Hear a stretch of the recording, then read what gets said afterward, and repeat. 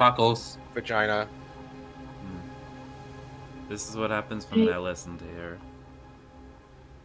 Penis.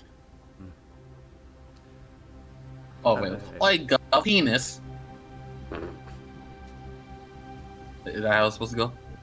Yes, very accurate male impression.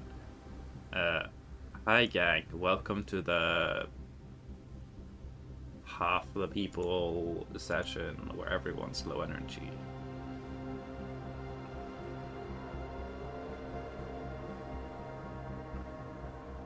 And possibly the last session we used this map. Yeah, we're live, line. I woke up with a boner. Woke up with a hard penis. Wait, you too? Good job. Every fucking day. So, how we all doing? Penis. I'm so My eating. shiny farm hasn't shown up anything yet. Oranges. Penis. No pink bunny, no goldfish, no purple, Penis. whatever slowpoke is. Let's see. It's fucked up, really. Penis. Anyways, Well, Jewel, there's only one word I can say to that. Get good. Get better. Real. Mm-hmm. Oh, sorry. there's literally no skill involved. Don't know what you're talking about. Gamble better, idiot. Yeah, gamble better. You do it then. Sure, just give me $100 to do it. Watch me. We'll see at the end of the session who has Roll gotten 18. more shinies between Jewel and Panda.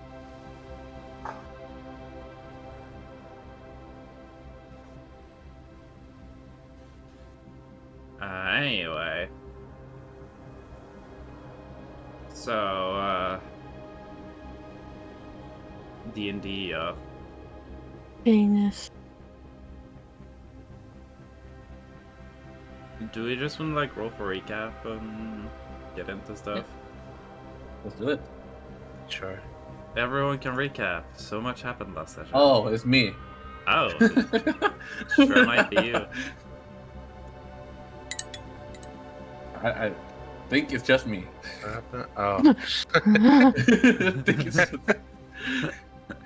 Oh wait, did you get a 20? Yeah. No. Oh, you got what the fuck is going on? Alright, watch this. Watch this 12. Damn.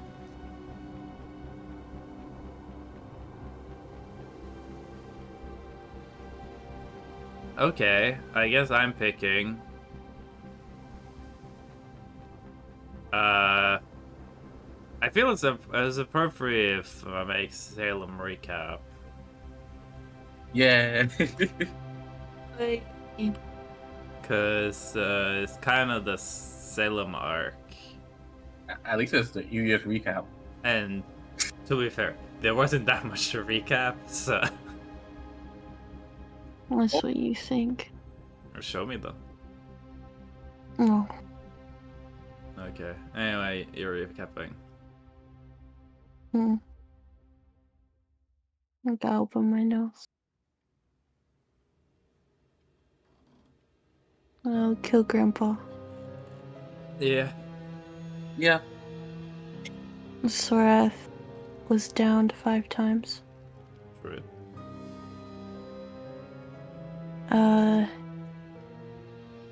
Two swords. One of them's Sorath coated, and one of them is no penis. Mm-hmm. Build your own penis. Sorath tried to build your own penis one.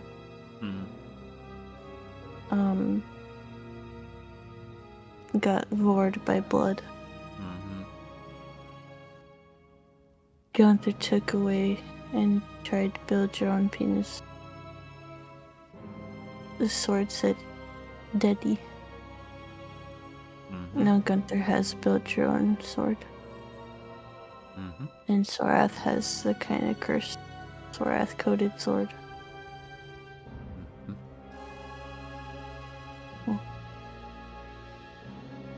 Levi sent a message to Emrys and scared the fuck out of her because it's like, yeah, Sorath got downed 5 times. And she was like, is she okay? And they're like, yeah. But it's pretty bad. To be fair, I mean, if you take a look at your stat of your character, it's pretty bad. Yeah. So Emrys comes over and is like, the fuck? What'd y'all do? Sees that Sorath's okay, gives her a hug. The sky starts getting fucky and there's earthquakes because we're returning to normal time in the normal realm. Mm-hmm. You can't use magic yet. Or like, magic isn't connected yet. Yeah. Emrys becomes a god. And the blood from all the sacrificial pools makes a shield around the valley. Mm-hmm. To protect it from falling back into the realm, material realm.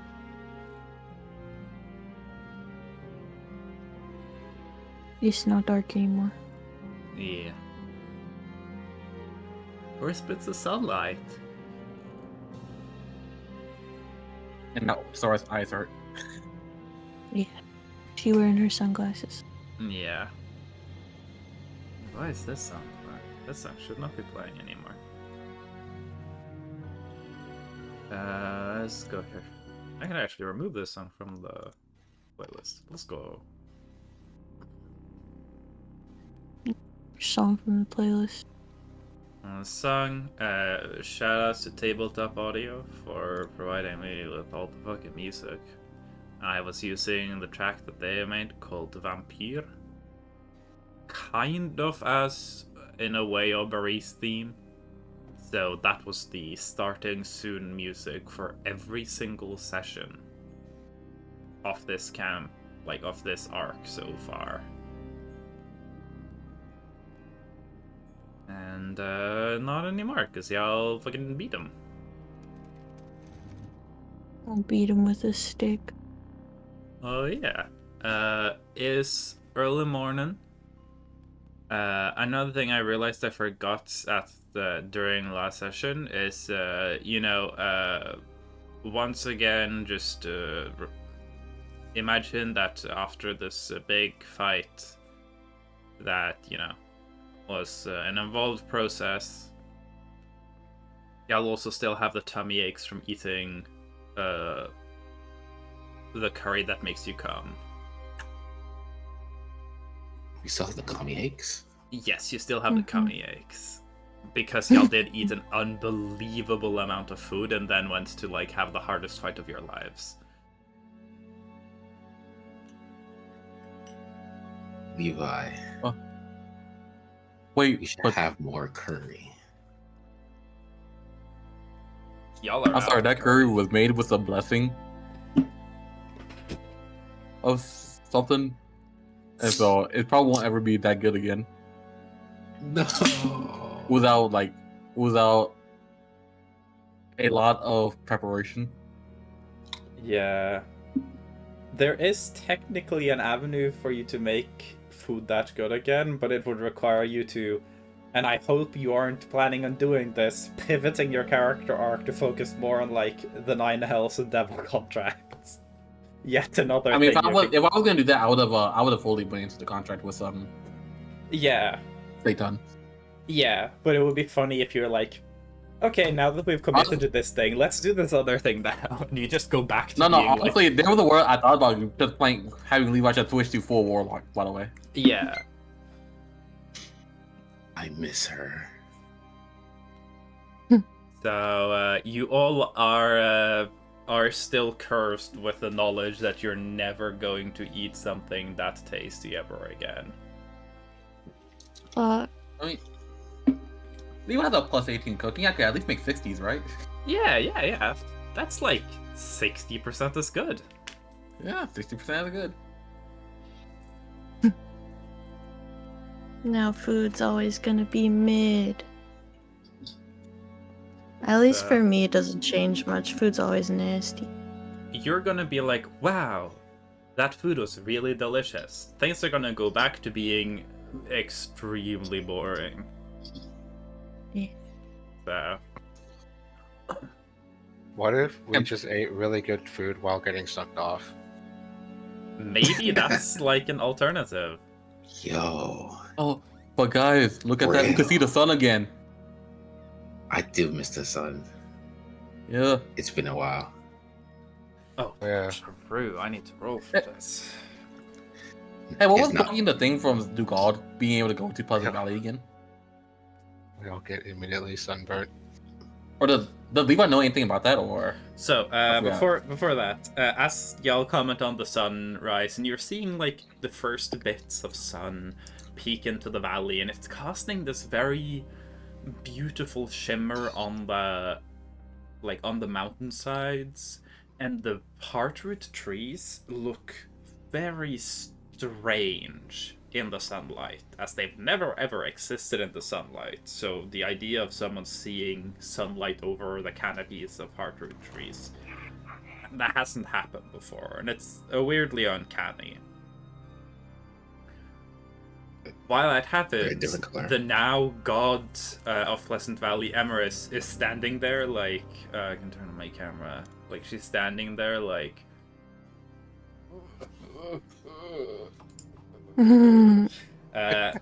Because she's very sunlight sensitive.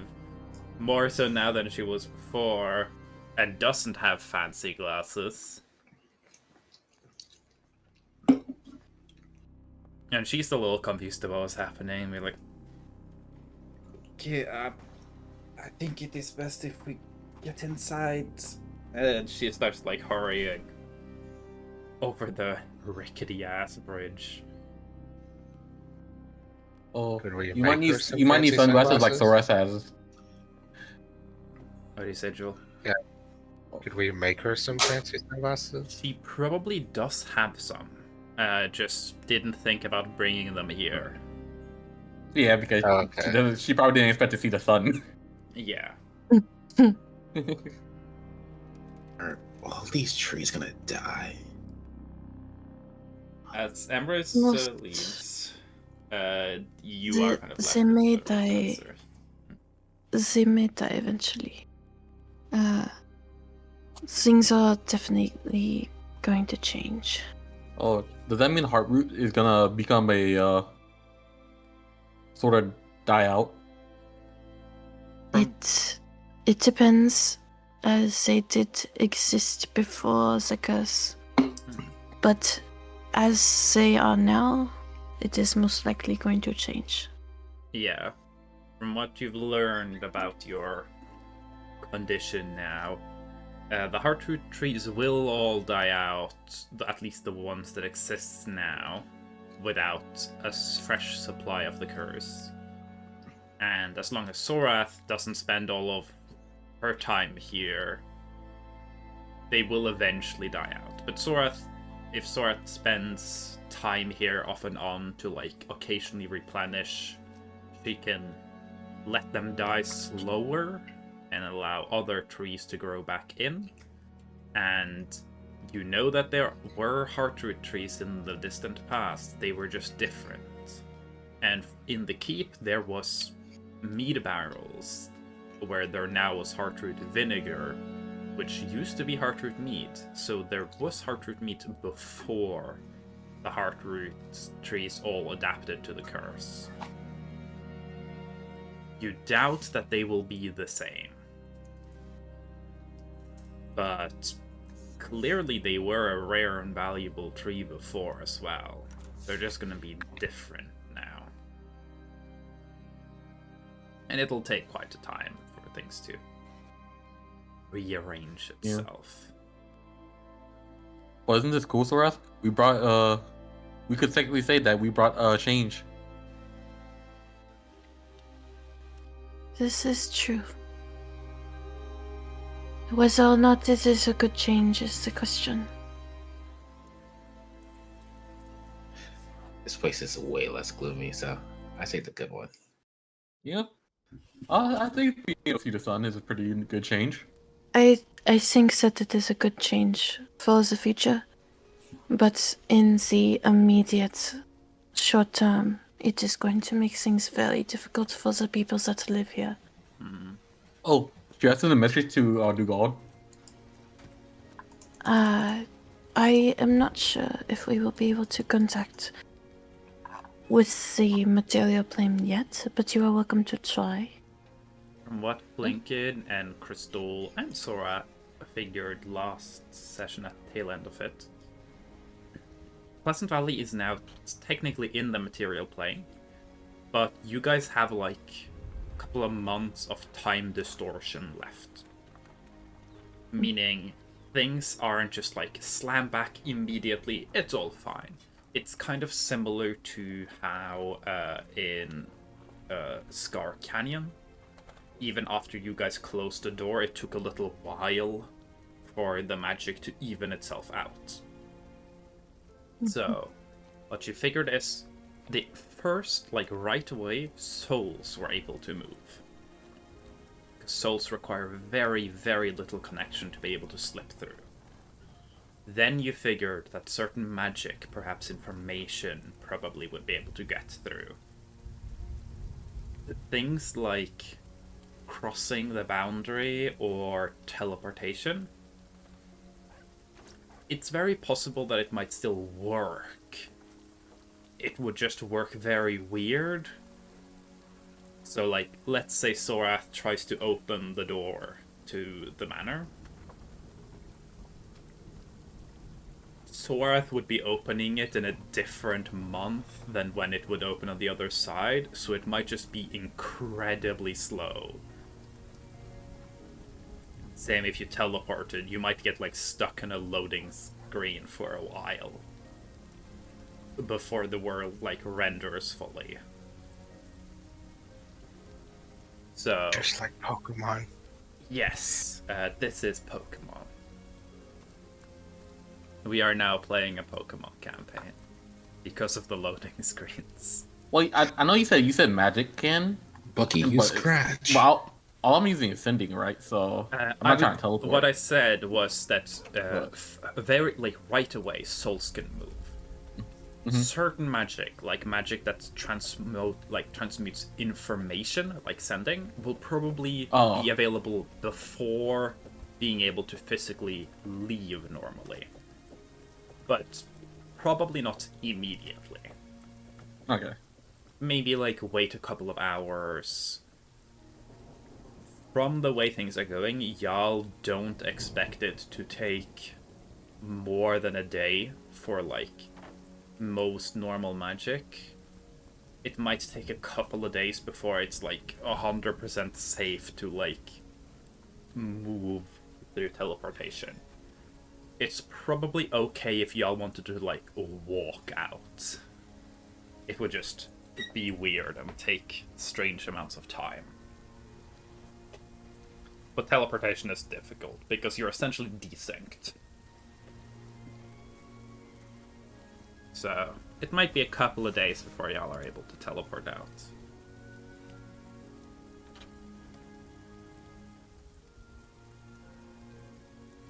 I wonder what season we're going to be in.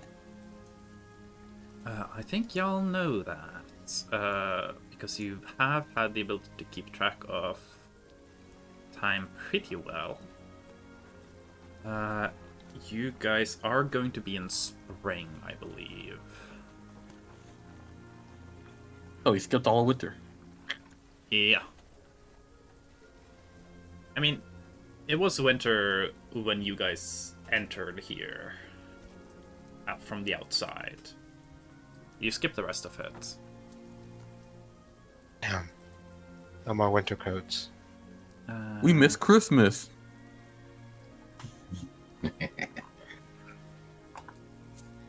What's Christmas like in Orst? Believe it or not, there is no There's no celebration of Christmas. Christ's birthday in this Well, D&D setting. yeah. Crazy. Yeah, what would be the equivalent? What would be the So name? a thing about this setting, we haven't really gotten into local customs. more than Harvest Festival, which we didn't label. And I told y'all that the Harvest Festival happens at different times in different parts of the world. Well, Because, hold on here, it's not a date, it's when the harvest happens. So in places where it's very, very warm, and they have more of a all-year harvest, it tends to happen when the summer heat dies down, late in autumn. If you're further north, it's usually early autumn, when you're grabbing everything before frost starts to hit. There are areas that have something similar to a Christmas celebration, but it would be way more similar to something like the traditional like Yule-tides celebrations, essentially a New Year's type celebration. I've heard of this harvest ceremony. Thought we had it there in Singing Sands, right? Singing Sands doesn't really have a harvest ceremony because it's a literal desert, but you have been to the... you have definitely experienced the harvest festivals. Actually, I can move back to the main world map because it's relevant, guys. It's been a year and my big map is relevant. Whoa. What? holy shit. What? We weren't just... This campaign wasn't just in Pleasant Valley? Yeah. Can you believe it? Can you believe that all of the viewers who have been watching us for like a full year actually haven't experienced us moving around the world map like fucking once? Yeah. Hey viewers, this is the map that the players were looking at the most of the time, believe it. It wasn't just the dark places. So, Singing Sands does not observe a harvest festival. The Singing Sands, like the celebrations of Gin's people, are more tied to other parts of the seasons that determine events within the Singing Sands, because there are like times of year you want to move through different areas. But all around the Singing Sands, there is harvest festivals. They happen at slightly different times and have different customs. But Gin has definitely experienced a lot of those, because a lot of transport happens in relation to the festivals. But New Year's of various different kinds are observed around the same time over the entire world. And then there are a bunch of local customs and local celebrations. So, Yeah, we missed I missed Ors's Hanukkah. I do believe I have in my notes somewhere that Orst does hold a really big celebration in... what fucking month was it? I know we talked about like a big crafting festival, but I can't remember when exactly that It was. is... let me see. We'll never know. Oh, it is the 7th. Because of Idpakur, the god of smithing. And, like, he is kind of the god of arts and crafts. In Orst, it is said that the first statue of Gond was built during one of the Idpakur celebrations. Now, that is very much not necessarily true, because Gond is a very young god, and Idpakur celebrations haven't really been observed for a while. But the story goes that the original statue of Orst was built in a celebration honoring Idpakur, and that the statue came to life, and the people saw it and realized that they should follow Orst, like they should follow Gond instead of Idpakur. So that is like the most holy celebration in in Orst, and it's kind of the like big everyone do their big crafts things, and also when the new Statue of God is made.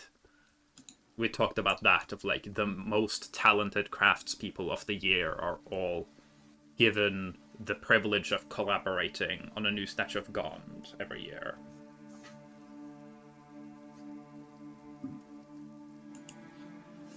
So that would be when that is. And there are also, of course, like other celebrations around the world.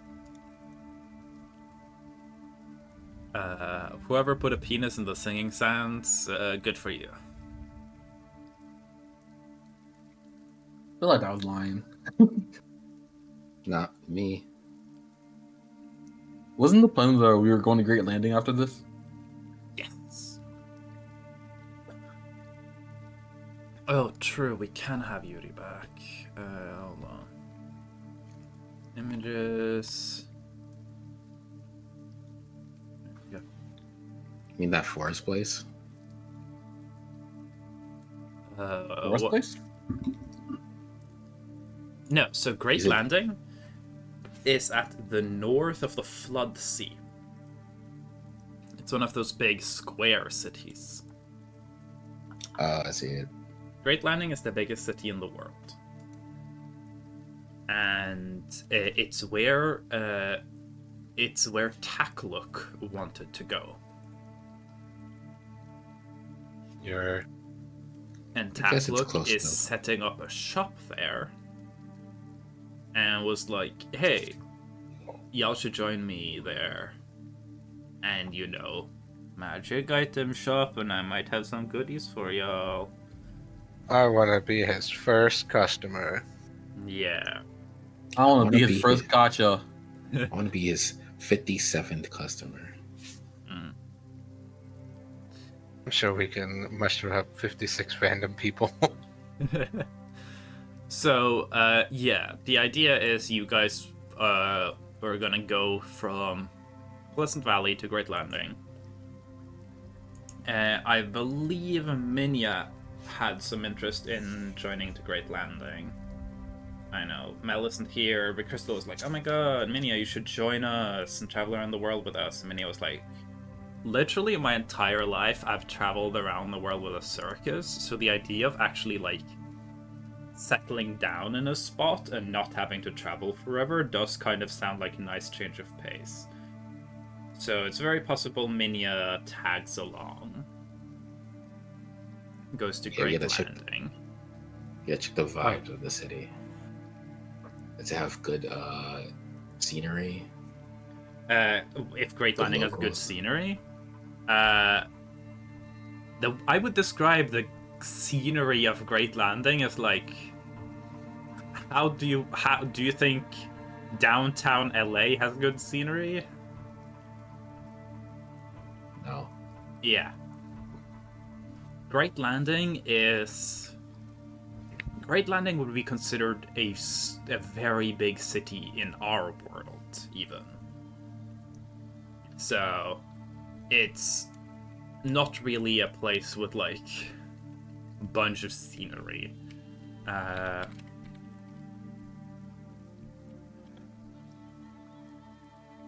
So, yeah. The population living in Great Landing is, I believe, close to 2 million.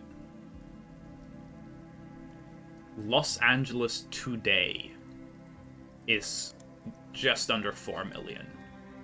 So think of like half the population of Los Angeles, but they live in a medieval city. It is unbelievably big. Probably, so I know Gunther, Thorath, and Crystal have been to Great Landing before. It's very possible Flinken might have been before. Great Landing is like the center of commerce for the world. And has the most powerful guilds and traders. And it's also a city of like almost 2 million people without plumbing. Oh. So it is, like a lot of big cities, famous for its distinct odor. I don't know if if y'all remember back in Wencash, but I was constantly described how everything smelled like shit. Yeah. That's just the reality of medieval cities. You don't have toilets, you have a chamber pot. And how do you empty a chamber pot? You usually toss it out the window. That's how things worked. What's the main mode of transportation? Horses that shit everywhere constantly. Sanitation is not a thing. Like, Okay, we don't need it. yeah, like, if you... What's a disease or two? Y'all know in New York, where, like, old New York buildings, where, like, there's always a little staircase up to the, like, entrance? That is literally because there was so much horse shit in the streets of New York that you needed to have a couple of stairs so that people wouldn't be, like, dragging horse shit into the building every time they stepped in. I see.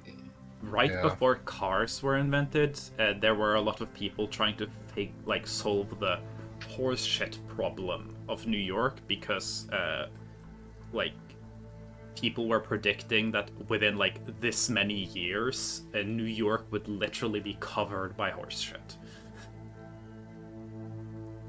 It's an interesting place. But it is the best place in the world to, like, if you want to earn, like, a bunch of money. It is kind of like this settings American dream type place. Where, like, yeah, it's kind of shit, but everyone has a chance. You know? I can start up my business again. Yeah.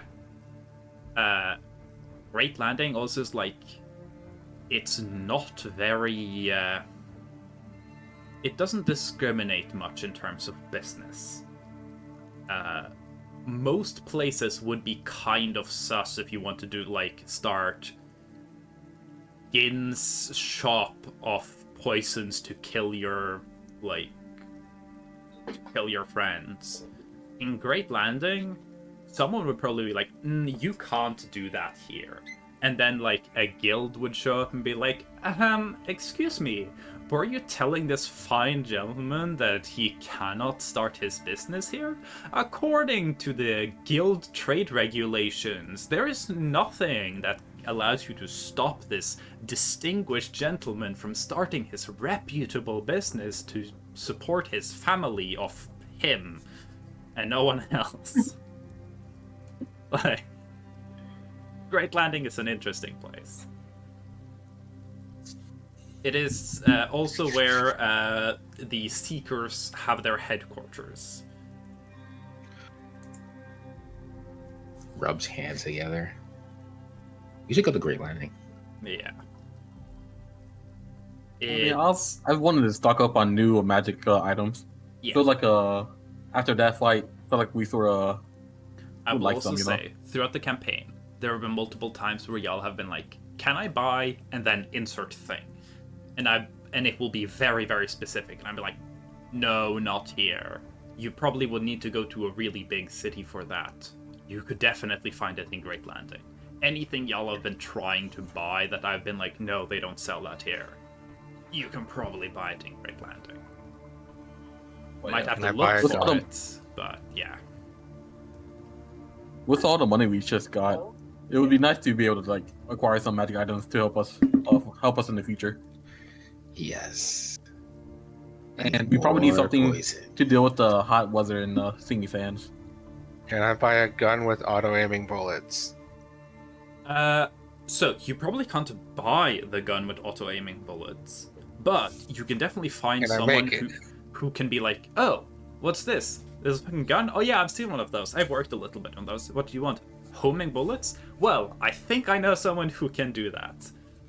Like, you can definitely find, like, the Pawn Stars guy being like, well, let me just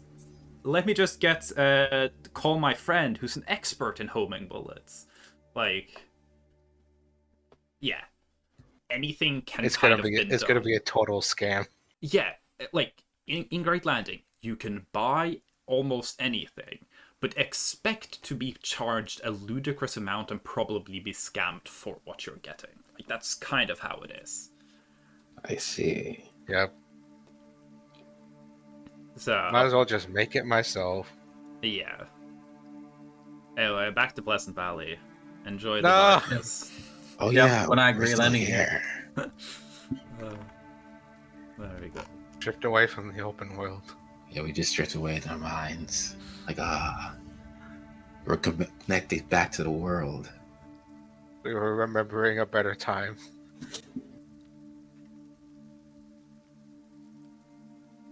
Let's get drunk.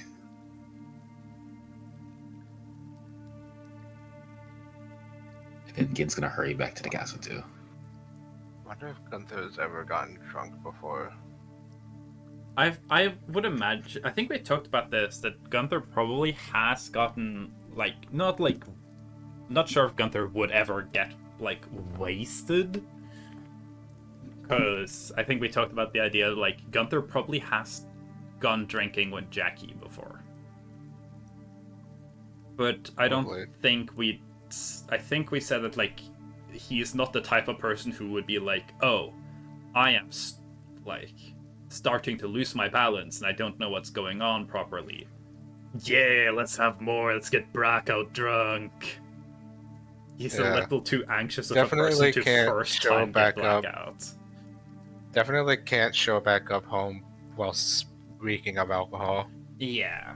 So it probably would have been while you were visiting Jackie, getting some amount of drunk, but afterwards you're okay, I'm pretty drunk, guys, but I don't really want to drink more than this, because at this point I'm not really sure what's going on.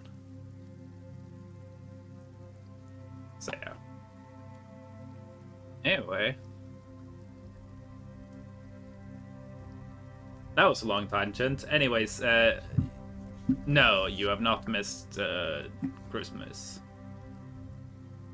Damn. Y'all have Let's missed some invent birthdays, Christmas. I think. Let's invent Christmas. Let's invent Jesus Christ.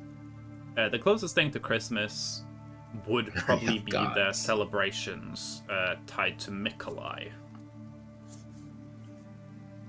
True. Mikolai is basically Jesus Christ. But there's no Christmas. The celebrations are tied to her death, so it's more like Easter. And it's not oh my god, happy Mikolai Day, whoa. It's more how everyone's okay, it's Easter, let's do our lame ass fasting and shit. It's more like that. It's Easter, let's go egg hunting. Yeah. So, of the stuff you guys have skipped past or will be skipping past in the time dilation zone, you are skipping past I believe Crystal's birthday. Crystal is the only one born in the spring.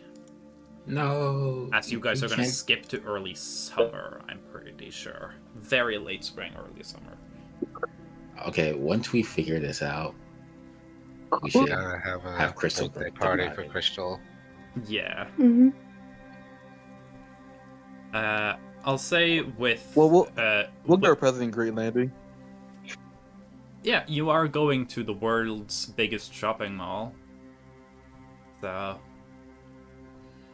I will say with the knowledge that y'all have of how this realignment seems to be functioning with Flinken's arcane knowledge from last session, you are guessing that if things are progressing the way they are right now, it'll probably be easy to double check in the morning of the next day.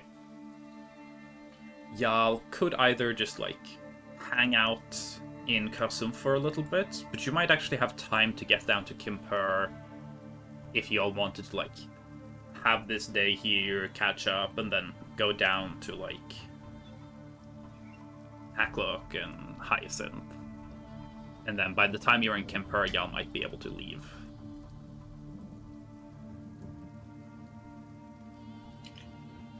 Y'all down for that? Yeah, we can always do that. I was gonna say if Levi Go for it. would Levi Oh. could probably send a message and it'll get to Dougal eventually. Just saying that like we made it, right? You could send a message. You don't know how it would arrive right now, because you're sending it through the time dilation. So it is very possible that Dougal gets a like sending from Levi that's like playing at like 1/10 the speed, so it lasts like 2 minutes of like, I'm Dougal, we've figured out things, and he just has to sit there, and then when he answers back, Levi will just get like, and that will be the answer.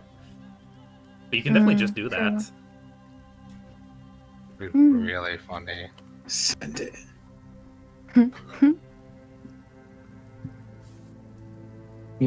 Hey, Sorath, how do you feel? You're like Gunther. Your mom's a god now. I don't know if our situations are quite the same. How much do you like your mom? I very much enjoy my mother. No, that's Cool, because I hate mine. we've talked. Yes, So- that's Emrys what I is was. also Gunhilda. As horrible as Gunhilda is as a person, she was definitely screwed over by becoming a god. If you're going to become the god of anywhere, Pleasant Valley is actually pretty nice because you're not the god of a single city. You're the god of an entire area. She can travel around in this area as much as she wants.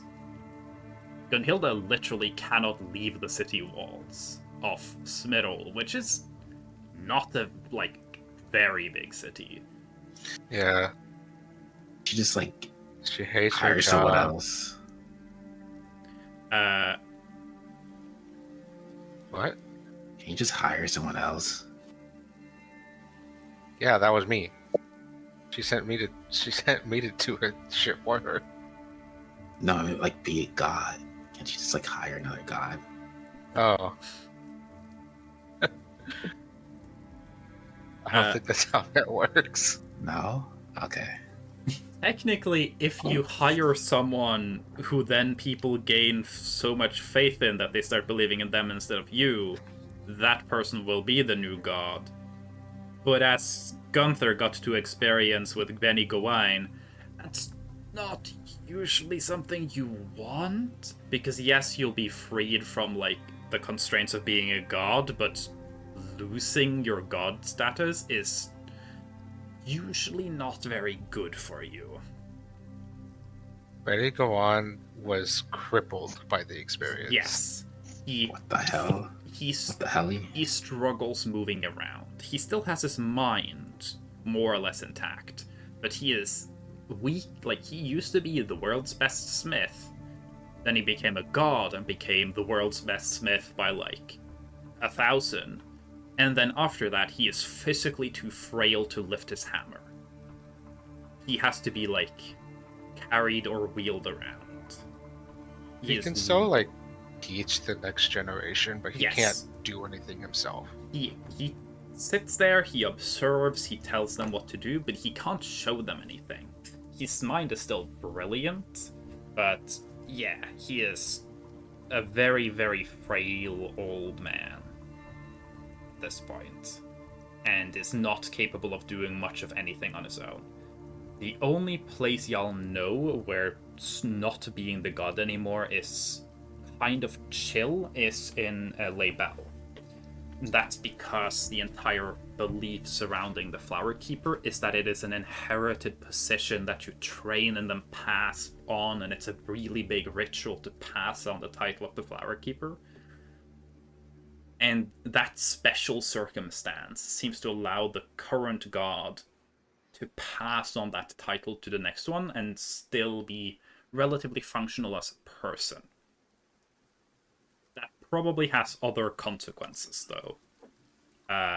Given the way it works, it is probably a very bad situation if the Flower Keeper were to, like, die without passing on things through a proper ritual. That would probably be catastrophic for Leibao. So, yeah. There are odd circumstances where you can, like, get away from losing godhood, but yeah. Never mind. Yeah. I'm sorry for your mom after hearing that. And for added fun and context,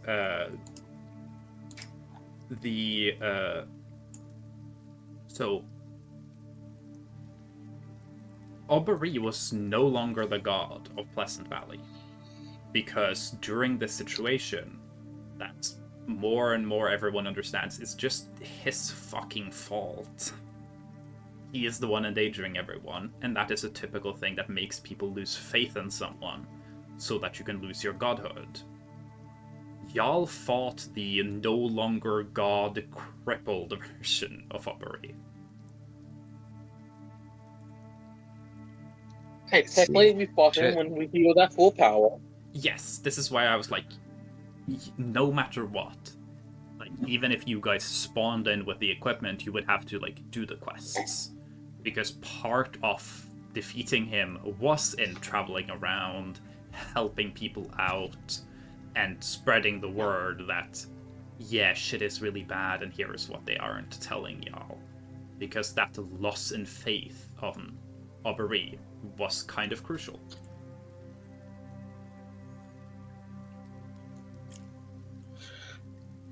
Cancel culture could blow up a town. Yes. Unironically, like, when I've talked with Jewel about, like, if y'all were to delete, like, Gunhilda's godhood, part of that strategy would be cancel culture. You would need to get Gunhilda cancelled so that people would stop believing in them. We can do that. Yeah.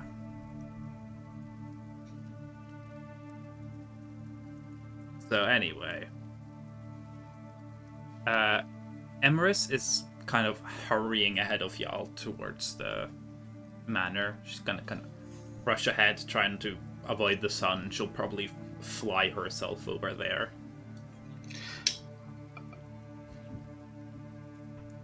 Y'all are left. Yeah. But I'll follow. I mean, of course, we're going back to the manor anyways. We probably all feel like we're hurt and need a rest. yeah. Yeah. Most of us are hurt. I think Drink. all of y'all are hurt now. That's for 'Cause Fleekin. you Gunther hit Flinken with a sword. Yeah. True, but that was a small scratch compared to what everyone else got. True. I guess, yeah. I think I'm the one with the most health. Yeah, I am. It was a little love tap. Yeah. Give him a little love tap. Flinken didn't get It touched wa- at all during the fight, so It was flinking until Gunther smacked him. yeah. So yeah, y'all make it back to the manor. It's a weird sight, especially for Sorath, because Sorath can tell that, like, this manor was built without consideration for the sunlight. It doesn't look that good in the sunlight. The surfaces are a little too flat, so there's not that many interesting shadows. It just makes it look a little artificial.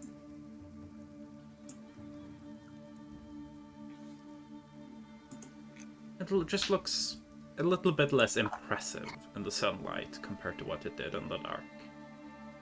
What Oh, does? Florence, Sorry, what? the The manor. manor, the Balrose Manor. The surfaces are flat enough that as the sunlight's hitting it like dead on, you know when there's no shadows in a video game and it looks very fake. It kind of has that effect where you're like, huh. This manor looks a little fake, a little cheap.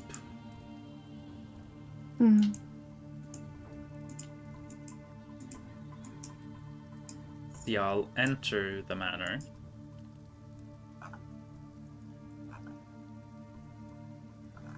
Emrys will have gone to get her sun equipment, essentially.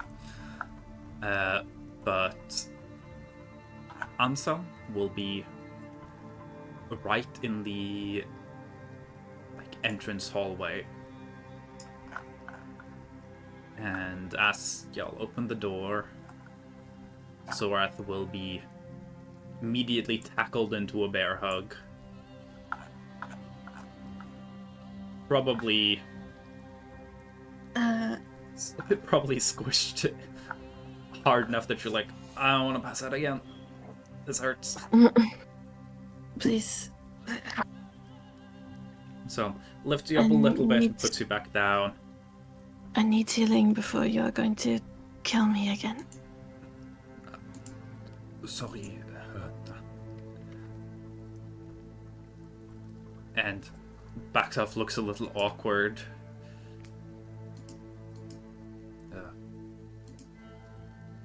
Well done, everyone.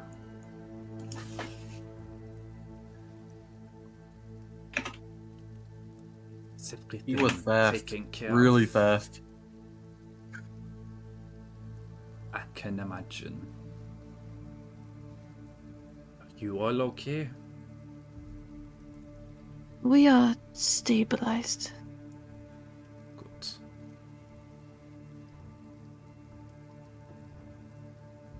Grandmother is still asleep. Seems she imbibed quite a lot of the poison. I ensured that there would be no other complications for it. But she is incapacitated still. Looks over all of you again. Yeah, you would need rest and perhaps a bath and looks to I believe his name is Henrik, the major domo. And goes, could we have bring as many tailors as would be feasible? Kind of looking at y'all's tattered, fucked up clothing. I think the only one who isn't whose clothing isn't fucked up too bad is probably Target, because I think Target primarily just got punched in the face over and over again. Well, Flinken. Well, Flinken got slashed with a sword. Oh, never mind. Sorry. So, because I think Target primarily got punched and bit. But the rest of y'all got slashed a bunch, so your clothes definitely got Chew toy. messed. I only got bit once. You only got bit once? Okay, your clothes are probably not as broken then. You should crit bit me. That's all it was. Oh. They're bloody, but they're not slashed apart. Mhm. Didn't I get bit in the toes? Yes, I do believe you got hit more than that, though. It was all on the toes. Just the toes. Yeah, everywhere. I should have a boss fight that just keeps stepping on your toe. That's the only attack they have. They just step on your toe over and over again. So, bats will be drawn. Fresh change of clothes for everyone, as what you currently are wearing can get patched up skillfully.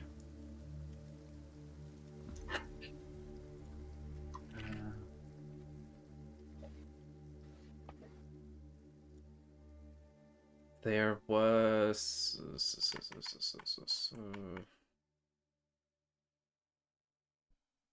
True, there was an NPC that was seamster. Yeah, Maple Tisserand, which is the head seamster of the Belrus Manor. It's a little hedgehog, and they, along with some other of the attendants, will work on patching up all of your clothes skillfully. They are an extremely talented seamster, so while there will be subtle seams, they're probably able to put things back in a way where most people wouldn't be able to tell it's damaged at all. So you all can take a nice relaxing bath and stuff. It's up to y'all if y'all want to, like, have those baths drawn in the same place, or if y'all want to, like, chill in your own rooms. The way baths tend to work in places like this is they have bathtubs that they then carry into a specific room and then fill them there. So, if y'all want, y'all can create, like, a little hangout bathtub circle. Yeah, why not? Okay. Those who want can I don't know. join the hangout bathtub circle. Sorath would probably be in her own area. Yeah, those who want to be chilling on their own. There is a decent amount of blood to get off y'all. Even the ones of you who didn't get particularly hurt much, because y'all did do over 1,100 damage. So that is still a lot of aubery goop all over everyone. Oh, I thought that Sora sucked that all in. No, But there's definitely half covered in his own blood, half covered in Aubrey's. So what Sorath essentially absorbed was when Aubrey's body decayed into ash, there was a little bit of blood left over. That essentially is the blood of the curse. That was what Sorath absorbed. What y'all have is like a mix of like entrails and other bodily fluids. It's a mess. Like, one of y'all definitely have like a bit of spleen stuck in your armor somewhere. It's... You meat grinder, Sorath's great grandpa. Is that Aubrey's teeth? Yeah, he has a tooth stuck in my arm, man. I pick it out, but it's like really stuck in there, so I have to like really like tug at it. Yeah, it kind of like, Yeah, like- snaps a bit out and you have to take it out in pieces. He bit me one last time and Flinky should have whacked him in the head. Well, I guess, yeah, in the head, but like inside the head, in a way. Yeah.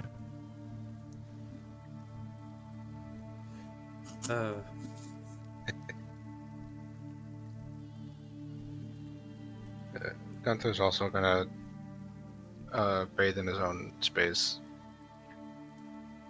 So, Sorath, Gunther retreat to their own spaces. Gin, Levi at least, are hanging out in a bathtub circle.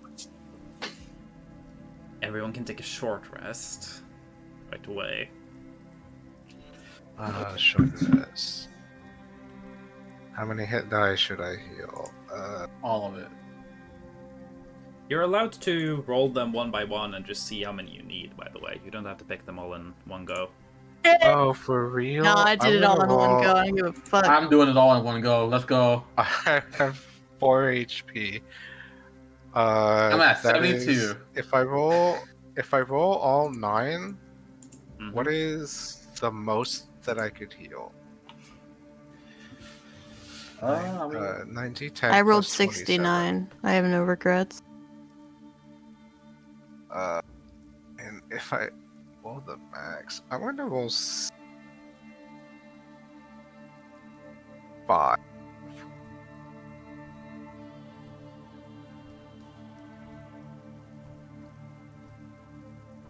38.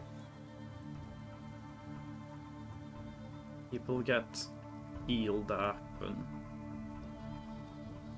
a little cleaned. I want to roll a little bit more, actually.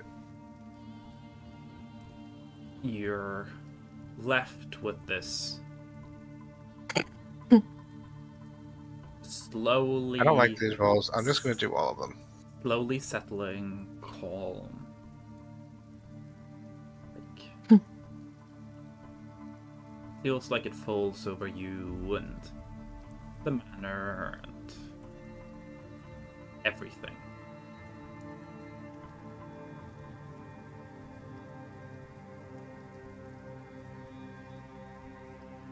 I want Thorath, Arcana check.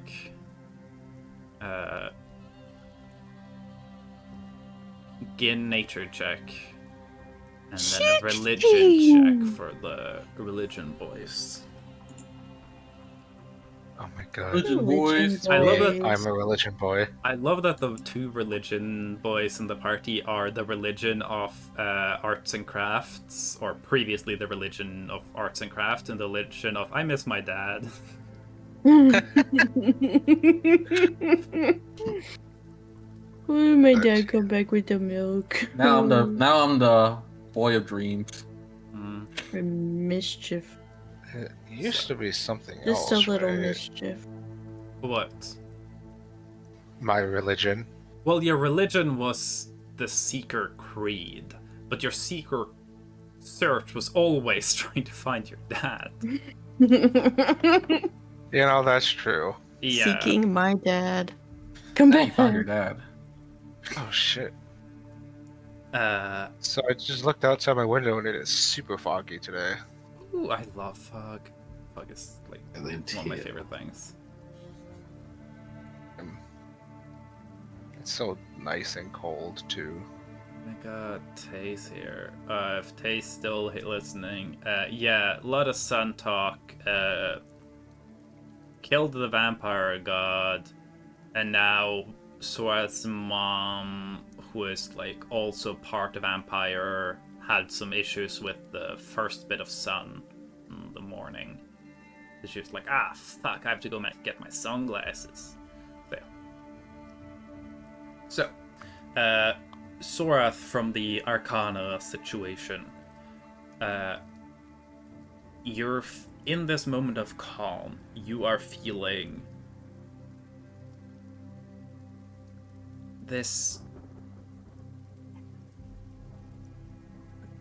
The hunger that you've been feeling is definitely there, but it feels strange. It's a little new. It's less pushy. It doesn't feel like you have control over it by any means, but in a way it feels more naturally a part of you.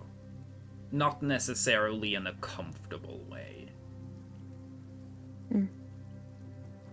Where your lust for blood has been a little bit like, you know, worrying. It's not an easy adjustment to go from, you know, I love little light sweets to I want to drink everyone's blood. There's just something in your brain that feels like it's shifted and changed, and it feels natural to you. And you're starting to kind of grasp that feeling of like when you absorbed Aubrey's blood, you were expecting to feel something grand, but everything felt just normal. And you're realizing that the reason it didn't feel strange is because what's changed is your normal. You've fundamentally changed in a way where you're not really recognizing the change itself as different at all.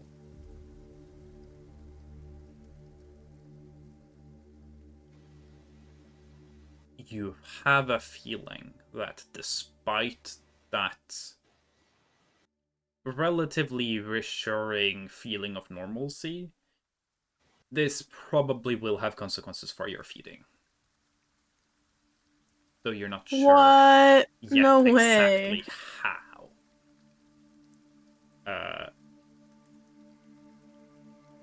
No, that sounds fake. Even the gallblood won't satisfy you now. If the Maps. gallblood can't satisfy Sora, then we're really truly doomed, because I don't know what other blood there is at that point. That's y'all will have to go after some heavy hitters to get any blood that's more like special than that. Eustace, What get about your Yam? ass over here. Sorat's hunger can only be sated by boss fight blood drops. You know, she didn't technically try to drink her great grandpa blood. Not that many greats. 3 greats. Not even 3 greats. 2 greats. 2 greats. Yeah. Aren't that many generations here, because turns Old. out they weren't all that eager to have a bunch of kids. Well, I mean, they can't have a bunch of kids. Yeah, but like Ambrosia waited like how long did she wait? Like 400 years or something before she had her kid? Maybe more. Close to 500. And Emrys waited like 300-ish before she had a kid. Sorat's not that patient, you know. Sorat's just out here. Fuck it. The kid happens, it happens. That's the healthy way to treat pregnancy. Don't think about it, and if it happens, it happens. Yeah. Mm-hmm. It's rare. It's fine. Yeah. So, as y'all sitting there start feeling that again, the change, you feel a significant change in the natural magic that you've at this point become quite familiar with. I would imagine that since you and Levi, probably some others, are having a funky little bath, y'all probably also brought over a bathtub for Buggy, who is the only actually truly unaffected party member from this combat. Buggy literally just sat in the corner and watched the entire time. Like, Yeah, no, I'm pretty sure if Buggy ever got touched, he'd be dead. Buggy did actually help, I'm pretty sure, because I think you used the Buggy reaction damage once. Because Buggy can buff a hit. I think you used that once. Yeah. So Buggy technically, all Buggy did during that fight was spit on Umbery once. Seems like, yeah. But yeah, Buggy doesn't really need it, but like, hey, if everyone can take a bath, you might as well give your dragon a bathtub as well, you know? I was thinking Buggy, if Aubrey was still in their rage mode, that Buggy could do one hit if we needed it. Yeah, Buggy could have definitely like gone in for like, it's very possible One that Buggy could have punch. gone for like a last hit. Hell yeah. It would have saved us from Flinken making Great Grandpa Deep Throat himself to death. But, no, that's not the universe we live in. What Gin feels is you can sense the magical connection you have with Buggy. You can feel that draconic magic. It's part of the natural flow of ether in the world. And you suddenly feel this, like, similar presence. It's distant, it's vague, but you can feel that sudden openness that sudden connection to the creatures of the outside world. And y'all saw drakes. Y'all, when you guys were leaving the Devil's Tomb, there was a storm, meaning that likely some sort of storm dragon went into Pleasant Valley. This might be like territory of these creatures. The change that you guys have just brought to Pleasant Valley will probably bring a lot of creatures that used to call this place its home back here. Probably including dragons. A lot of dragons like staying in high places. Mountains are famously dragon territory.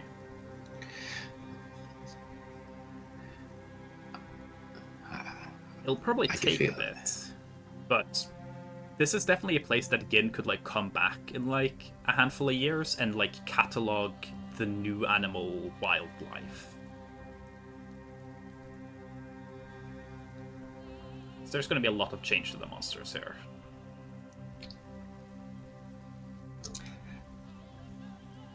Can't wait. Mm-hmm. Maybe this will be like your second edition of the book you're writing. You don't get weapon if you just go hunt that storm dragon. I need to update my journal once this place gets healed. So Levi and Gunther in separate spaces, and feeling separate divine energies. Levi, you feel a now quite familiar presence. The infernal magic. You rolled an 18, right? Okay. Yep. Can you give me an insight check?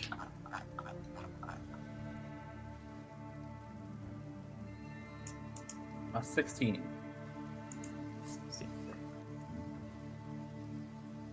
You feel the infernal magics that have kind of been almost an ambiance from the Devil's Tomb. They are gone. You cannot feel them whatsoever. You feel other infernal magics. They're subtle. They're just probing the area almost, like they're looking for something. Oh, I remember Satan says something about that the devils are going to try to like look for him.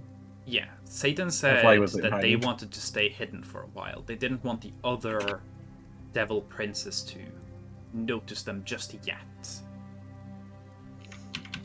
They were going to make themselves known in time, but they said that they had plans that required them to be like Itchy bitch. not immediately spotted by their colleagues.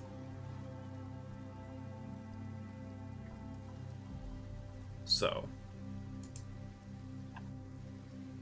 you don't know exactly what this magic entirely entails, but it does give you the hint that if these creatures can spot things within the valley with their magic right now, you can probably start to actually send like communication magic probably in a little bit. Maybe wait a couple of hours, because I'm gonna be not to like rain on your parade, but you are a little bit less powerful when it comes to magic than a Prince of Hell. No. I'm stronger. Not yet. Dougal's kind of a fake Prince of Hell. They are like Dougal would not compare to one of the real Princes of Hell. And I'm pretty sure Levi's a little weaker than Dougal. No. I could take him on 1v1. Trust. In a fight, right?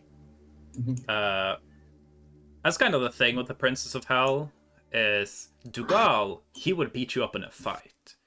the other Princes of Hell, they're like, a fight? What are you, fucking casual? Who fights? Like, what the hell? All of them just play Cast by their spells own here. rules. I always liked that idea of like powerful beings, of like there's no like you can't power scale them. They aren't powerful in the way that they like punch harder than everyone else. They play by different rules. Like there wouldn't be a fight because like with Satan, how do you fight with someone when their power is that they can set agreements? Like Satan doesn't have the power to shoot a giant fireball at you or punch you into the sun. They can give you something and in exchange take something from you. And you don't really get to decide what they're giving and taking as long as the trade is considered fair by the rules of the universe. So like, Okay, so you mean we could have took him on in the fight? no. Y'all could not have taken Satan on in the fight. But Satan wouldn't have beaten you up. It would have been a situation where y'all roll initiative and Satan kind of just sits there. Like, these things don't fight. They're powerful in a different way. Kind of like the dream entities. They don't fight you. They just do shit, and you're like, oh, well, I can't do anything about that. It doesn't matter how many stats you have, these guys have console commands. So, yeah. I want to use command block. Yeah, where's our command blocks? Do I get access to that? No.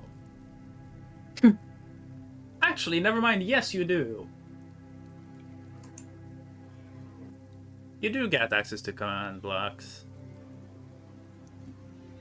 You're giving me access to command blocks? You're gonna get access to command blocks in like 10, 15 minutes. Don't worry about it.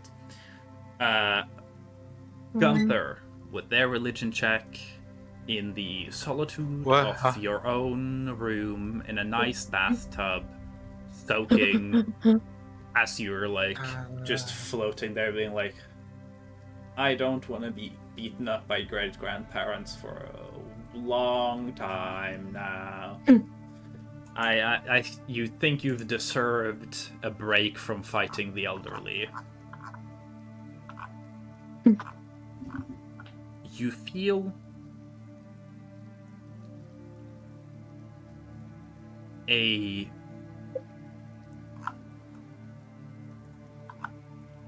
like a subtle shift within the like deep anguish of the Ramdaluvi. And you're not sure what it means, but you just feel it. Something happened within the Ramdaluvi.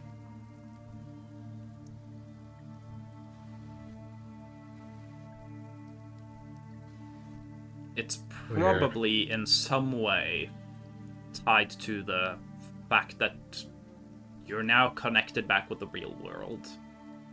All of the Iram-Deluvi is the same source in the same way. I'll allow you to do another religion check to see if you can figure out what's going on. Okie dokie.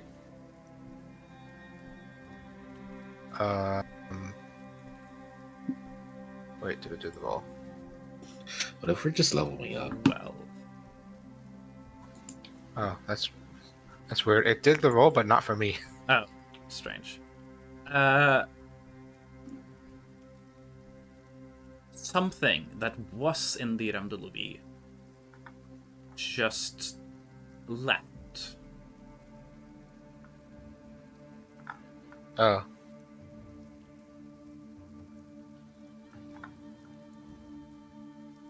Shoutouts to blank, no name with no profile picture has connected to the server.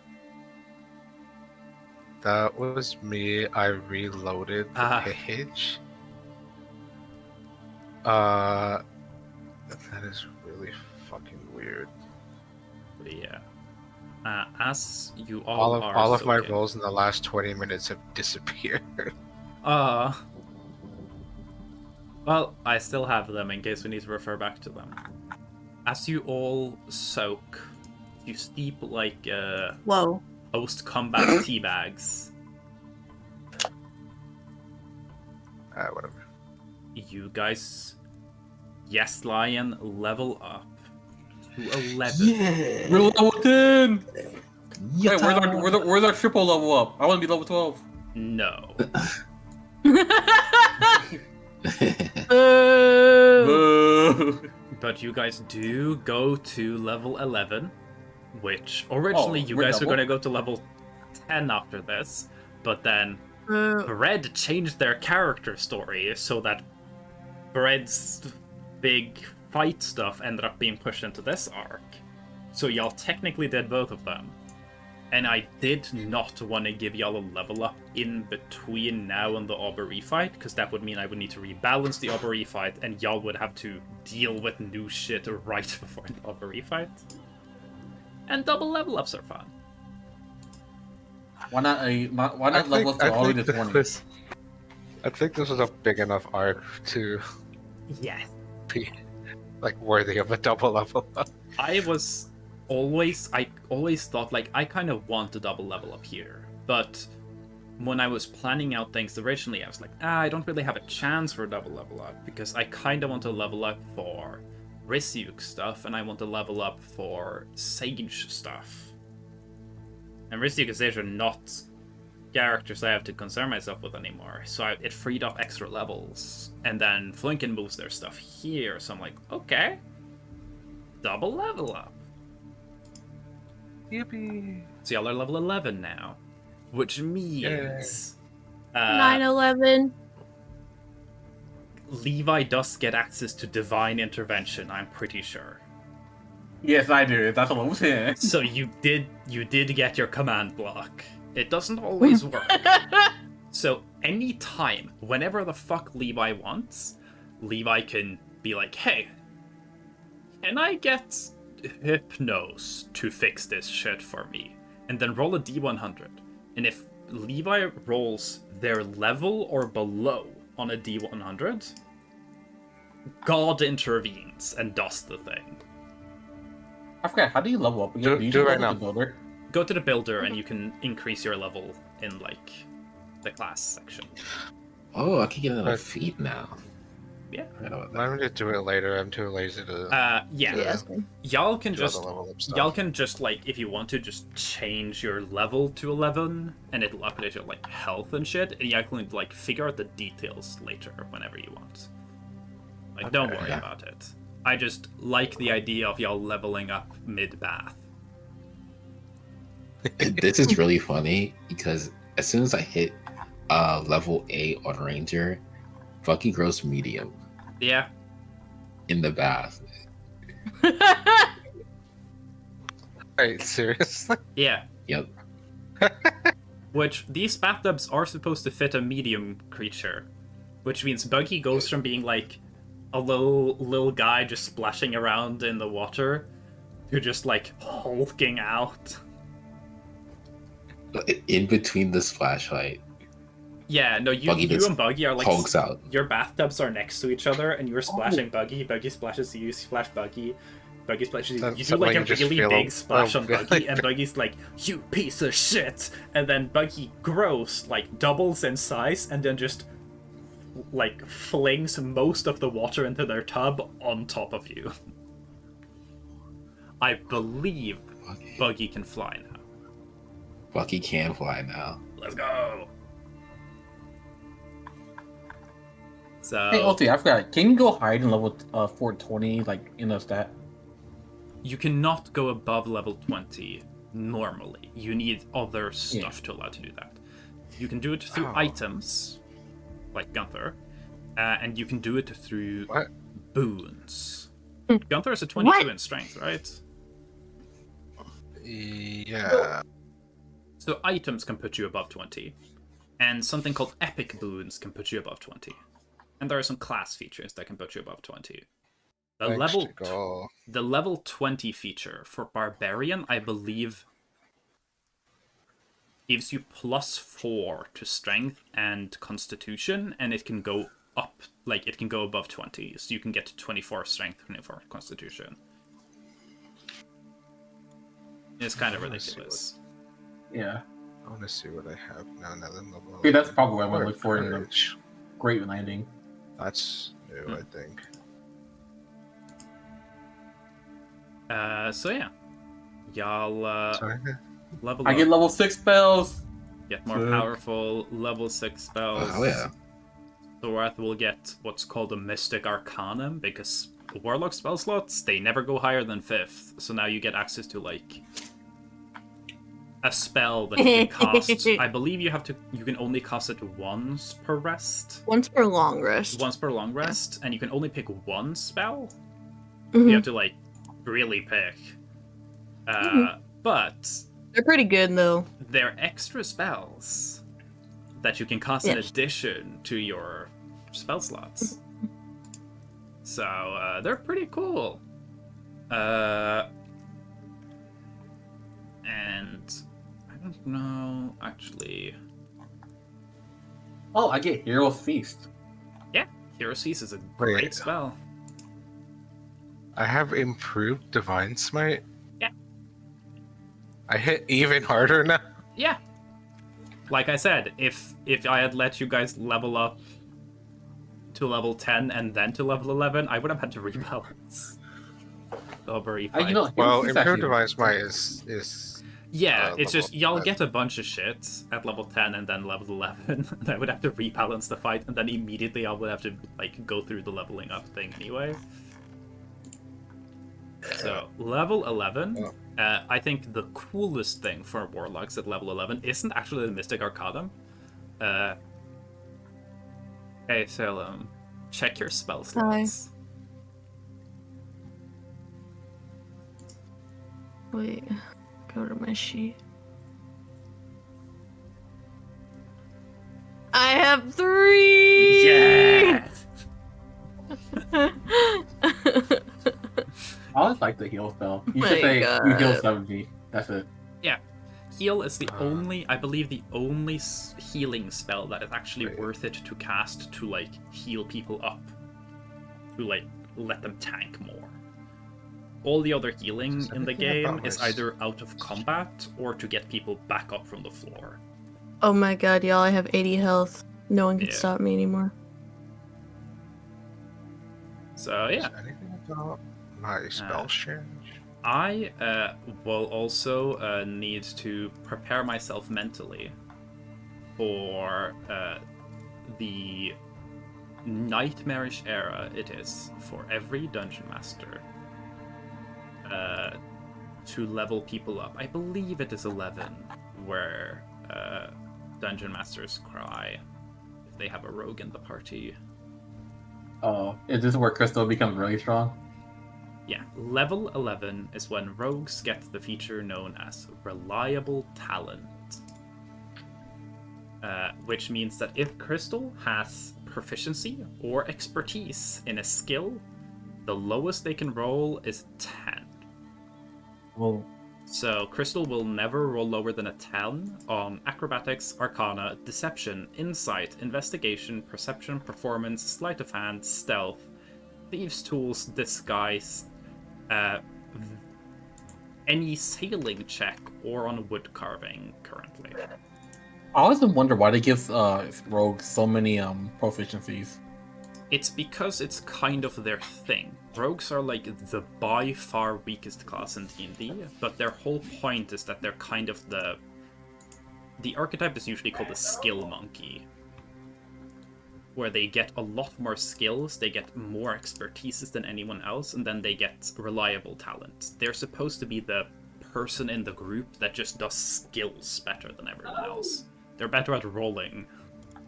And then in combat, they're kind of bad compared to everyone else, and they don't have any they don't really have any utility features that are crazy good either. So, yeah. And y'all have seen that Crystal is pretty weak in combat because Mel misses their one attack. They just do nothing. They're very all or nothing. Yeah, I kind of feel bad. Mel did know about that though. I did talk a lot with Mel, and we're talking about like ways to play around with that with Crystal. Well, Mel always seemed like Crystal as a character, like just seemed like she doesn't really like to fight. She should like to like Fighting is go around not and do stuff. her Yeah, her favorite thing by any means. yeah. So yeah. So, You don't gotta worry because Nell's doesn't want to fight, so I don't think she's gonna. yeah, use it's kind of power.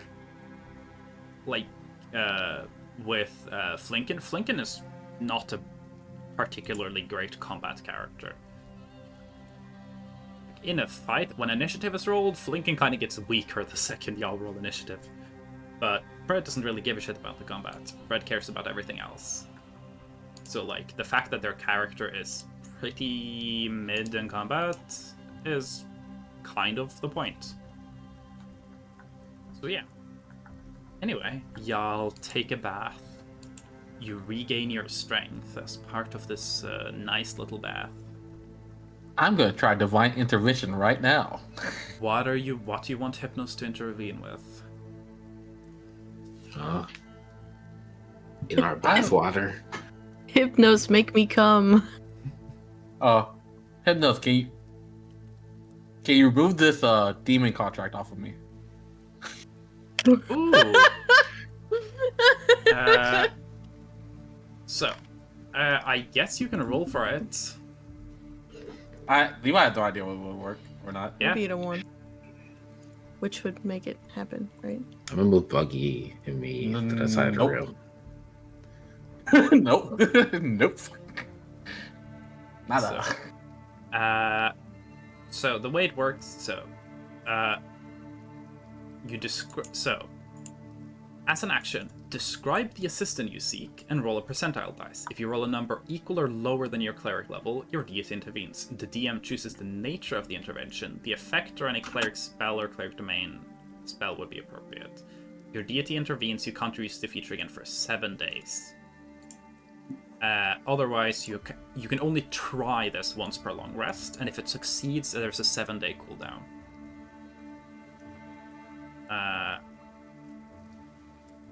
And fun fact, this is the last class feature that Levi will ever get. Yep. You'll get subclass features, and then the rest of it is just upgrades of your already existing stuff. The level 20 cleric feature, by the way, is a divine intervention. You no longer roll for it. It just always works. So every 7 days, you can just have God do something. I will remind you that you are not tied to an almighty god. So Yeah, I'm tired. Hypnos can only do things that Hypnos would be capable of. I mean, Levi doesn't know how strong Hypnos is, so. Hypnos is mighty. I can tell you right now that they would probably not be able to do anything about other similarly powerful creatures. So he probably won't be able to do anything, but Levi doesn't know that. Yeah. You don't know exactly how Hypnos would match up against Satan. You don't know how Hypnos would match up against the new gods. Hypnos is a demigod, which is very weird. And But he's also half power right now because technically Yes. half his power was connected to gods who left. yeah, you have a demigod, which, according to what Satan said, the demigods are not like Satan didn't really seem to care much about the demigods. But that seemed, the way they were talking about it made it seem more like the demigods didn't do much. Not necessarily that they were weak. From what little you were able to learn about demigods, they were all very strange. none of them really functioned like regular beings. And after the old gods left, they all lost half of themselves, which, as far as most people were aware, killed the demigods. Hypnos seems to have stuck around, but you don't know how much of Hypnos. Clearly enough to be considered a divine source of power. But you don't know what state Hypnos is in. And I can tell you right now, which is something you've been able to understand about Hypnos. Hypnos is also, big surprise, slumbering. You're pretty sure Hypnos could become more powerful. They are diminished in a sense. It's probably my job to wake him up. Yeah. Believe it or not, I have plans Yeah. for Levi to become stronger after their own arc. Oh, I remember we talked about this dream before. Dream being cast at higher levels, it doubles, right?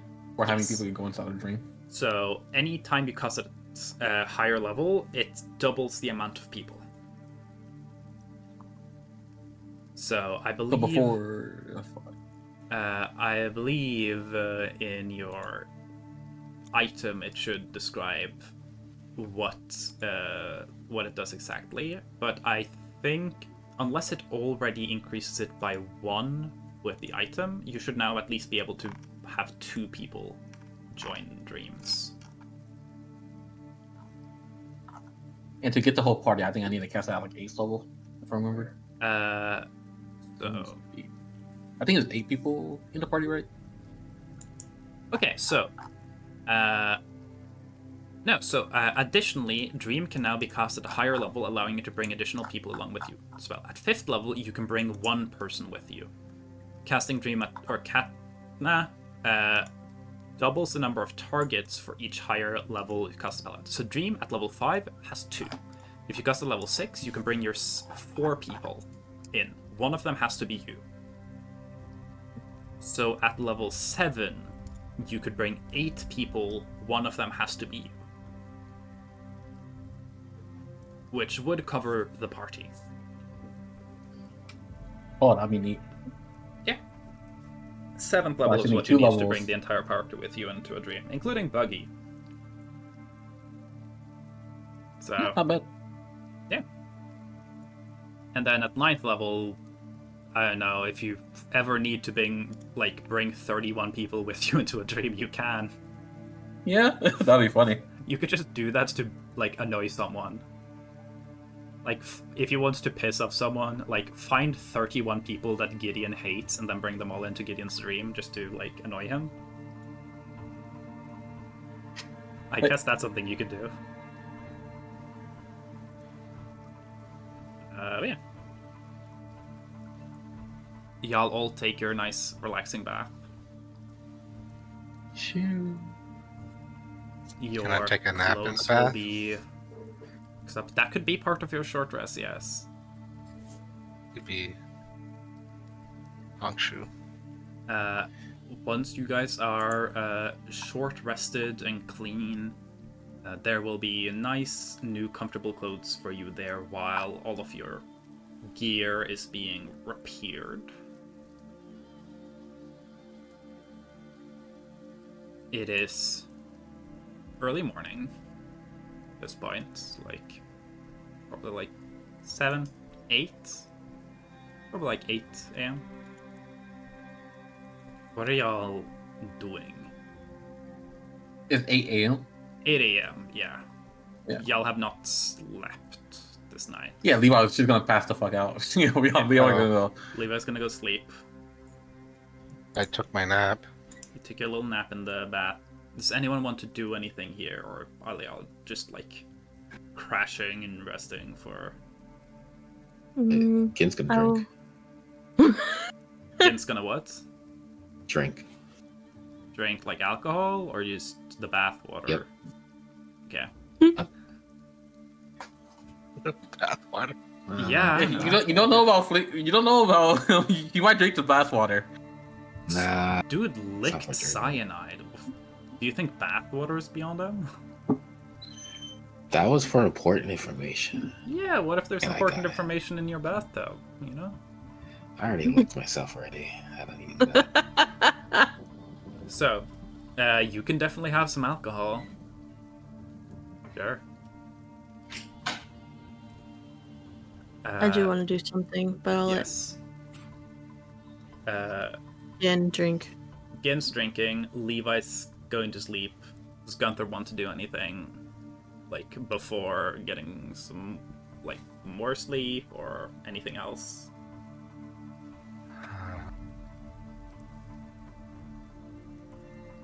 No, I can't think of anything. So, what did Sorath want to do?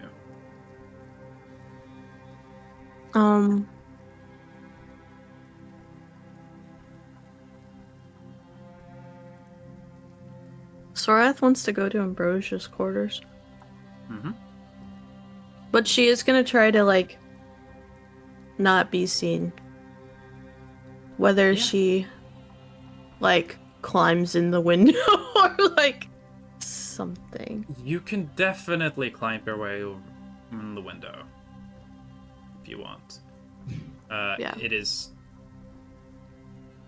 quiet.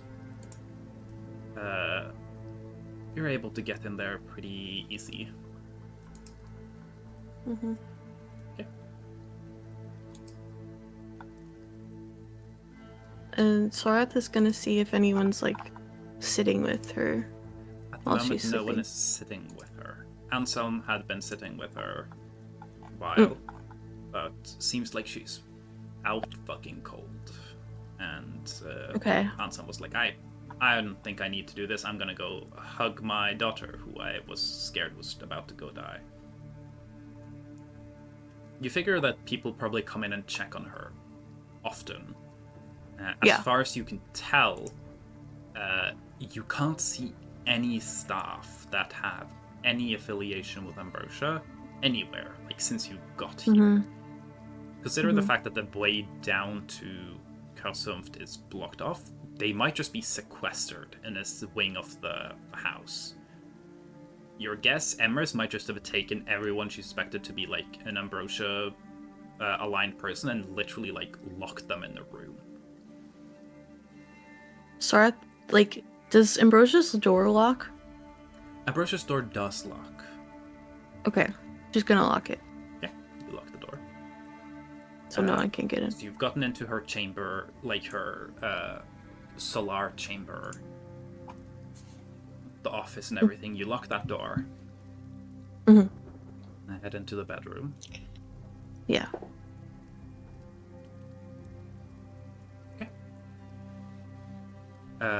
Ambrosia is in the bed. Still how she was left there. It's not graceful, but she's there. She's out cold. You can tell that she's breathing because she's snoring. Not loudly. Very like drunk dad passed out on the couch type snoring. Mm-hmm. I don't know what that sounds like, but sure. Just like imagine like a movie scene where like there's a dad, Oh. like what it would sound like. Okay. Yeah.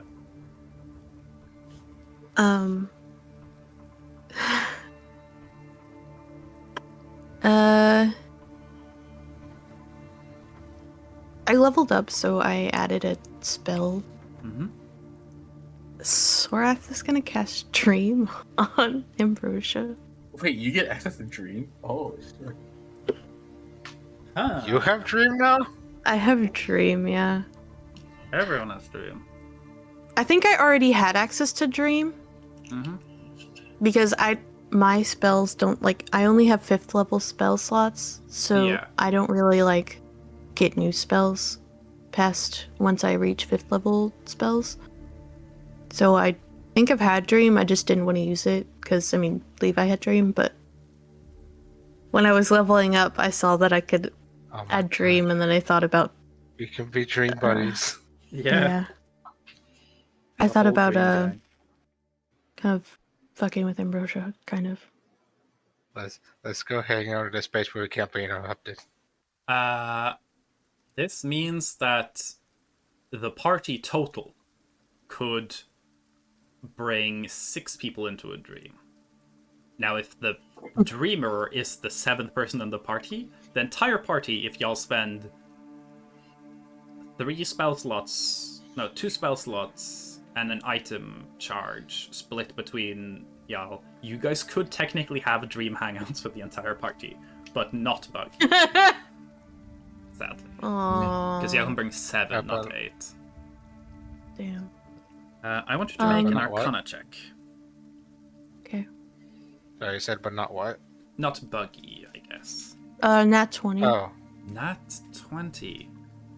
I rolled a 19, but the nat 20 is cool enough that I'll say you cast Dream onto Ambrosia.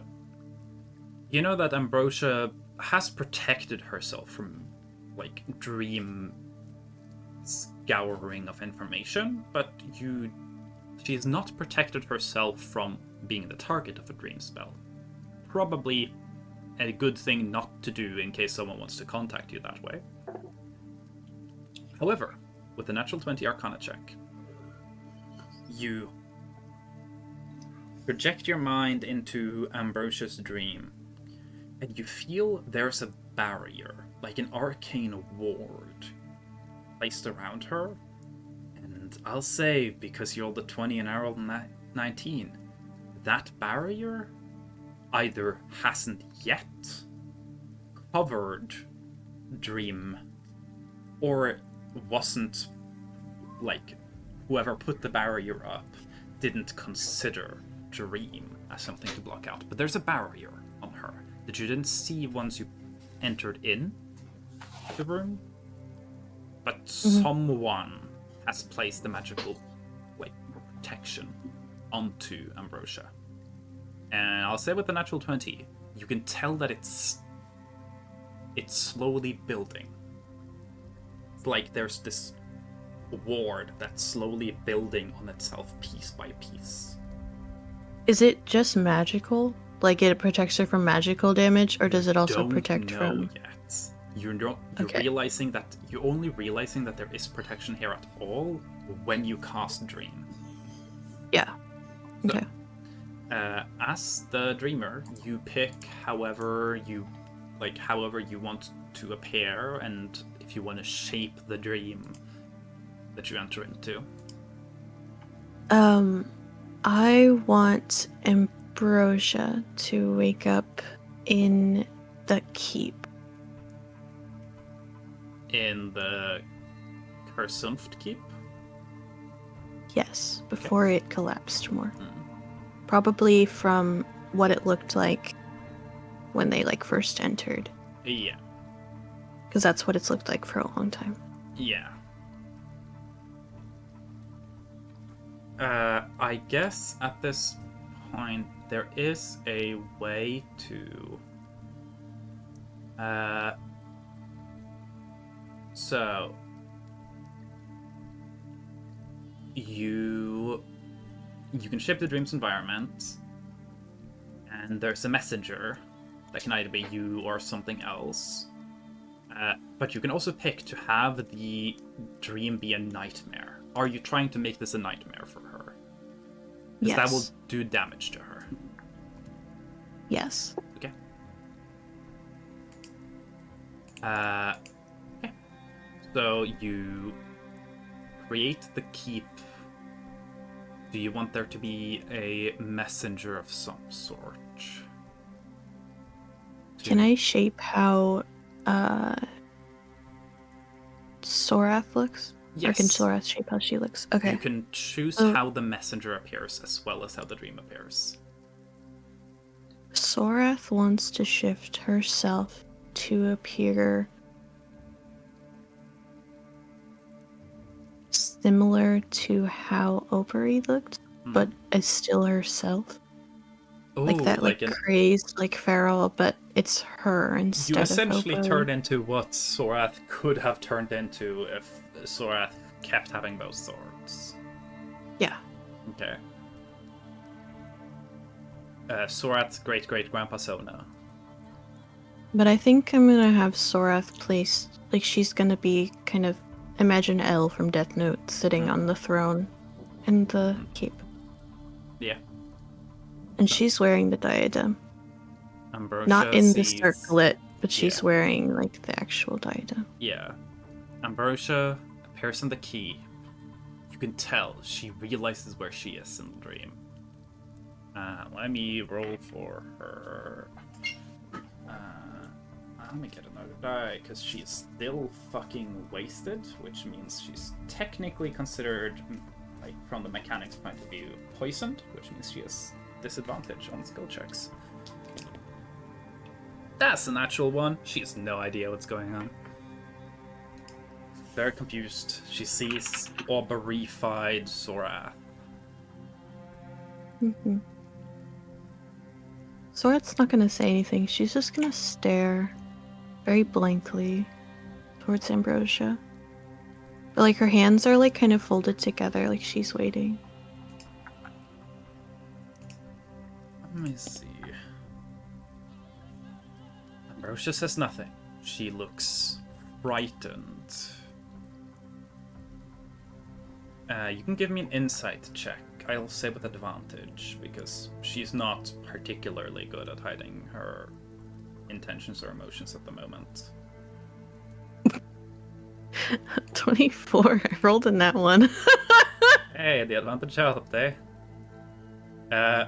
She, like, you can tell on her face, this is not an expression she has ever carried as far as you can tell. But she looks... It doesn't necessarily look frightened. She looks almost a little defeated.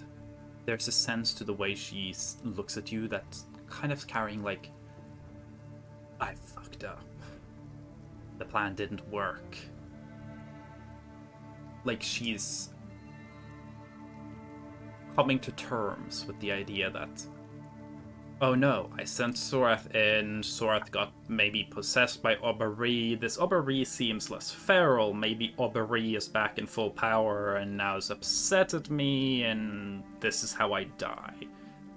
But that moment of, like, her recognizing this is how I die, she is scared, but not, like, besides herself in fear. She's trying to remain stoic. Sorath is gonna kind of stand. Just gonna get off the throne and just stand straight up. Just continuing to stare at Ambrosia before saying,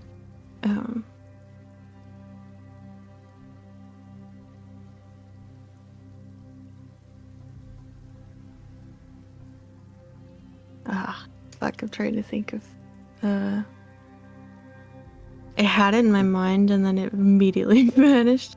While you think of it, as Sorath gets up, Ambrosia's gonna get up and kind of take a half step back. She isn't standing tall, she's kind of hunched a little. Standing back like she's trying to prepare herself, and you can see her hand instinctively reach behind her and grab nothing. Which means you've scared her enough that she immediately went back to her, like, combat instincts, grabbing for probably the axe that she used to carry on her back, that she hasn't carried for a while. And she realizes it's not there, and she kind of pats her side. She's not carrying any weapon. She realizes it. And Sorath is going to just kind of stare at her very blankly, not move her mouth much when she says, "How does it feel to not be a step ahead?"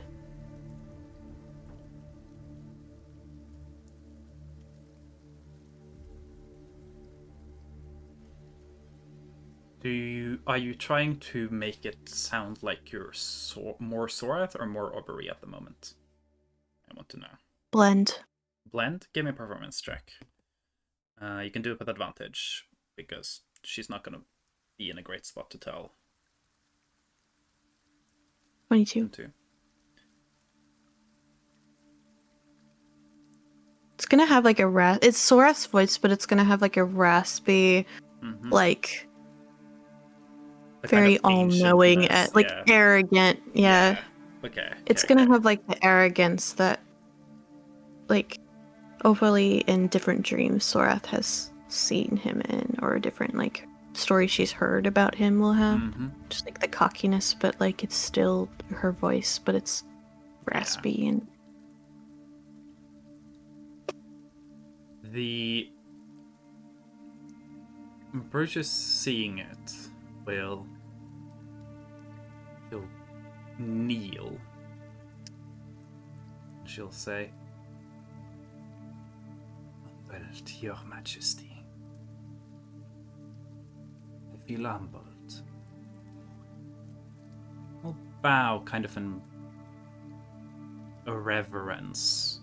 You can tell it's performative. Yeah, Sorath can kind of move around in ways that she wouldn't be able to. Oh yeah, you control this space. Yeah. Because she's going to move like Obeli and just kind of up, like, for Ambrosia appear, like, just behind her.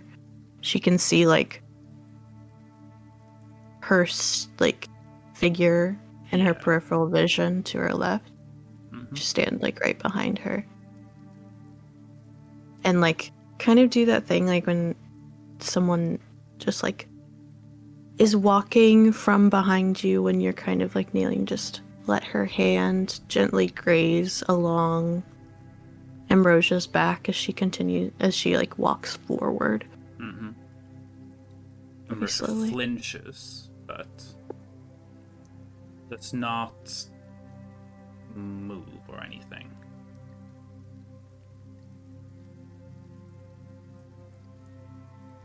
And Sorath's gonna kind of take the diadem off her head. Kind of twirl it around her finger. Yeah. Turn and face Ambrosia. Yeah.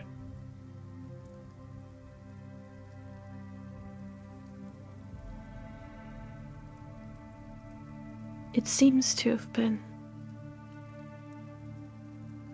easier than I expected.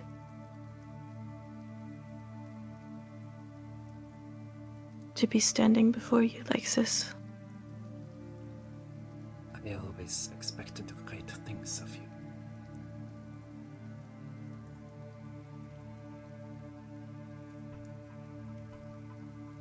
It is a good thing I did not die to the party you hired.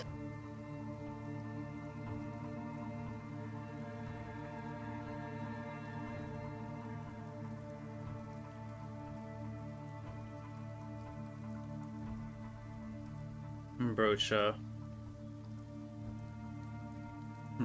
And realize what you're talking about. But I did not know that you were part of that. And Sorath is kind of just gonna start walking in circles, very slow. Circles around Ambrosia. And just and your little games with my friend's father in the canyon. And all the losers to continue to benefit his father afterwards.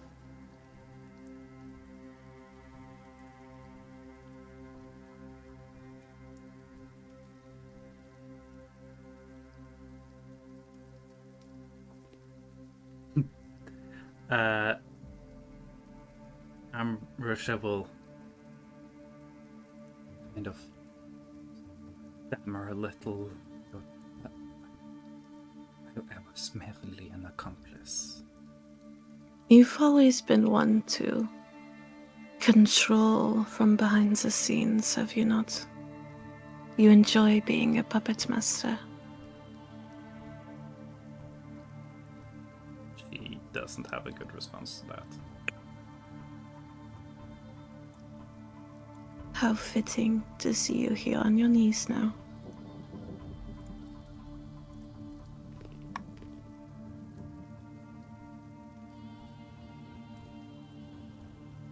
She's fuming.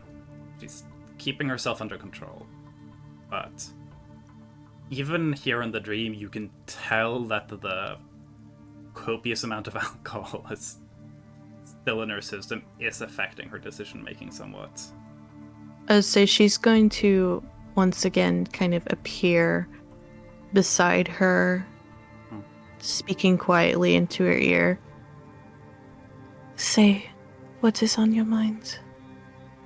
You always hold back for appearances. And then she'll move to the other side in a blink. I want to see what an unfiltered ambrosia looks like.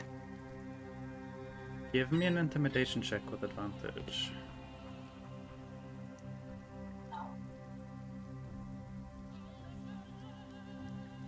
$27. 27, okay then. I have +9. Yeah. You're good at this.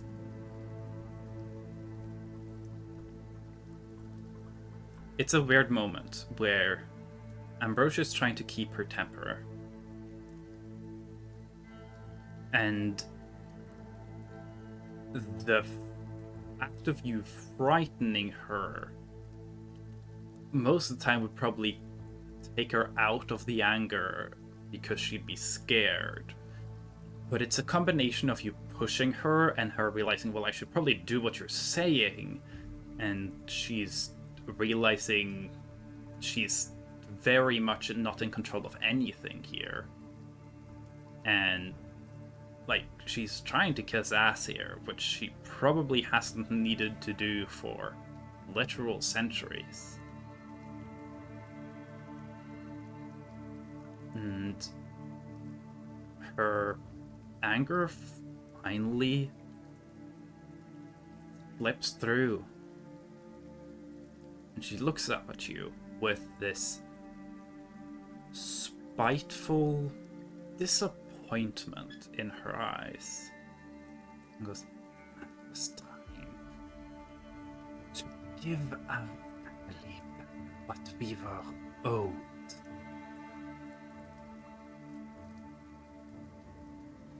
What my grandfather was too foolish to understand was a gift that my father foolishly denied.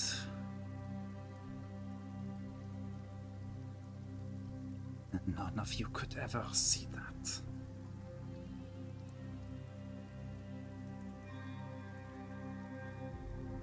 You think the world would benefit from having you forever? I think I would benefit. And that the world should bend beneath our family. Our It's family our or you? birthright.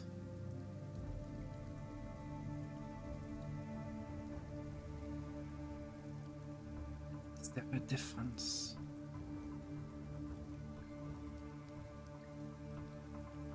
Enormous. And Sorath is gonna kind of like bend slightly and like hold her jaw and make her look at her eyes.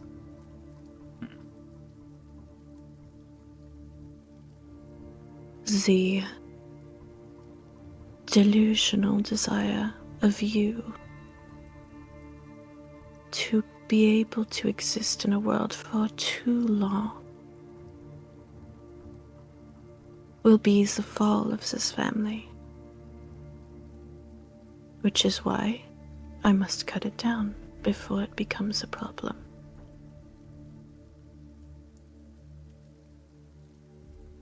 I say Sorath is going to disappear. Mm-hmm. She's still watching. She just wants to see what Ambrosia does. Ambrosia you can tell that there's fear in her, but you also did push her buttons. She is spitefully upset. And she stands up, kind of resolutely. You feel like it's more of a defiance. She's not dying on her knees if she's gonna die here. Kind of thing. So Ambrosia blinks and Sorath is sitting on the throne again. The way that she was when Obali came in. She doesn't look Obali-ified. It's just her. She is wearing the diadem again, though.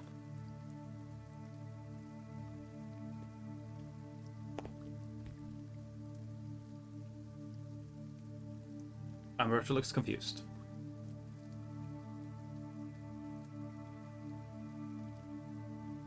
What's going on here? I won. The curse is mine, and mine alone.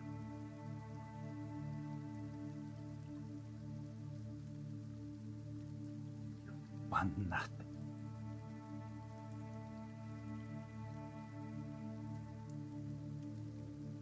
I have won over you. That is everything.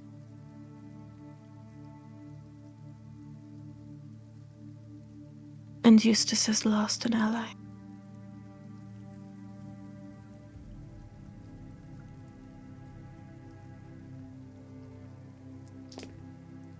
Oh hell yeah, I love low rolls there. Kind of.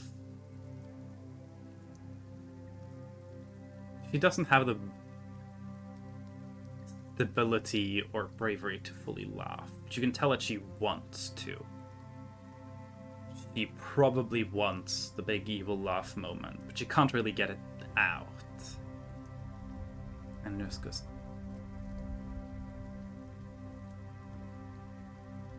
do you really think it is he that matters at all? No. No, I do not. After having met both of them, I know who matters the most. Understand you have not won anything at all whatsoever.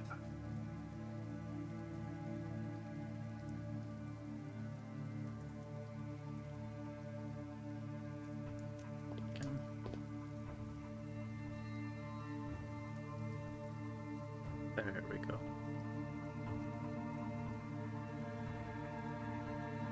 She takes a step towards you.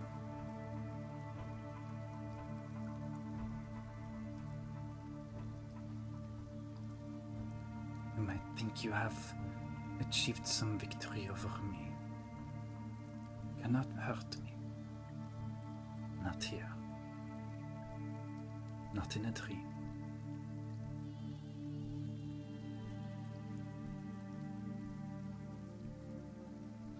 I know.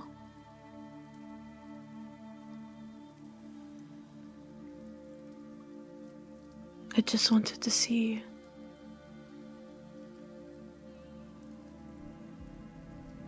a less control you. And I have.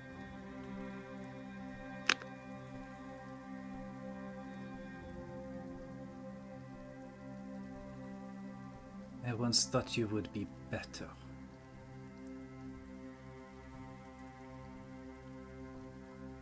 I was looking forward to being part of you. It seems it was a waste, like the other times.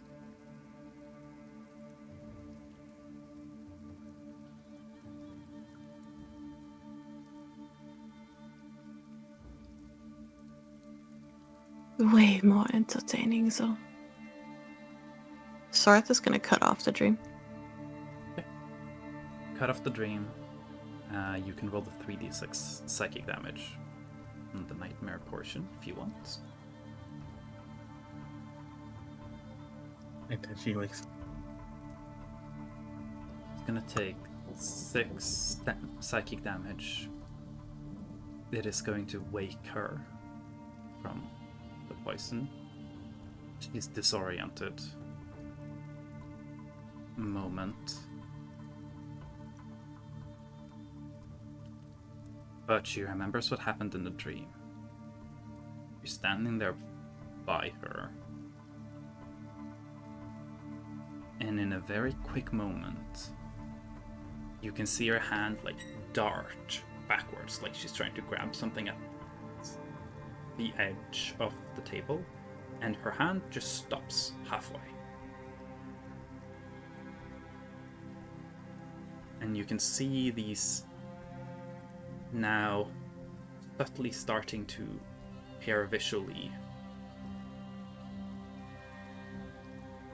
They're almost like ethereal wraps. Long ribbons of arcane magic. Bluish white coloration are circling and wrapping over her. It catches her arm that's wrapping around it. You can hear Ambrosia now, no longer in the dream, but in the room with you, go.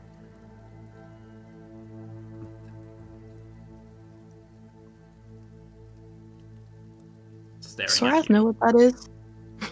No! You have Okay. a feeling this might be tied to what you were feeling before.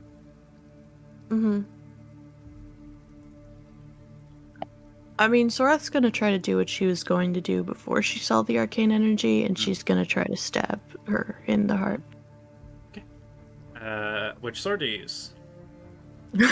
Important question. You have a selection. I mean, she wants to use the one that Oboli had, but I don't know. I don't have it, so I can tell you, it would definitely do the job. Yeah. Like with contingency, you cannot wield this sword for very long. Mhm. But I don't think you're planning on. You pull out the Okay. sword. Ambrosia recognizes it.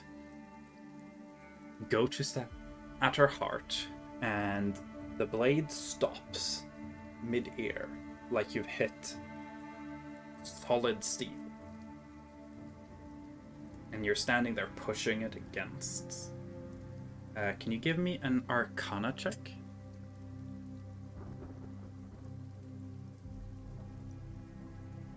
13. 13. The spell or other magical effect that's currently warding Ambrosia. Clearly she isn't doing it. You're not doing it. It's not Emeris's magic.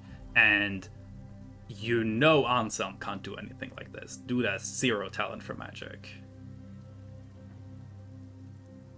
You are able to get enough of a hold, a connection with the magical energy that you can hear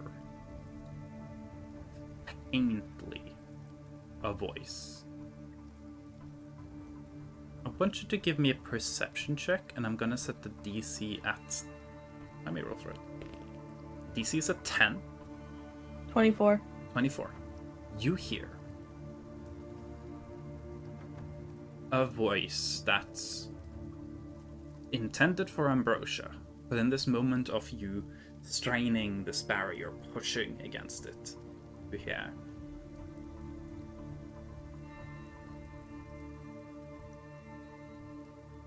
I expected a less complicated resolution to this, benefactor.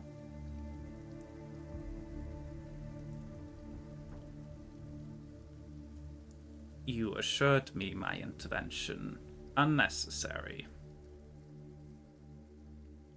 I figure you were wrong.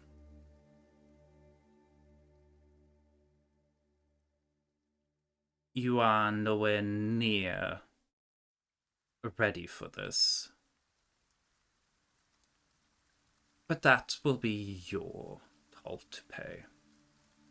Enjoy the journey. And the wards around Ambrosia will glow and tighten, and you can see the teleportation spell that's being cast.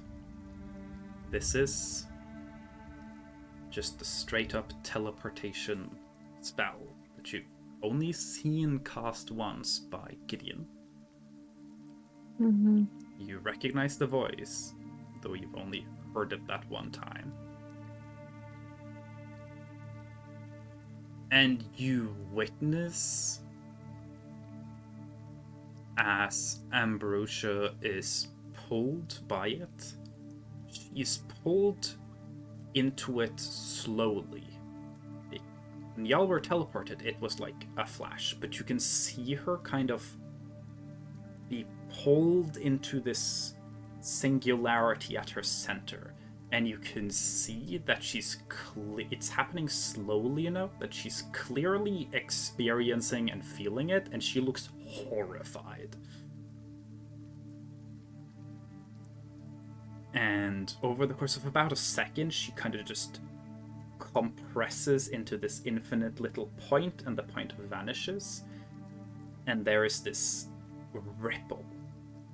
And you've experienced when there's been teleportation, when you've stepped into the manor, the Dougal's manor, that there's this feeling of like a drop in your stomach, like stepping up a staircase and you thought there was one more step, and then your foot just hits nothing and your entire body goes, huh.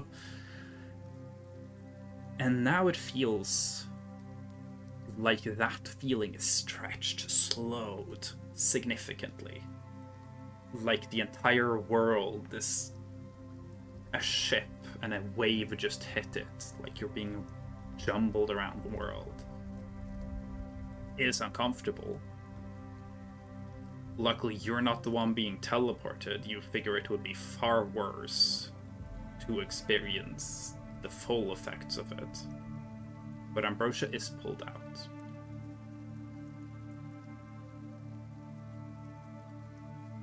You then so you're essentially with what Levi experienced of the infernal magics that started to make their way in.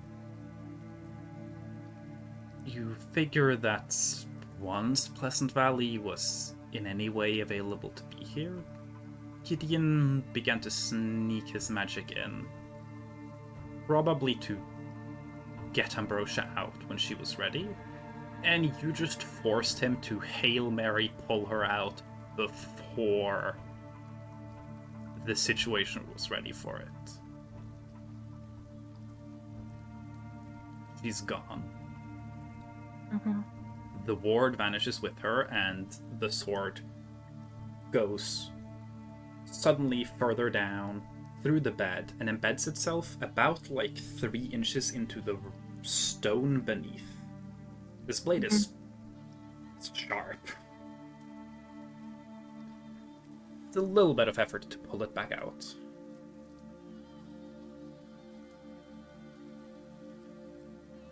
And for a moment, you're just comprehending what's happening. Nothing seems to be happening to you.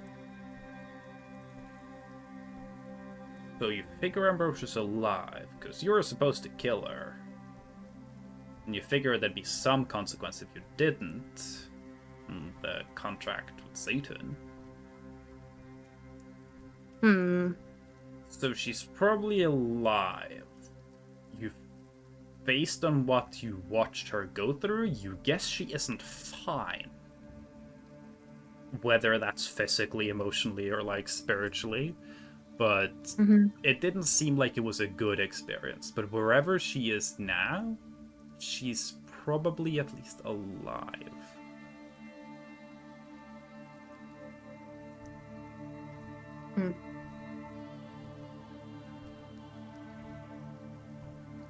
Thankfully, due to this also, you do also have a vague scale on Gideon's magic. Mm-hmm. His capacity for magic is at least comparable to the prince's. Mm-hmm. Though clearly he is specialized. So far, all y'all have seen him do and where his skills seem to be, he protects things and moves things. Shields and teleportation all the way down. Mm-hmm. Yeah, there's no Ambrosia. You're just alone in the room now. I feel like Sorath is gonna like pick something up and throw it, but then she's gonna be chill. I'll say, if you want to pick something up and throw it, and you're in Ambrosia's bedroom... Is there something that she would know Ambrosia liked a lot? Pick it up and just fucking yeet it out the window. Yeah. Yeah. I'll say you could probably pick up, Through the window. she has like something that I was planning on her wearing if there was any ending to this arc where Ambrosia kind of quote-unquote won in some capacity. She has this, it's like it matches the diadem in design and sits like, not like a collar, but it rests like along the collarbone and onto the shoulders that is made of some mix of gold, platinum, and silver. That's clearly designed to be worn with the diadem and have it be like this lovely thing that she's kept in her bedroom on a little display, yet another bust of her that she keeps jewelry on. You look at that thing, and you're like, if you step on it or threw it out the window, or in this case, because you went in through the solar window, you could throw it through the window, it would both get thrown and probably be bent and busted up a little bit. It would definitely be ruined. Yeah, she's throwing it through a window. Yeah. So you throw it through a window. The noise alerts some attendants that eventually come back in, as Emerus and Anselm's servant staff have been told to keep a watch for if anything happens. The door to the bedroom opens, and you can see probably one of Anselm's staffers is standing there, definitely scared, but he has a small knife, like a letter knife, like he thought Ambrosia woke up, and he's like, I was told to stop her. I guess I'll use this letter opener. And he sees you and no Ambrosia and a broken window, and just freezes, like he's not. Sorath is gonna like angrily yank her sword out of the bed and just like sheath it at her side or whatever the fuck, and just storm past and leave the doors. They're blocking the door, so when you storm past, they kind of just like pivot to the side as you bump them past, and they like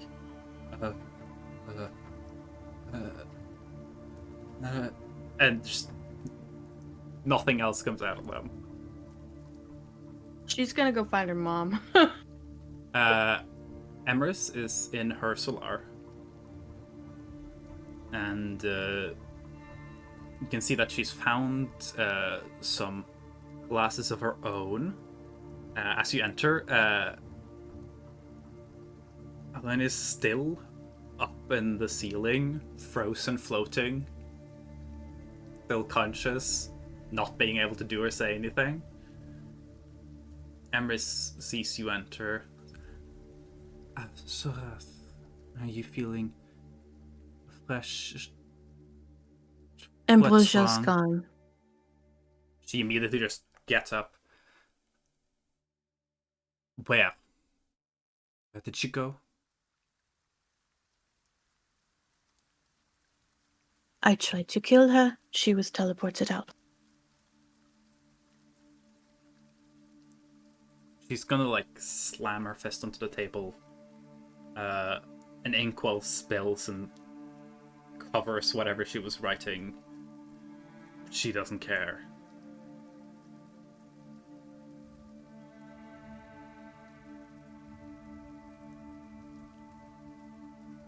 It was her accomplice. I know it. When we were in Scar Canyon, we were dispelling the magic there. That was... She has been involved with someone for a very long time, and we need to take them down. And they got her out. You would know him, most likely. He goes by Gideon or Runefried. It takes Emrys a little bit before she recognizes the name. It's Runefried, the Scroll Keeper? Back in the day? He has not been that for a long time. He has been dabbling in the lives of very many innocent people. You can see And- she's like trying to like think. She readies herself to ask you a bunch of questions, and it seems like she changes her mind. Like she just goes, "Never mind, none of that fucking matters." Okay. What now then? There are three of them. It is Runefried, Gideon, it is Ambrosia as a benefactor, and it is Gunther's father, Eustace.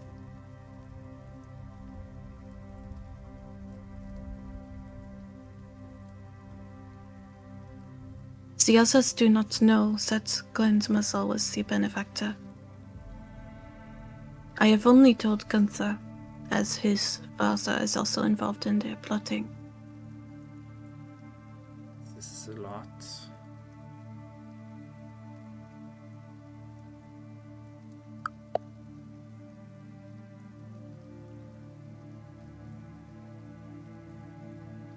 I don't... This is just a lot. And now she is gone because of his fucking meddling. Gather the others. Assume it is best for them to hear? Or is this... Are we still keeping... I don't know. It is something that I did not deem safe to share for our trip here, but now that she is gone, I do not know if it is something that needs to be kept anymore. I'll gather them.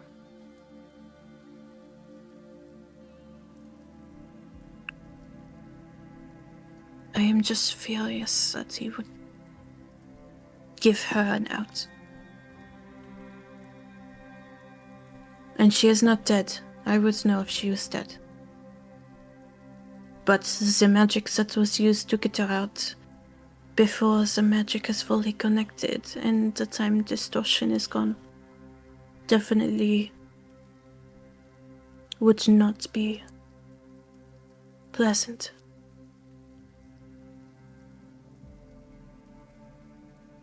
She nods.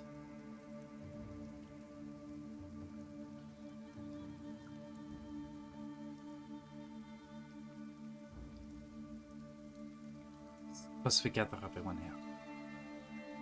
And she steps out, says to Ten to just gather everyone. So Levi will be woken up. Oh. drinking will be interrupted. Gunther probably at some point having woken up from their nap, being like getting out of the bathtub. Y'all will all be like, an attendant will show up, like, Lady Emrys needs you urgently in her cellar. And they don't really have any more information than that.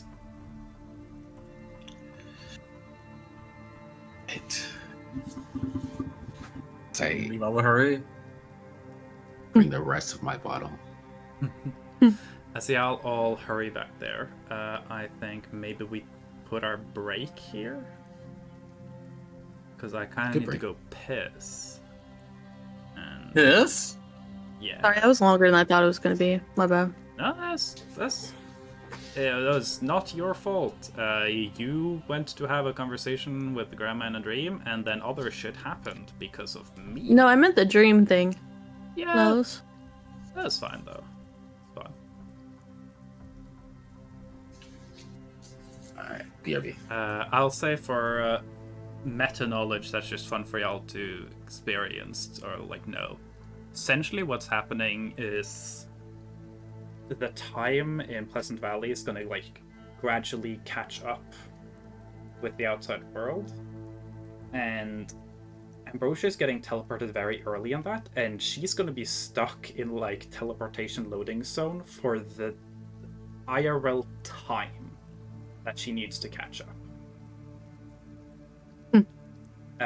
Which means, let me see.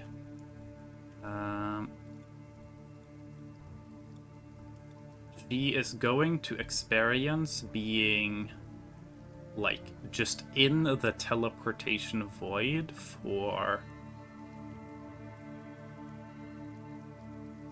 at least 4 in-universe months.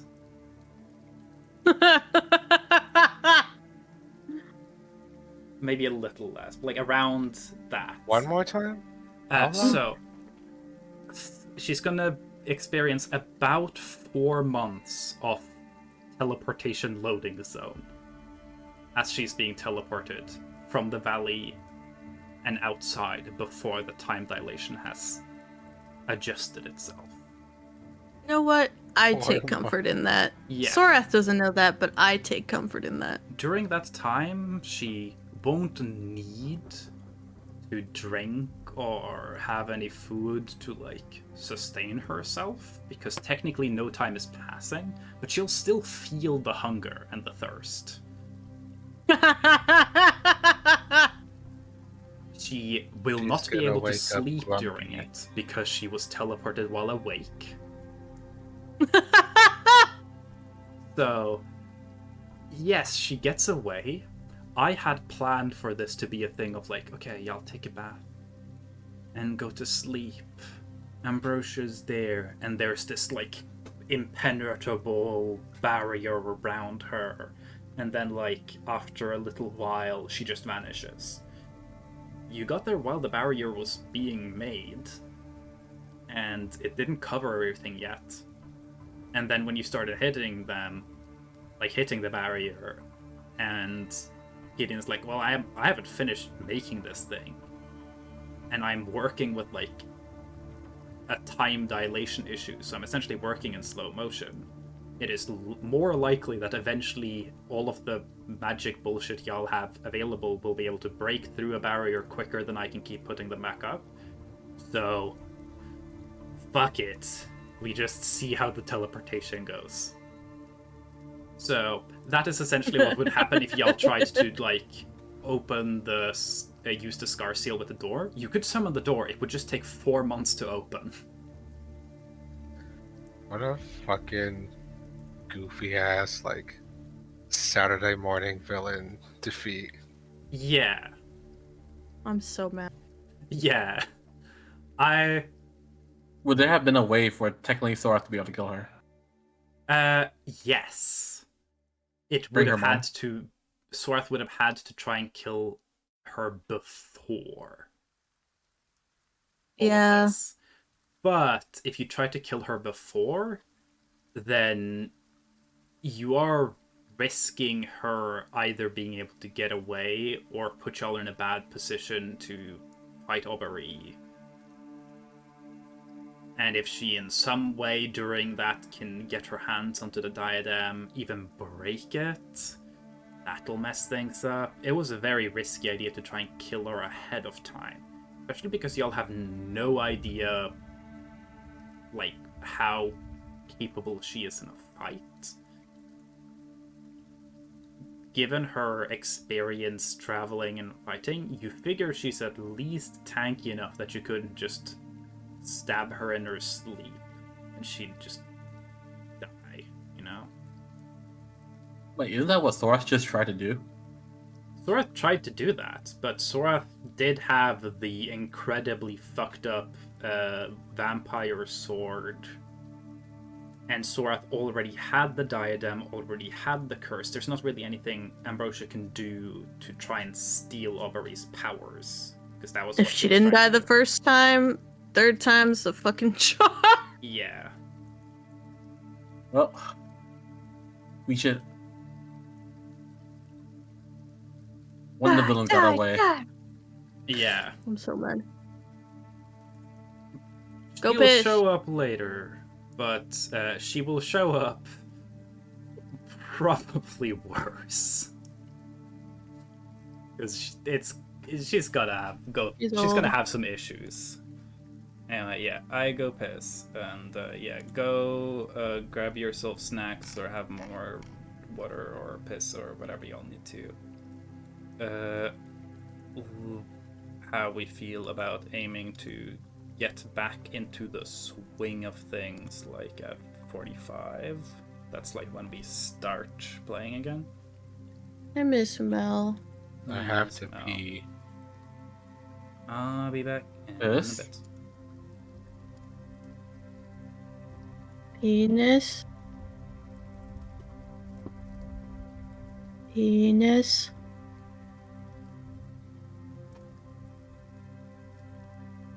Donkey Kong.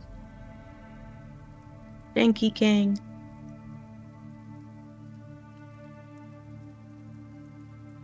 I'm so mad. I wanted to kill that bitch. You should have brought your mom. Counter spell. True. Goddess level counter spell.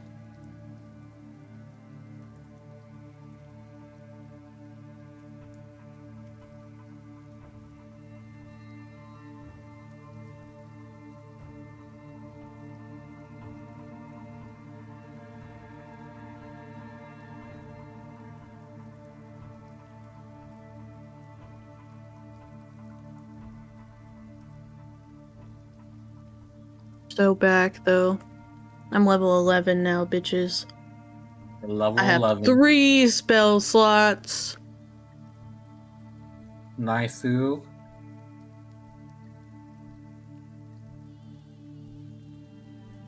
Honestly, I'm looking through all this like solo pro I get, and I'm like, none of these look that fun to me. Yeah.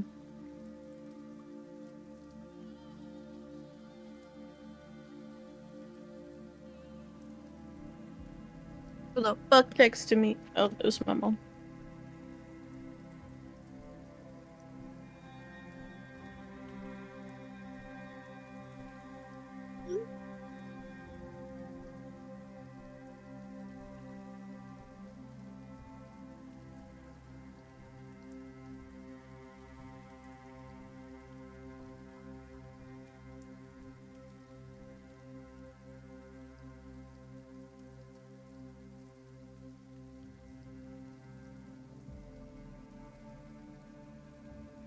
My mom made a Furby costume for Halloween. And apparently my brother wanted to try it on. My brother's fucking tall as shit.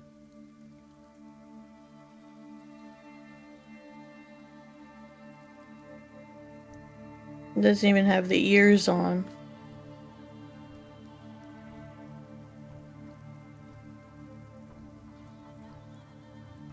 There, I'll send pics.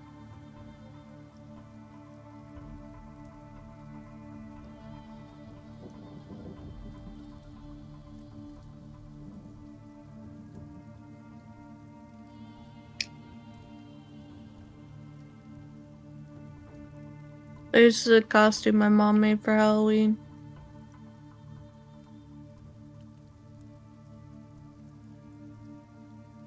Where is it? It's in the VC chat.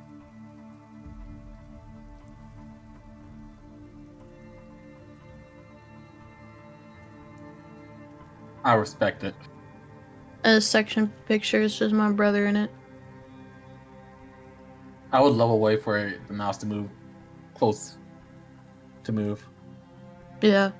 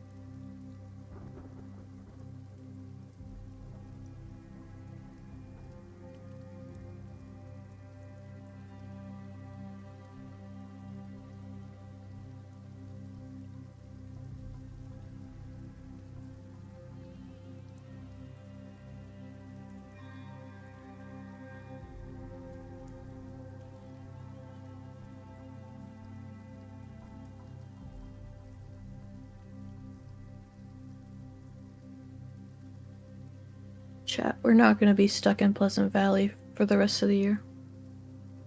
We're never coming back to Pleasant Valley again. It might not be, who knows? Might take a day trip, who knows? Probably a day trip. Day trip? Yeah. What are we talking about? What's going on? We're not ending the year in Pleasant Valley. Island Panda said we're never going back again. So hey, we could take a day trip. Yeah. Could definitely take a day trip.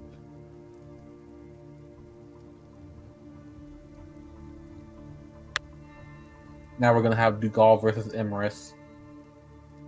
I feel like Emrys would win. Yeah. Dugal And I don't think it's close, I'm gonna be real. Dugal versus Emrys before would have been a situation where I think, like... It's a situation where I think the idea of, like, winning is kind of wrong. Because I think Dugal technically could, like, win in the end, because I guess he technically could just tank whatever Emrys threw at him until she ran out of, like, magic. But he, like, until Emrys runs out of spell slots or whatever, it really isn't anything he can do to her. Now, though? I know. Yeah, I don't What I think should do. Dukel's doing anything to Emrys. Should check my shiny farm. Well, does she have infinite spell magic now? No, not really. It's more that there's shit she can do without spell slots, and there's things she can do that, like, I'm pretty sure she could, like, keep him locked down long enough for her spells to, like, for her to go take a long rest to get the spells back.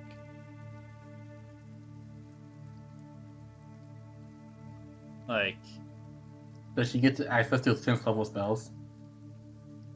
not like I don't really use 10th level spells. Those exist, by the way. There are spells all the way up to 12th level in D&D. I heard the shiny sound, Shiny sound. but I don't know which one it was. It was the Bulbasaur. Bulbasaur doesn't spawn here. It was It was Stunfisk. Pikachu. Fuck. It was Stunfisk. I see you shared the Furby costume. Let's go. And my brother wanted to put it on, Yeah. Okay, I have it. so my mom sent me a picture. Your favorite Stunfies. Yeah, dude, I fucking love shiny Stunfisk. It's so cool. Like, people gave Gen 5 Pokemon so much shit. Like, they hated Trubbish and Garbodor, they hated Vanilluxe. But honestly, like, looking back at it, like, Stunfisk is the most nothing Pokemon of that generation. I don't give a shit. Like, Shit I feel about nothing Stunfisk. for it. It would just show up occasionally and be, like, annoying. And then they gave it a regional form. And the regional form was not any more interesting. To be honest, when I saw Galarian Stunfisk, I thought it was just Stunfisk. Yeah. It's just Stunfisk, but green this time. Anyway. How's break been for y'all?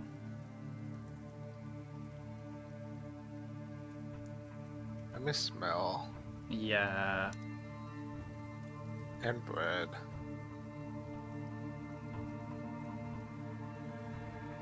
Not sure Mel's coming back, because I think they were technically supposed to be here, like, 40 minutes ago or something. They haven't been online yet. Let me ask them.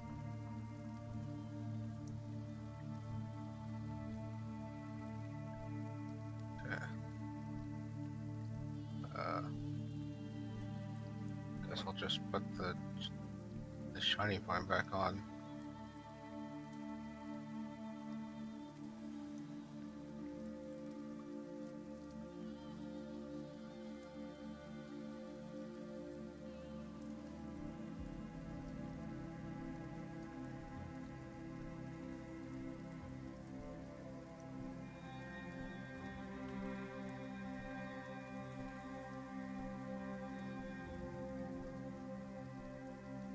Oh, Mel's typing to me.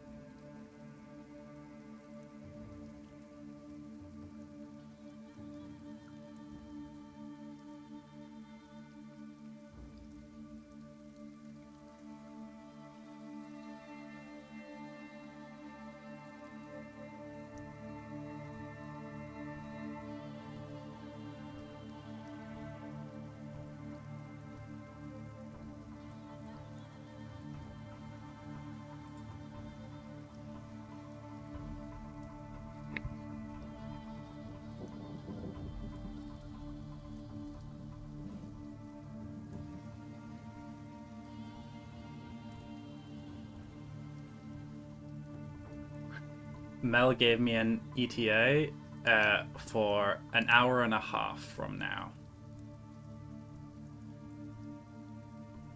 So I think that's a no then.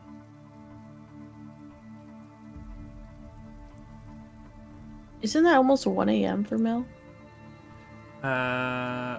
No. That would be...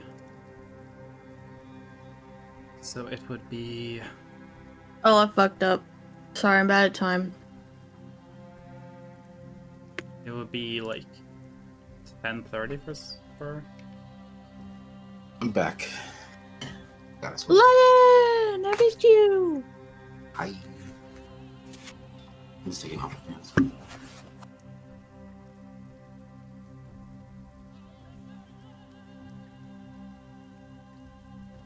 This place near me, it sells them for like $6.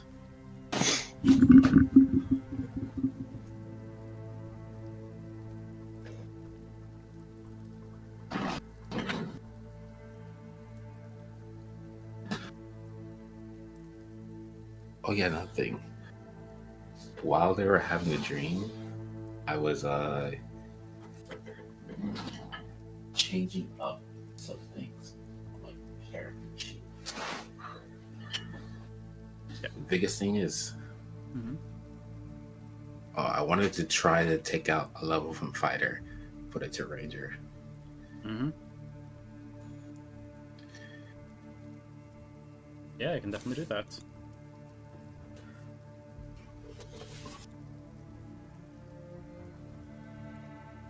You only need, if you have, so for fighter, level 1 is what gives you like your fighting style and your second wind. Mm-hmm. And I think level 2, what that is giving you is action surge. How many levels did you have in fighter before this? 3 or 4? I had 3. 3. Yeah. Yeah. So this will, so going down to 2 removes your arcane archer, which is just your arcane shots. And then it's up to you if you want to like keeping the action surge is good because action surge is good. Thrown weapon fighting style is good. Second wind is neat. For now, I'll stick to this. Yeah, 9th level is a level where you get a decent bit of cool stuff, so it's 9 levels of ranger does give you some The fun 9th things. level, I do get more spells. Yeah, you get 3rd level spells, which is Yeah. fun. Oh, I wanted to change the sharpshooter feat to another feat too. 'Cause I don't use it that much. Yeah, that's very understandable. Sharpshooter. The main thing that Sharpshooter is doing for you is it lets you throw at further ranges without disadvantage. But beyond that, you aren't using much of the features of it. Yeah, I keep forgetting that I just don't use it. What the hell? What the hell? The thing Look in Mel the sent. chat. Yeah. I guess Mel is painting miniatures, that's what they're doing today. Oh my god, thank you for the sub email. Hi. 24 months left. You doing mini paintings today? Is that what you've been up to? I know you're on the train right now, but... Oh yeah, Comic-Con, I see. Oh, hell yeah. Well, I don't think he's a king. I think he is like a lord. yeah. Oh no, I just meant Serving. Sorry, I was trying to be general funny. sense. Yeah. Sorry, I was trying to be funny. Lion's just trying to encourage an insurrection. Surveying should take over the kingdom. But yeah, if we want to get back to session stuff. Yeah. Okay. I was thinking, as the group of y'all gathers in Emerus's chambers to discuss stuff, Jewel, do you want to do a flashback conversation with Ambrosia? Grandma.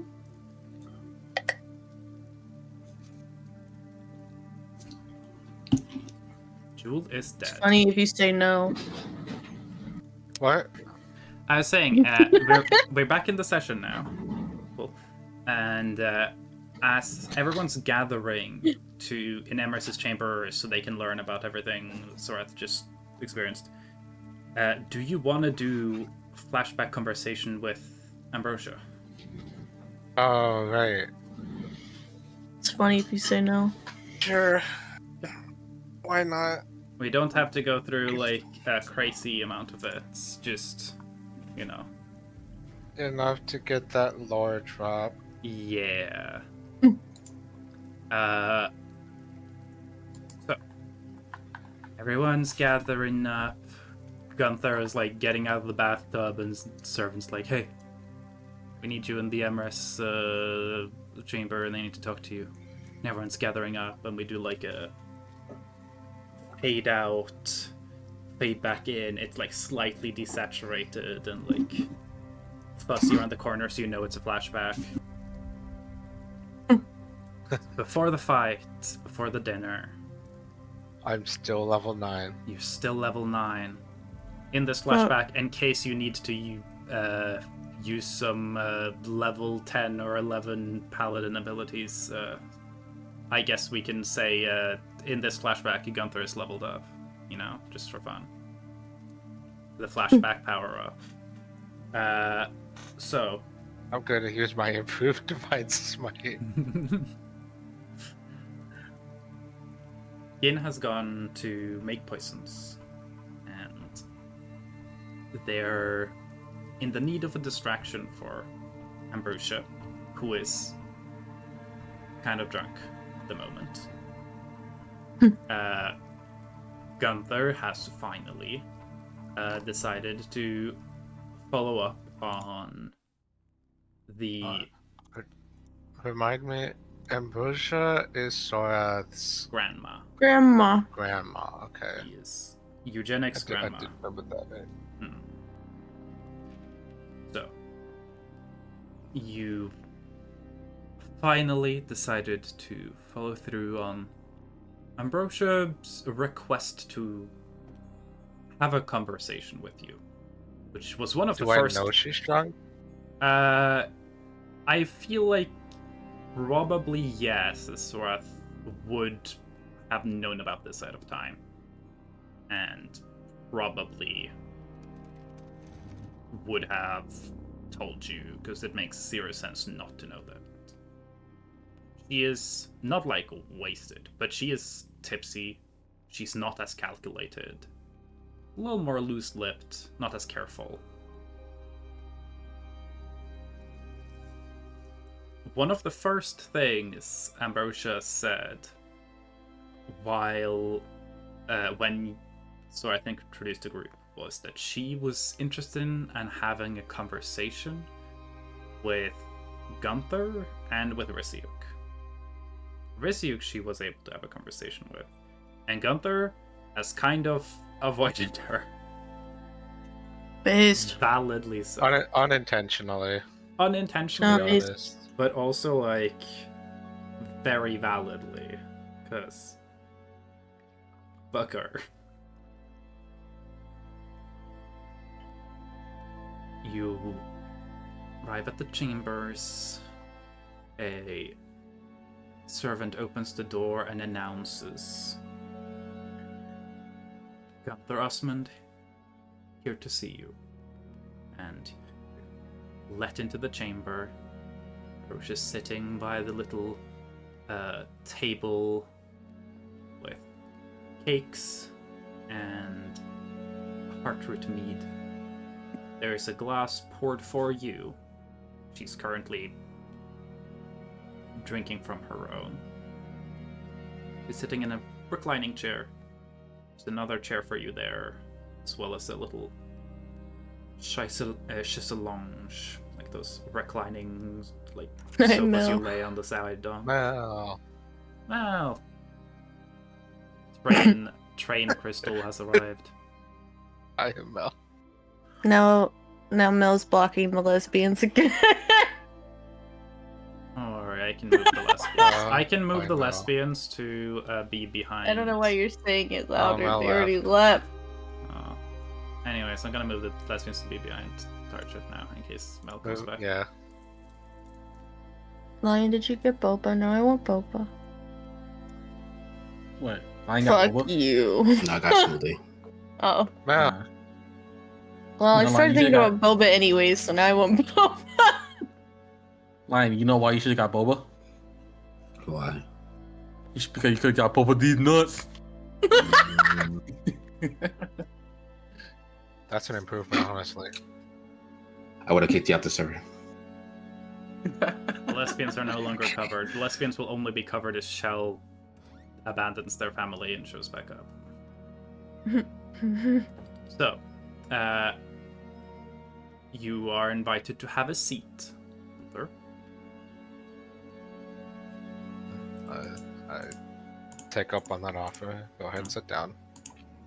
I waved at Mel. My camera's not on. Hi, Mel. Hi, Salem. For the viewers, of which in the chat, I think at the moment right now is mainly just Mel. Mel's in a train right now. I don't know. Very is lurking. Very. Point to you. Roche, as you sit, will take about like a half glass worth of sip. Go. You have been avoiding me, young sir.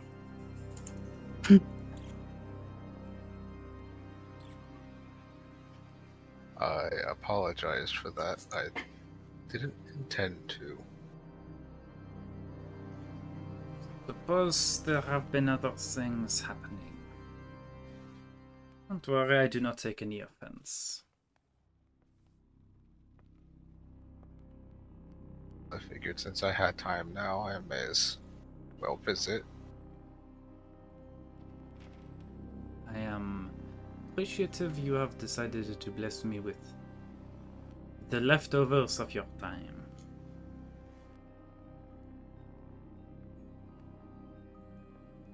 So, Did you say it's leftovers of my kind? time. Time. Leftovers of your kind would be a hard-ass line that would make no sense for her to say right after that. It also just doesn't make any sense in general. It would kind of be like, hey, do you want to have a seat? You've been avoiding me. Yeah, sorry about that. It's fine, I'm not too mad. I thought I'd show up. Yeah, thank you. Your dad's dead. Haha. Real. Which he isn't, and both of them know that.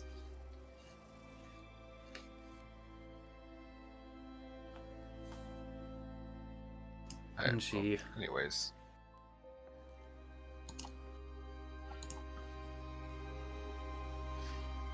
I am sure you are somewhat confused as to why I would speak with you specifically. I will say, for other context, she does not know that you know anything. She thinks you're in the fucking dark. She doesn't know you know anything about Eustace at all. Really. How much do I tell her then? You can tell her whatever you want to. Well, you guys... Gideon will probably so tell her that I know shit anyways, so... During the dinner, you guys told them off virtually nothing that happened after Ortis Halls. She doesn't know that anything happened in Pleasant Valley, and y'all figured out that she doesn't know the gate in Pleasant Valley is closed because their Devaya Rock stopped working the second Pleasant Valley went to another dimension. Right. So once Pleasant Valley leaves, she would probably assume like, okay, it's gonna come back anyway. Yeah. But Gideon basically knows everything that we've been up to. Yeah. Ambrosia's just been in the dark since she's been trapped in Pleasant Valley since y'all weren't. So, yeah. So she's gonna find out anyways, probably via Gideon. Mm-hmm. Unless if he decides to just not share anything with his own teammates. It's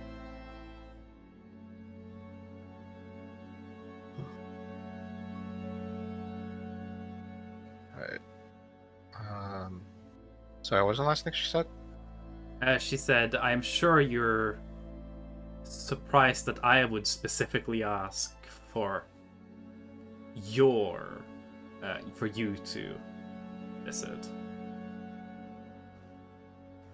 Right.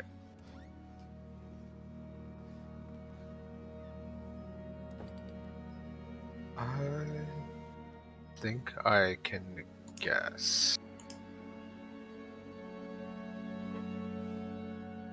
Enlighten me as to your guess, then.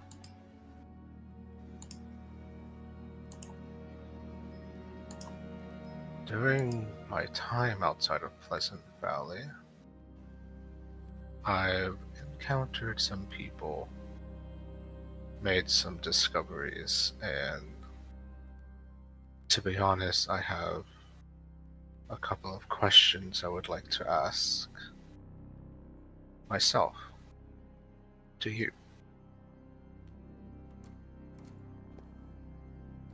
Give me persuasion check. And roll it at advantage because you're trying to persuade someone who's already kind of under the influence.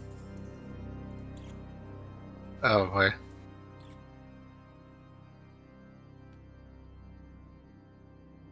$11. These rolls look really weird. But yeah, 11. Did I not win one of those? I think I did. No, I think both of them are 4s. I got 2 4s.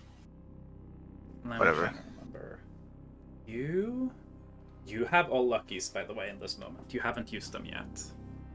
You don't use any during the dinner, and then you have a long rest. And I have long rest, okay. Yeah. So technically you have 3 charges of lucky that you can use, just if you wanna. Sure, I'll use 1. Okay. Well, that's better. Yeah.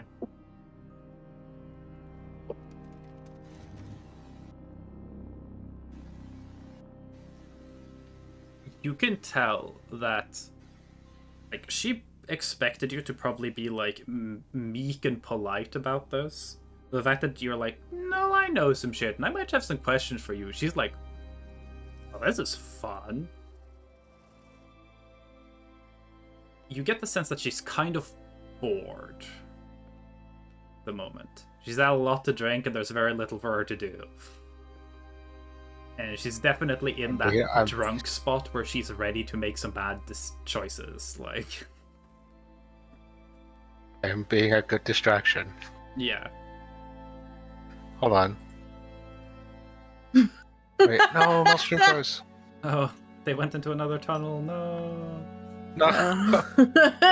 They were holding up something. I wanted to look at it. Yeah. You're looking at a Zorpling's blind box? Huh. Well, we'll see that eventually, I guess. Right. Once Mel emerges from their tunnel. Ambrosia's gonna respond to you said. What? That's intriguing. Go right ahead. I would love to hear these questions of yours.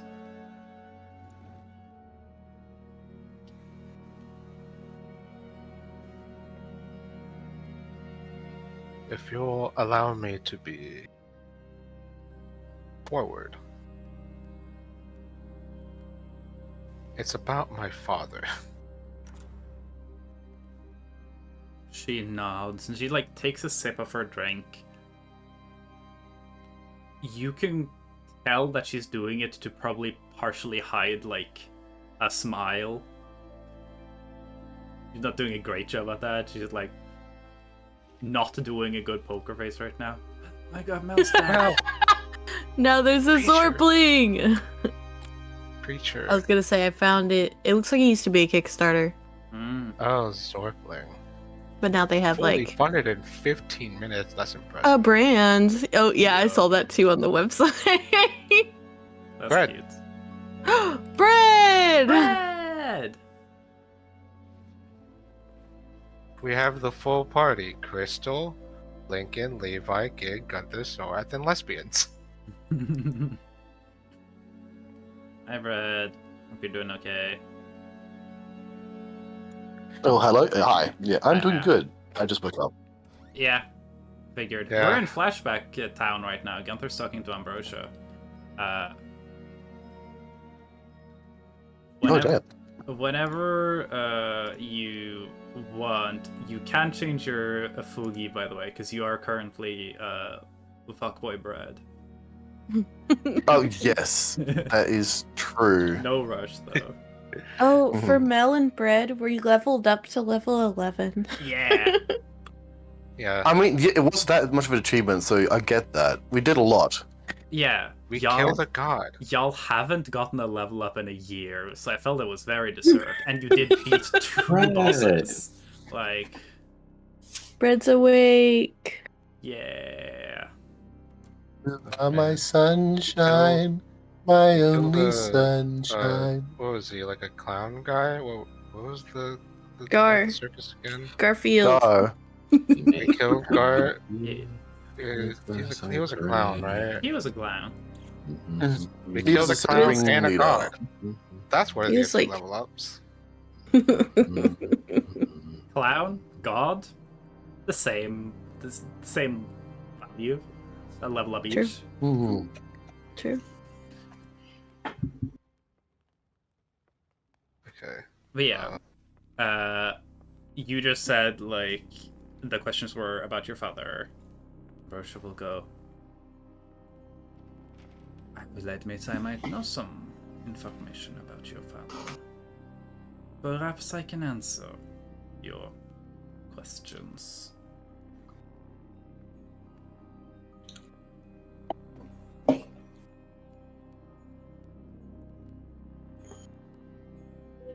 Before arriving here,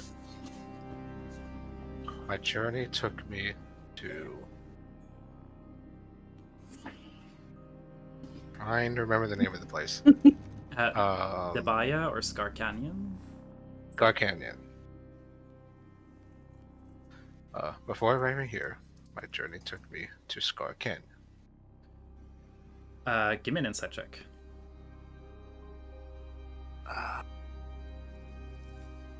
Where is it? There it is.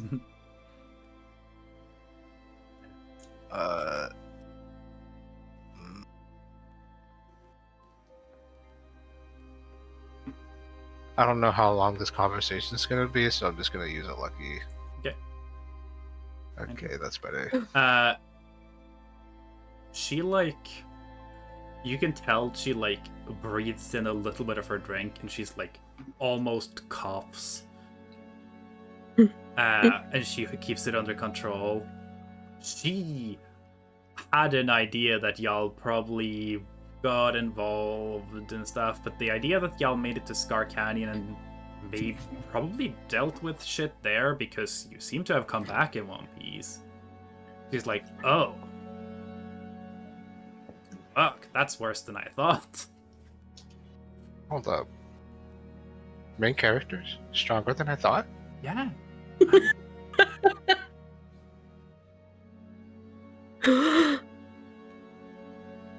No way. I see. It is a desolate little hole of a town. Yeah. Not much to see.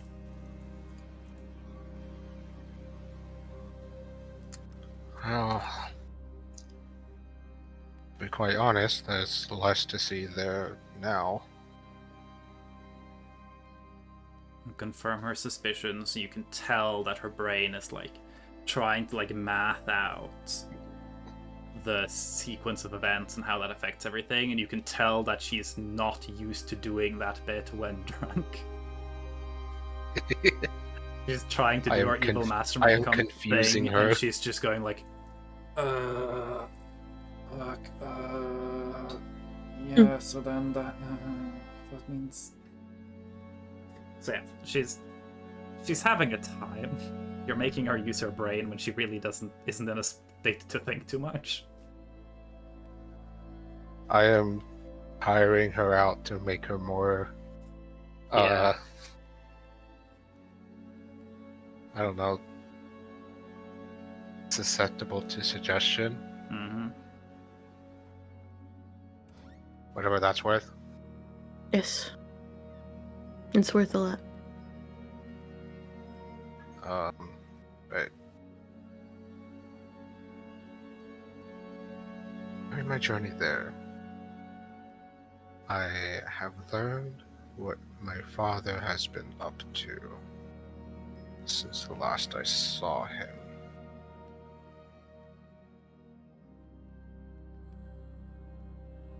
If I were to be honest, a thoroughly misguided man.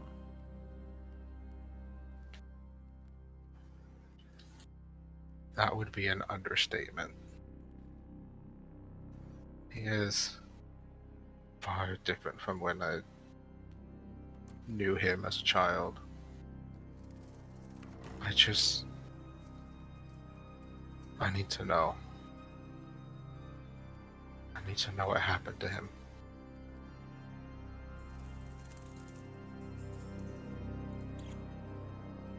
And you expect me to know about this, then?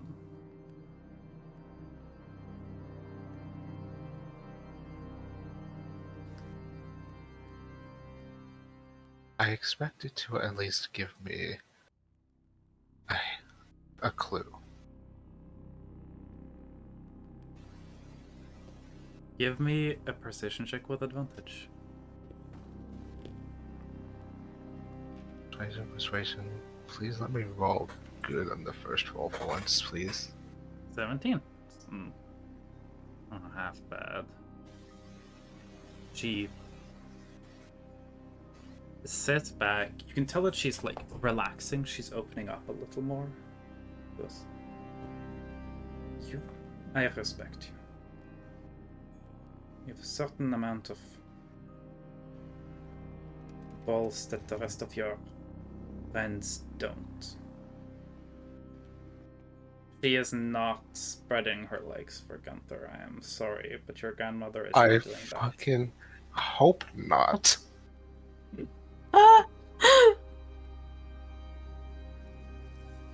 Thank you for the question, Syl.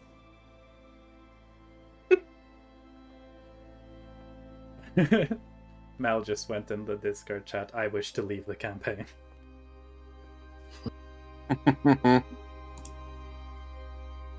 What was your ship? Gunther and Ambrose. Gunther and Ambrose? Mel's ship is just, how can we get Gunther in a worse familial relationship? Hey, but then he would be Sorath's grandpa, and I think that's pretty lit. Is it?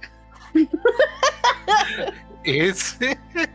The only good thing about that ship is the idea of the wiki page saying, like in the relationship section, Sorath Belrose, friend, traveling partner, granddaughter. 5-year age difference from your grandfather. It's only 5 years. I think Sorath is. How old is Sorath? Sorath was 28 when campaign started. When Gunther was 33. Yeah. 5 years. Yeah. Jesus Christ. But yeah. The age difference with the fucking age gap for Gunther and Ambrosia. The age gap would be like something around 800 years, yeah. Gunther saw the Sorath Dugal age gap and went like, "You call that problematic?" Well, Jules saying, "I mean, that wouldn't matter, stop me," is crazy. Gunther's like 30, right? Gunther is 33. Turns 34 soon. At that point, it doesn't matter. Yeah. So, yeah, that's what I'm saying. The age gap's not the problem here. Yeah.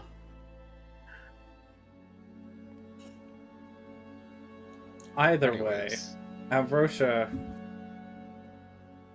letting her guard down somewhat. I suppose I could tell you some. I was familiar with your father. Is it that way? I traveled with him for some time. This already knew, right? Hmm? Like I already knew she. Yeah. You know, she was part of Eustace's party when Eustace went to Scar Canyon, and you know that she had traveled with. He met her and Gideon Runefried. Both of them were in their secret identities. And both of them? Yeah. Because Gideon was pretending to be Runefried at the time. I knew about Gideon. And she was pretending to be a orc lady.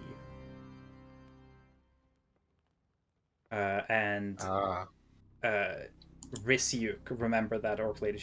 She showed up wearing like a crimson red sundress and a big like.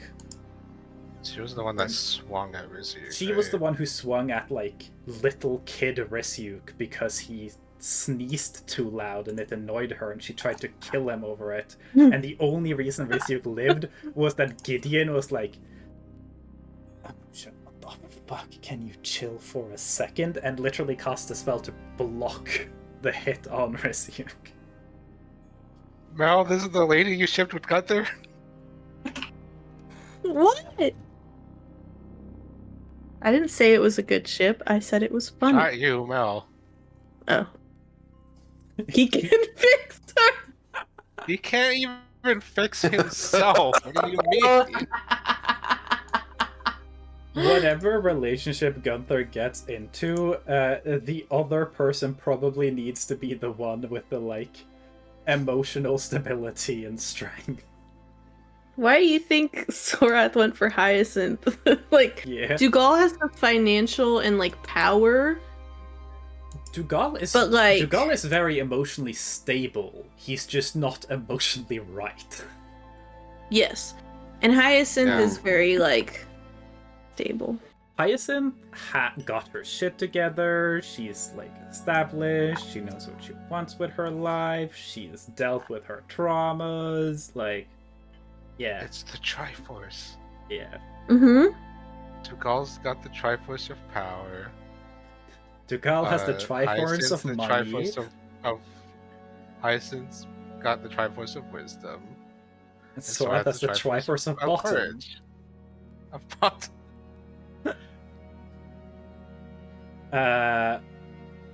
Yeah. Ambrosia will continue saying, I traveled with him, in fact, a while around there. So what do you want to know?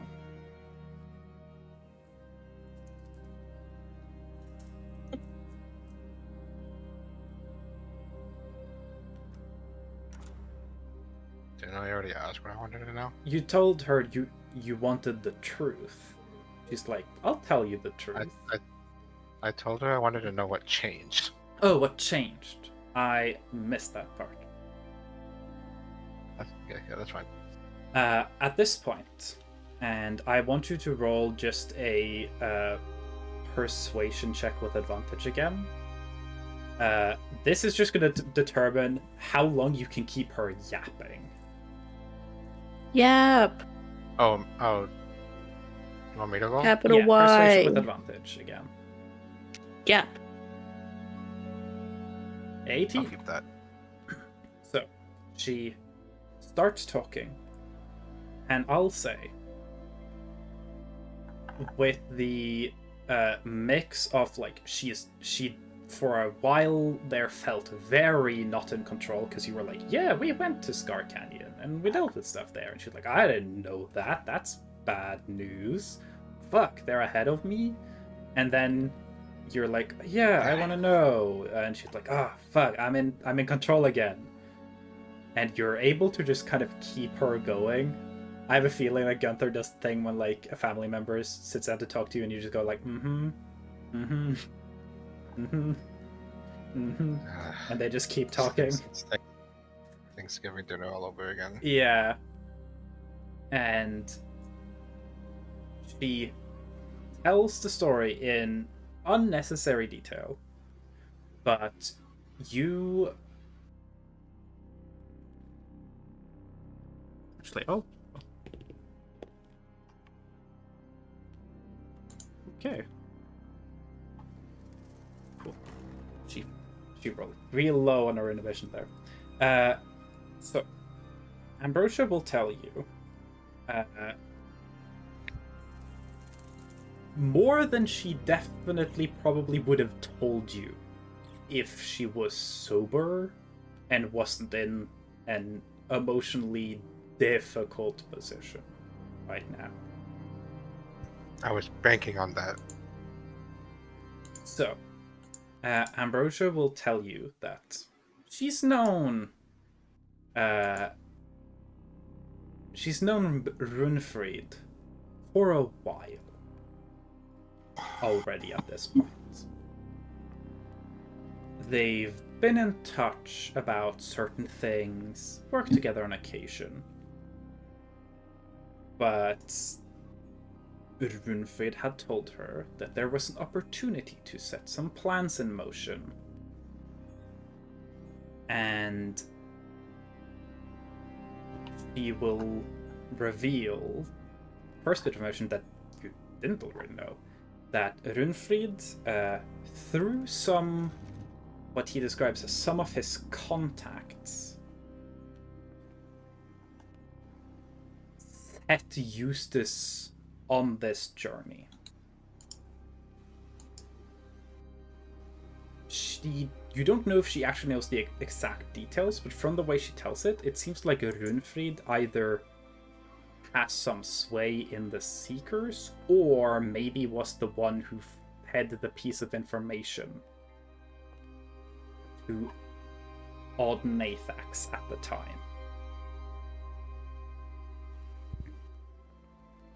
So Gideon then is the one who not only fucked with Eustace, but actually made it so he was called to do that.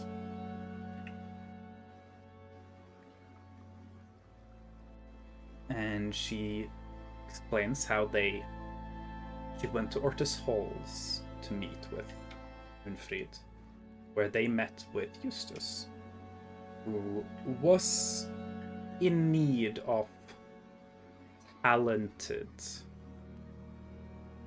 travelers for this trip he needed to partake.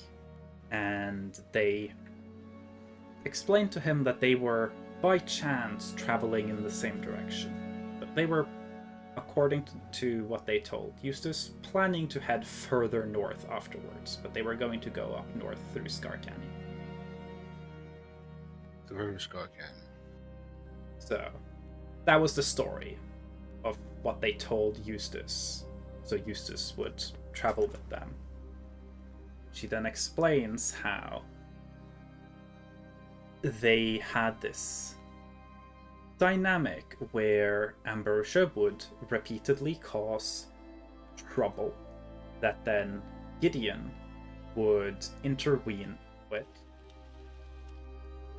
and make Gideon seem like the reasonable one to Eustace, and to encourage Eustace to confide in Gideon during their travel. And as Eustace did, he started telling them more about what he was doing. They knew he was a Seeker Knight, that he was going there, and Eustace told them that there was this gate, supposedly in the middle of Scar Canyon, that he wanted to find to see whether the old gods were there. At which point Runfrid, who was the scroll keeper, that was the identity of Runfrid, the libraries, so a very historically knowledgeable person, started repeatedly placing the ideas and telling stories about how the gods had repeatedly been an issue in the world, something that Eustace was very well aware of. And they started to stress the danger of this mission and how it was strange that if the Seekers truly believed that this is where the old gods went, why would they send only Eustace? And over time, they tried to build up the idea that Audenathax was getting rid of him, so that the Osmonds could be out of the way when the Seekers finally find the old gods. You know that it's normal for the Seekers to send one Seeker ahead of time because they're scouts. They want to find information, and Eustace was supposed to come back with information, not to actually find them and do everything on his own. But from the way it's told, it seems like they kept doing this to try and build frustration within Eustace. Eventually, with those two things, started to push the idea that if the old gods come back, last time they caused the flooding, what else could happen? Doesn't Eustace have anyone he'd want to protect? Is it the best thing for the world to bring back these old gods that hurt everyone? And throughout the long bit of travel they did together, they essentially sold Eustace on the idea that finding the old gods was important, but not because you needed to bring them back, but because they're dangerous, and if they come back, they will cause more harm to this world, and they can't be allowed to continue to exist. At which point you start to recognize this is the feeding of... They're feeding him things that will both build on the Seeker Curse, but they're also trying to feed him things that might get him vulnerable to the Crusader Curse. God Killers, essentially.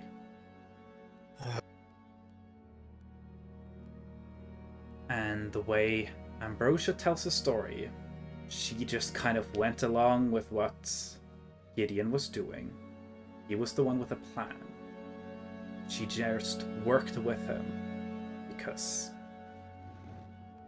she wanted to achieve things that he would help her with. If Gideon succeeds, she succeeds. They're not friends. They're not even really allies. They're just people who have goals that seem to align. Oh my god, they were roommates. Yeah. And get the sense that Gideon was working very intentionally to almost like grooming Eustace to be in the same position where he would need Gideon to succeed. She tells the story of them going into the canyon. And at that time,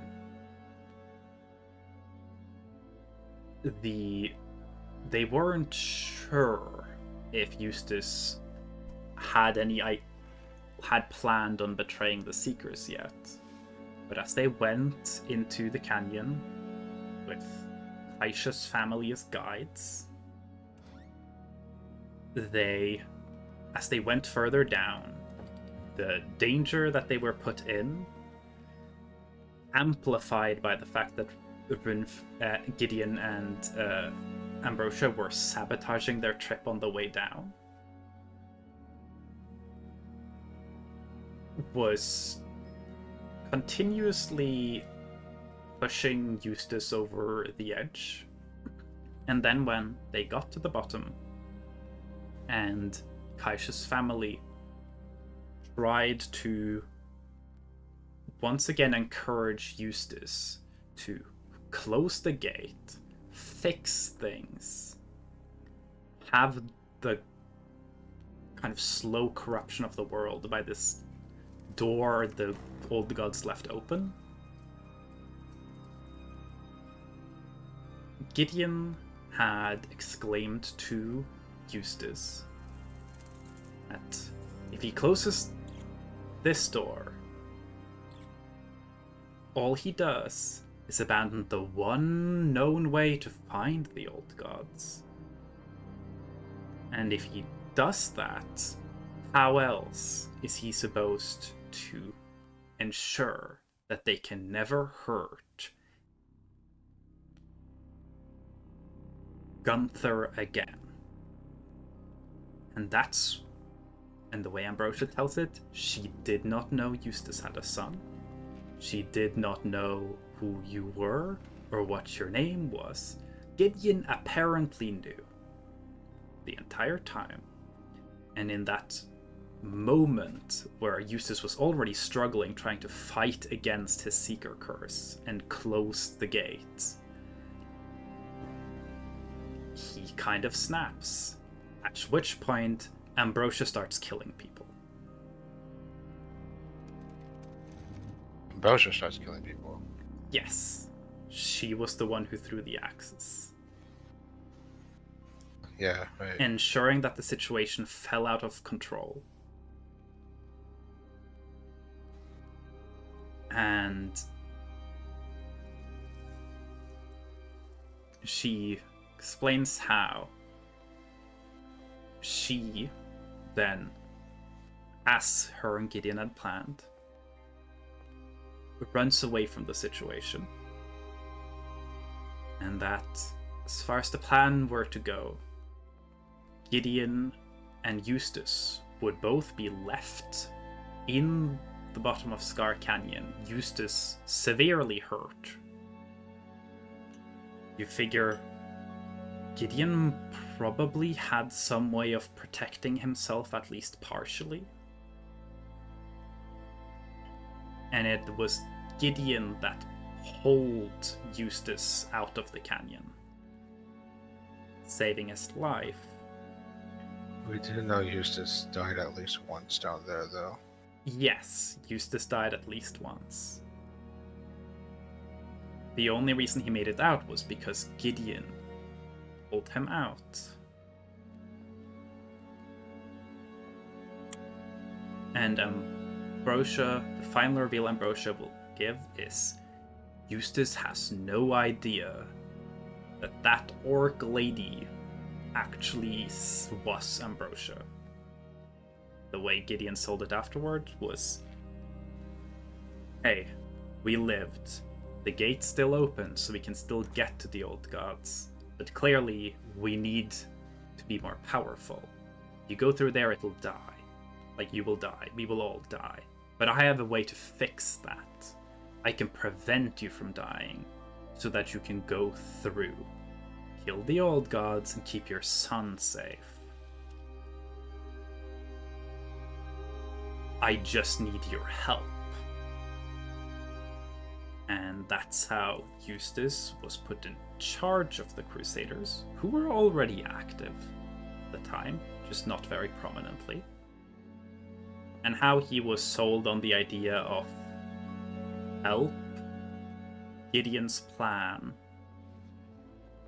Because part of Gideon's plan, the way it was explained, Gideon wants to make death optional. Gideon wants it to make it so that you can choose when you die. You can just choose to say, no, not yet. I'm still gonna keep on living. And that Eustace would need that power so that he could go through that gate and kill all the old gods. That is obviously ridiculous, but at this point, the Crusader curses got its claws in Eustace, and the Seeker curse is kind of preventing him from just abandoning this. So yeah. That is the story of what happened to Eustace. Over the course of several months, he was slowly but surely, gaslit into susceptibility, and then they engineered a situation where everything went horribly wrong, and where his curses would force him to act out. Because Ambrosia was the one who threw the first axe, but Eustace also tried to stop people from closing the gate down there. Right. Eustace and Ambrosia were the ones who killed people. You figure Ambrosia probably killed more. Also, quick question. I vaguely remember this. Doesn't Gin have that axe now? Gin has had the remnants of her hand axes.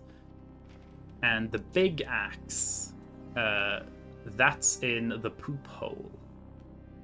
The poop hole? The oubliettes in It's the dungeon hole that they had dropped Tacklook into, which, because it's just like a 20-foot drop into the ground, you don't clean it. You just leave people there and then they die. So it just becomes filled with waste and remnants of bodies and stuff. And we didn't go get it. Oh no, you guys Wasn't found it. They never used it though. The oubliette had been used before, but we put it in the poop hole because Emrys was gonna find a way to get, because Raguel's in the axe. Yeah, Raguel's she was gonna find a way to seal him in there, and she but also bring him. She wanted to seal the oubliette itself, since it's a smaller space, so that when Pleasant Valley joined the normal world, the consciousness that Raguel has in the axe wouldn't just be able to immediately speedrun away and just abandon. So as long as he's in the fucking poop hole, he's just stuck there. She also was going to make it easier for us to be able to talk to him. Yeah. Because he just ran away when Sorath tried to talk to him. Mm-hmm. Alright. So we basically just have another thing to blame Gideon for. Yeah. And it seems like he knew a lot about Eustace ahead of time, including having extensive knowledge about Gunther. Yikes, that's what you do when you're the main villain. You just know things. Yeah. Let me roll off. Okay, yeah, no, she's. I'll say, Ambrosia doesn't like seemingly know everything about the details of that, but as far as you can glean from what she's saying, it sounds like he at least, in the persona of Runfrid, at least, had a very close connection with Auden Athax. So he might have been using that to just keep tabs on everything. Like the persona.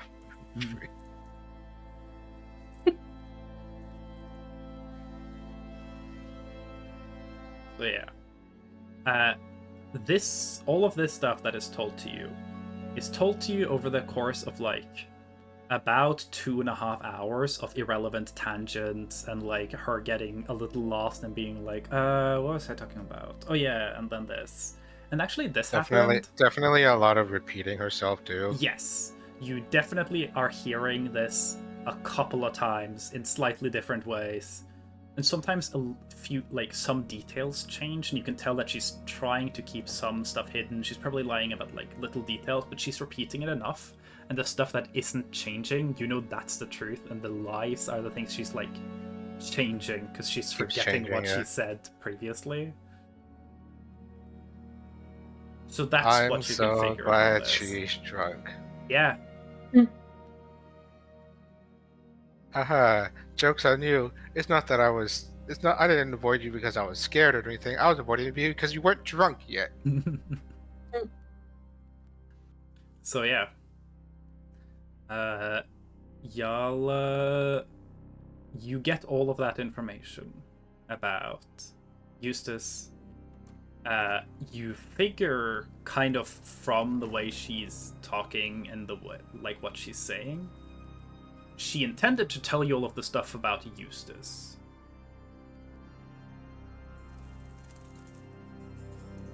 You don't think she intended to actually tell you any of the, like, details about Gideon.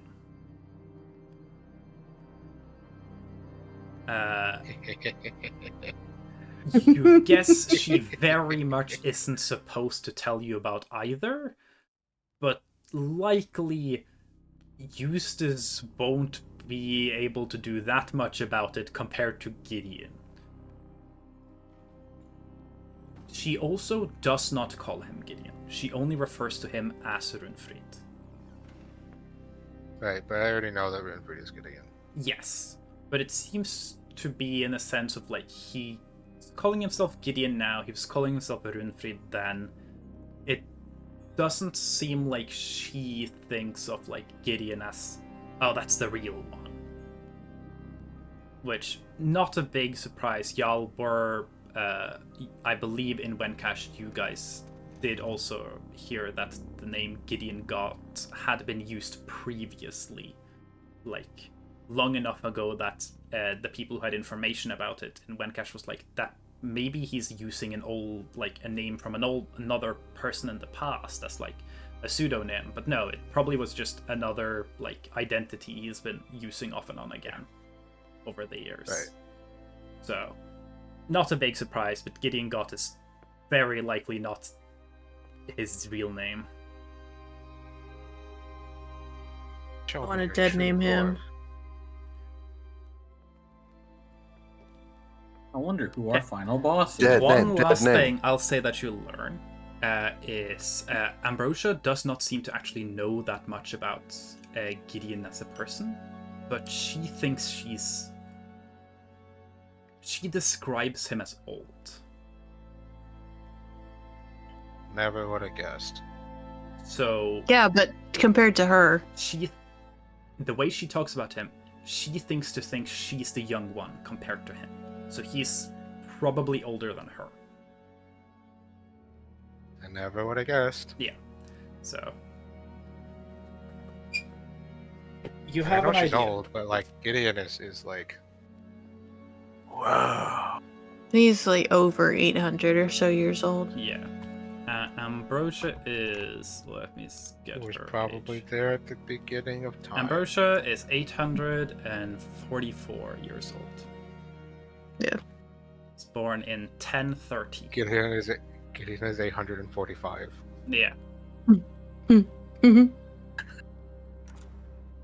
Like, he's super old, only 1 year older. They were in like the same class, but like Ambrosia's birthday is like at the end of the year. His birthday at the start of the year. She's like, wow, you're so old. But yeah. It's pretty realistic, honestly. Yeah. You don't learn anything like mind-blowing, crazy, juicy details, but definitely more than you were supposed to be told. And she tells you the story in a way that she isn't as good as putting herself in a good light. So you get the sense that, like, probably if you had this conversation previously, she would have tried to angle the conversation in a way that would have made her seem better, like the victim. sympathetic. Yeah, but you think currently, with her being both drunk and also feeling insecure about not having known anything about Yalf, like going to Scar Canyon and then showing back up perfectly fine, which to her only can mean that either y'all fucked up so bad you never like got in there, or you actually closed the door, which to her is a problem because like that we kind of worked a decent bit to keep that door open. So she probably is feeling like insecure and worried about not having the informational advantage and just info dumps at you to try and make herself feel powerful. And she's probably telling you the bad shit she's done in a way to be like, yeah, I was there. I fucked over your dad. I changed him. I took him from you. I'm the one in charge. I'm the one in power. I am winning this conversation so hard right now. While you're just going, and then what happened? Yeah. Sure thing, Grandma. And Gin and Anselm just outside the window are being like, okay, so if we put this in here, she'll be super asleep. And this one, she'll be super, super asleep.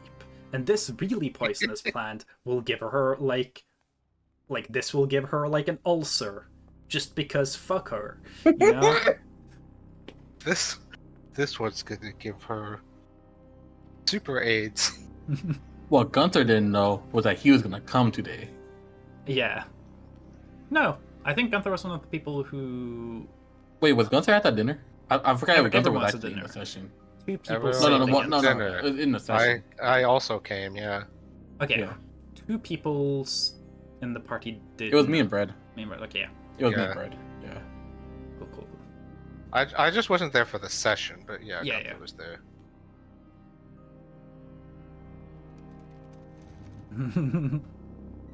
So, that is the information you learn while distracting. That's me, I'm the grandma. That is the information you learn while you were distracting them. You learn that this was... you already knew that the two of them traveled with Eustace, that they were manipulating his situation, and were involved in what happened to him. That was what Dougal was already able to tell you. Taco Bell used to have potatoes? Yes. For the chat, my players are currently marveling at Salem's collection of "Sure Grandma, let's get you to bed" memes. It's not my collection. I'm looking at Google Images. This is your collection now. You're collecting. Yeah, from what you've heard from Dougal, they were in the party. They were responsible for getting Eustace onto the path he's currently on. But you know that Manipulated him. Eustace does not know that Ambrosia was there. He probably thinks that the orc lady betrayed them and Winfried saved his life. And you know that even getting Eustace to go on this trip was premeditated, planned ahead of time by Eustace. Probably by strategically feeding information to Odin Athax.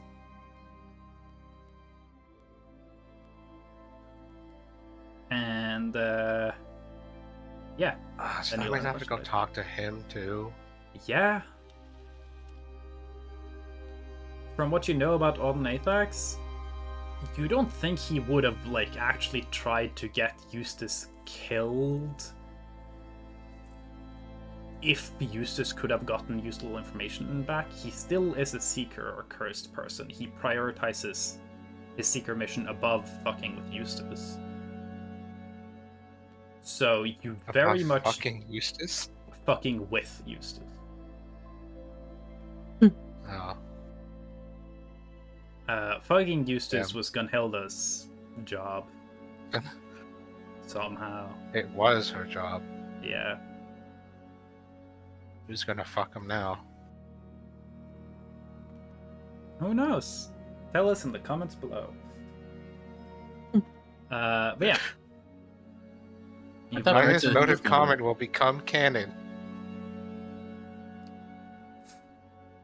I'm gonna just type the top 50 comment times. will be Gunther's new mom. But yeah, so you learned some fun stuff. By fun stuff, I mean tragic shit about how your life was ruined, but fun stuff. Fun stuff about how my life was ruined and one person responsible for it is sitting right in front of me.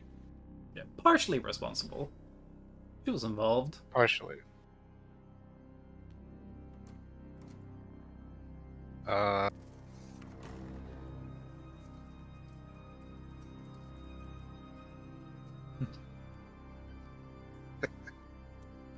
So yeah. Yeah. Anything else you want to ask Ambrosia about in this flashback sequence? Or are you yeah, no, that's good.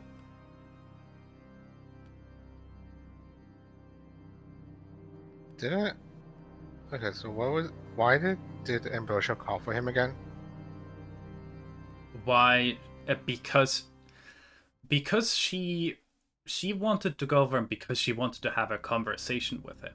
You figure that it was probably to tell you some of this information to try and get a hold over you. She was like, I know so much about you, and you have no clue. I'll blow your mind with these world-changing facts. She wanted to mind fuck me. Got it. Yes. Essentially to put you in a position where you would be easier to manipulate. Well, that didn't quite work out for her, did it? No. Essentially, she wanted to do what she ended up kind of doing with Risyuk. Oh, but okay, so she was successful with him. Yeah. Well, we never technically saw the conversation. You didn't see the conversation. You didn't see the conversation that she had with Risyuk. I can tell y'all the gist of the conversation she had with Risyuk. Essentially was she played into his paranoia about Gideon's magic influencing and taking over and assured him that hey, if I'm telling you that Gideon is going to be able to take you over, you are going to be a danger to everyone. I'm not on Gideon's side, he's useful to me, but you're endangering my fucking granddaughter. And I need Sorath. So I can't have you walk around being a constant danger to everyone around you. Played into that and essentially gets him to go okay, cool, that was the thing I was scared about anyway, so I guess I leave, cause Risyuk was already considering leaving the group because he was scared that he would, like, that he was gonna mess with the rest of the group and get them in trouble and be the reason they die, because, like, that's what Risyuk essentially was scared about. Paranoia. Yeah.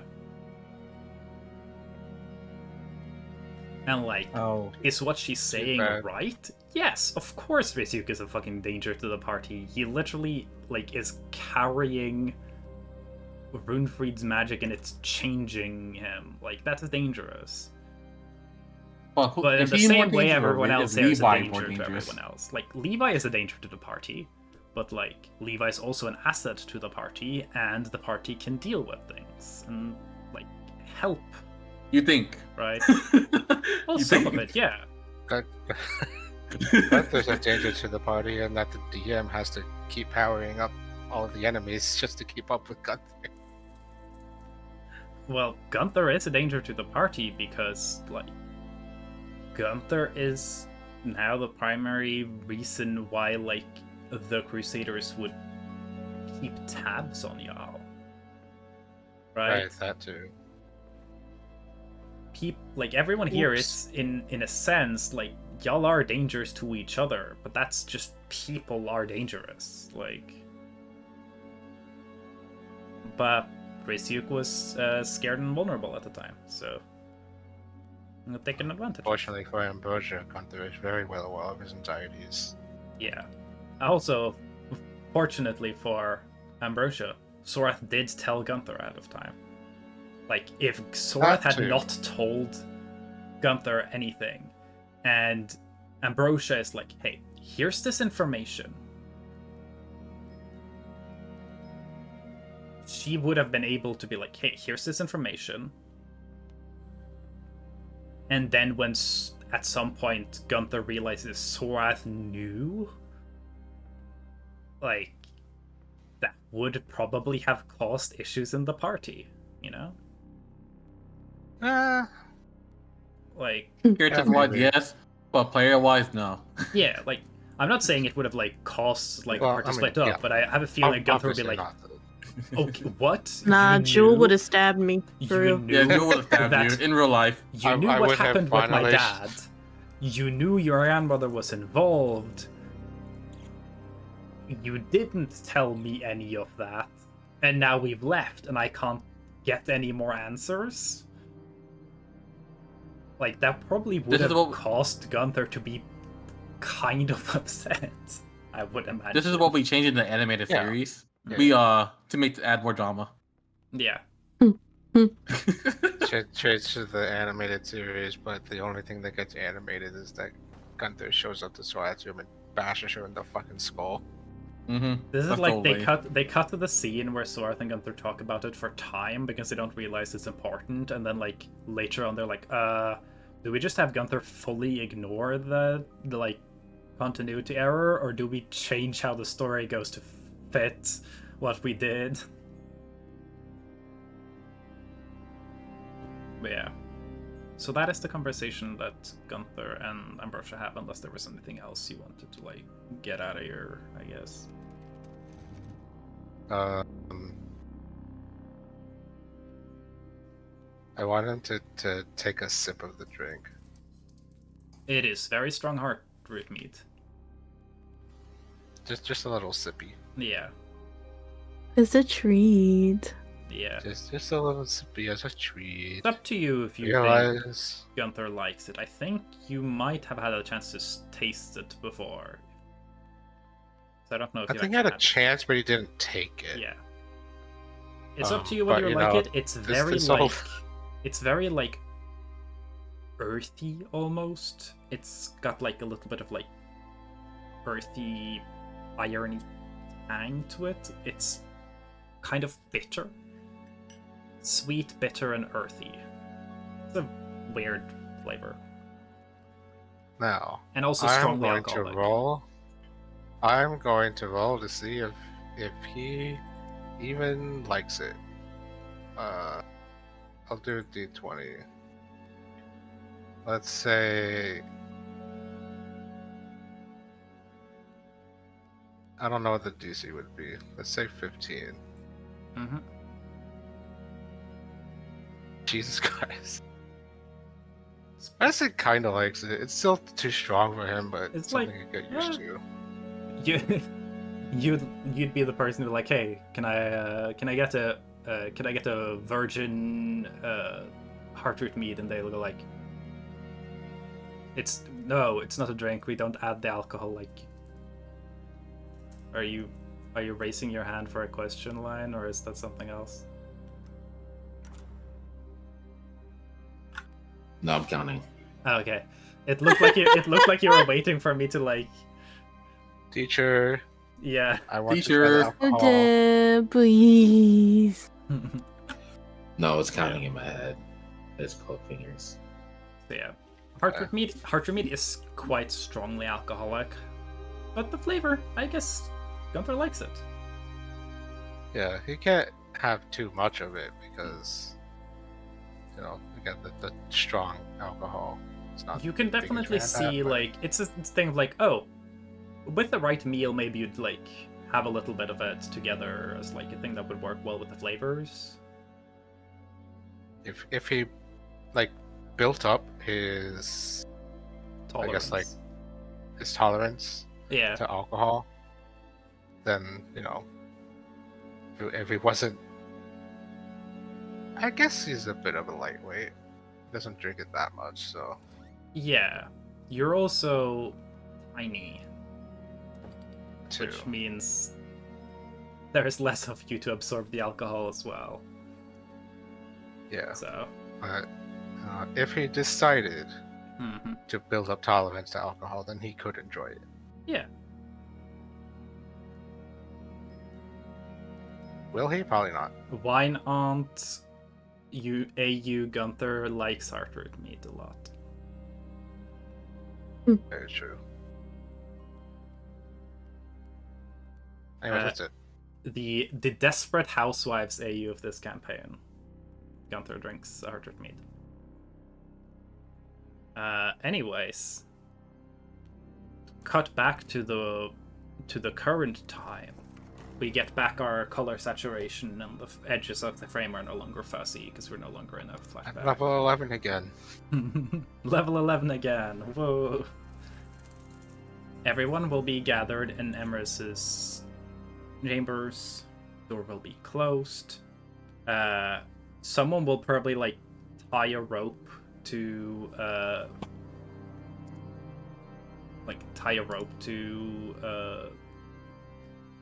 I keep forgetting her name. The Maid? annoying Ambrosia lady. What is her name again?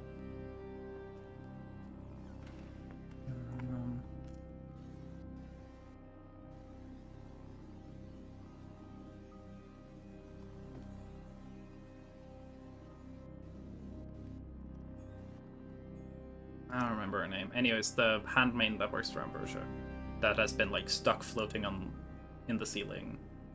Someone probably like ties a rope around her and like balloon her out of the room. Everyone can talk quietly amongst each other. Well, did something happen? I'm still drinking, right? Yeah. You still could at the definitely have bottom. feel brought like- your alcohol with you. I feel like Sorath is just sitting in a chair, just kind of like, Y'all enter, and Emrys looks angry, and Sorath looks angrier. Does Sorath explain, or is Sorath too angry and lets Emrys explain? she's kind of pouting in a chair right now, Okay. with her arms crossed. Emrys will explain that Ambrosia's gone. How?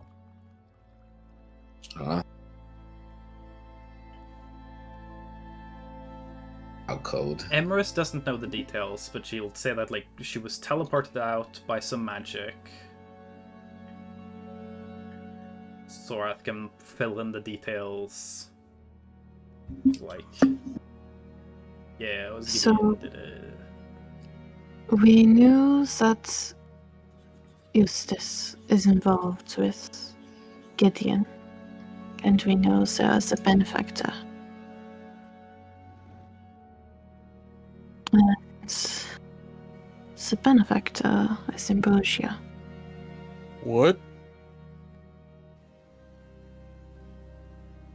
And Gideon was protecting her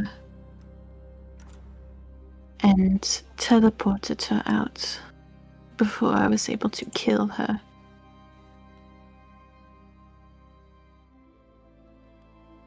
So is the reason why Gideon sent us here is to get Ambrosia out?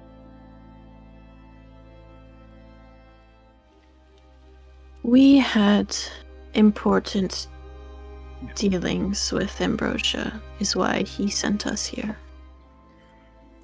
At this point, y'all figure that it was both. Getting Ambrosia out of Pleasant Valley was important because she was the one funding the operation, so your wallet was stuck in a pocket dimension, essentially. And also, Ambrosia really wanted to get Aubrey's blood. It would not surprise you if Gideon also wanted that to happen. And saw you guys as a great way to fix both of those situations. So I believe that Gideon will be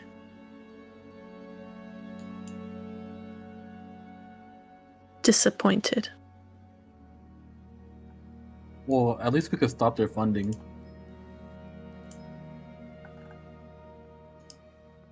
This is true. We can stop a majority of their funding, but Of course, realistically, most people, if they are to see Ambrosia Belrose, are going to allow her to get whatever she wants.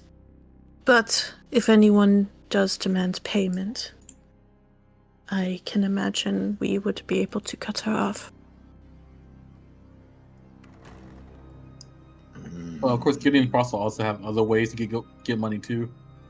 Yes. As would Ambrosia. Ambrosia definitely This is has a a problem. large amount of her own funds elsewhere, but probably a significant amount of all of her resources are in Pleasant Valley. So she's Especially if she wasn't planning to leave. No. She's definitely not prepared to be away from the valley. Yeah. She'll manage, but she's gonna not have as much stuff as she would have if she were able to prepare. Which Sorath would explain. She will have plenty of resources, but she will definitely be strained if they are to continue at the pace they were.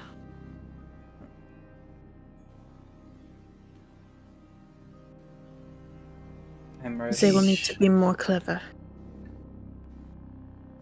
I thought we couldn't even teleport out of here. Seems Well, like they could. I believe that we can now, but the risk due to the time distortion would be very, very high. She's not dead, as I would know if she had perished, but she may... It did not seem like a pleasant experience. It was very slow. It was not like the teleportation we endured with Gideon. It was not quick. It was not instantaneous. It was very slow, and it looked very uncomfortable.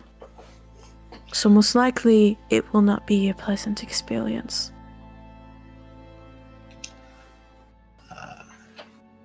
Funny. Yes. So she may be in bad shape when she is reunited with Gideon or Lunfried, she calls him. Well, I doubt it's gonna be the last time we see them. Far from it. I remember we got this plate back from her room that we thought she would use to contact people. And hey, she forgot her poop axe. You do have her axe. Mm-hmm.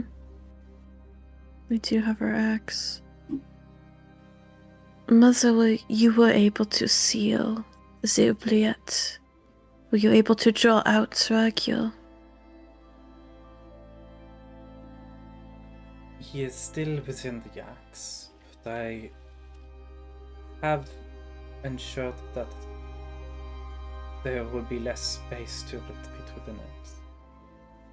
I cannot keep consciousness that long. Once he leaves the oubliette, it will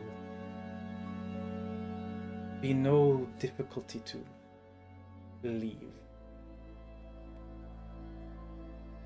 Can leave the axe within the oubliette, but eventually I'm certain that an angel would find a gap in the seal. It's only a matter of time. He seems to be very clever. I would just prefer to talk to him maybe once. I do not require him to be imprisoned forever. He'll find a way out. Hold for a couple of days, a week, if I was to trust in my own confidence. Thank you, Mother. I was thinking,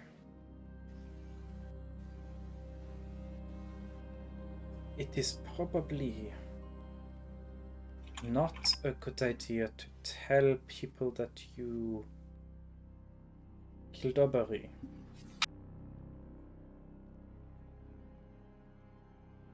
That's Kramer here. Aubrey dead. The responsibilities for rule would fall to me.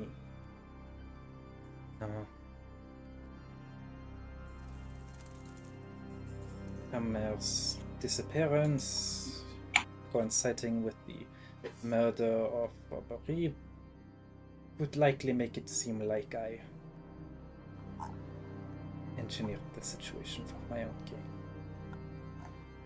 You are very right. However, we have one advantage, and it is that Ambrosia is not a name very well liked anyway. Yes. It will take some effort, but I might be able to spin the story that he might have been the one to cause the situation, cause Aubrey to no longer be able to protect the valley, and that it was her you took down, and that is why she is gone. Yes. We were protecting the valley. I will do my best to spot this. Should be easy enough. Given the current circumstances, I do not expect her to show up anytime soon. It is too volatile, too dangerous. She knows she no longer has allies here. Yes. I imagine she will need to recover from the previous nights and from her travels.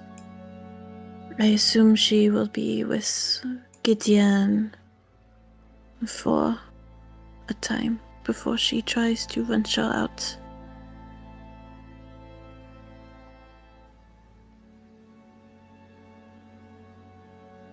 I can try to place the rumors around Kimper, Would be good. inform the mayor as well of our new predicament. The more varied the sources it comes from, the less it will seem like a planned event. Correct. The nobles are quick as well. They love to share.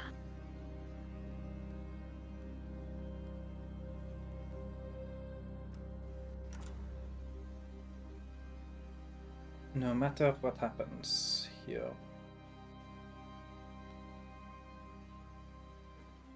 if this Gideon is capable of what they were doing here,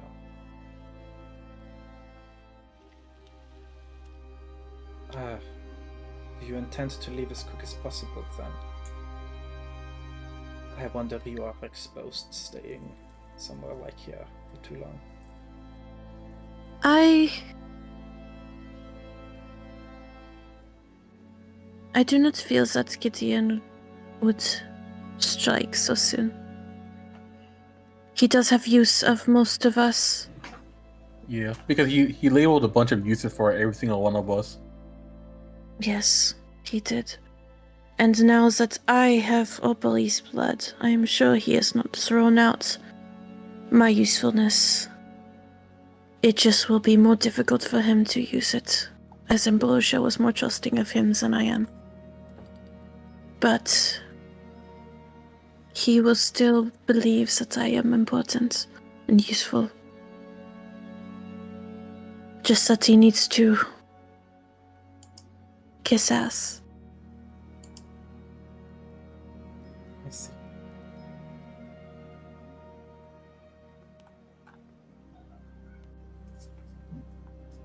It's all gone both better and worse than I was expecting it to. Yes. On the bright side, I do not feel any different. That's good. It is strangely normal. She nods. Oh, Imrus, can I ask you a question? You can tell Emrys is still a little upset with you. Sure. Levi doesn't know. Well, Levi probably doesn't. You notice. See it, you but might he doesn't not know. 100% He doesn't know get why. it, but like she no longer thinks you're the coolest person in the group. So. No, I mean, yeah. Who's the new coolest person in the group? Sorath. Sorath. Sorath, yeah, definitely. In very transparently, Levi was like that. Damn, I'm fighting with my daughter. I don't really have anyone else to talk to. Oh, you're chill. Okay, I'll talk to you. They're no longer upset at Sorath. And she's no longer upset at her. Oh, but Levi will ask her, how does it feel to become a goddess?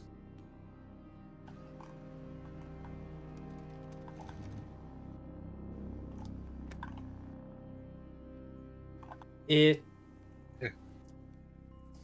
becomes quickly apparent to y'all based on Emrys's slightly confused reaction. Y'all are not sure if Emrys is aware of that right now. Huh? Oh, oh. I feel like, so she looks confused, right? Yeah. Because I feel like Sorath would genuinely just be like, It seemed like a bit of a confusing experience for us. The person we witnessed before in Dabaya. But hopefully it does not change that much. It was evident to us, at least, from the ways that the shield was formed over and the aura you were putting out. You can see now that she's only just now,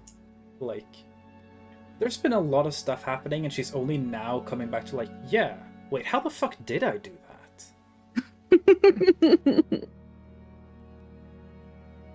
Okay. It's a lot to take in. I don't Are you know feeling- what I do about that. It is simply something to aid in the absence of Glanzmer. No. I would not concern yourself with that at the time. I would simply be careful if there are any strange groups of knights to come in, as we have come across many of them that do want to kill any guards. And if you keep it under wraps, I do not see it being an issue. Oh yeah, did we tell her about the whole black ring thing? Y'all have not told them about any of that because you didn't want to risk telling anyone anything while Ambrosia didn't. could still learn. Yeah. Y'all didn't want Ambrosia to know okay. anything of what y'all knew ahead of time. And Well, be careful. This could be something that we tell both you and Papa. yeah, I'll say as if we say that you guys inform her and also Anselm, Emrys will probably be of the opinion that she probably can't keep this under wraps because if she is the new god of Pleasant Valley, she wants to be prominent. She wants to assure that that is cemented so that she can actually keep the valley safe. Because if that's her job, she's gonna need that like faith. Yeah, for just it. fine. Can- Bran, what are you persuading? No, I just pressed the button. That's all good. But yeah, Hey, you can shoot reroll. beams. but we I don't can know. reroll that. It doesn't make it better, but like, you know. I just, don't know. get the brunette one out of the way if I need a roll. Yeah.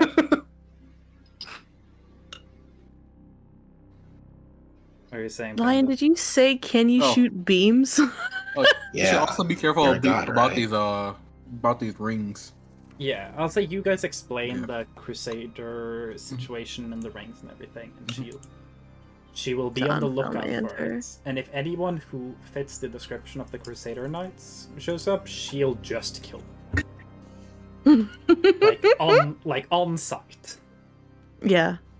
Which she can do. She already Very could powerful. pull blood out of people's bodies, and now she's powered up by an entire country. So it'll probably not be too hard.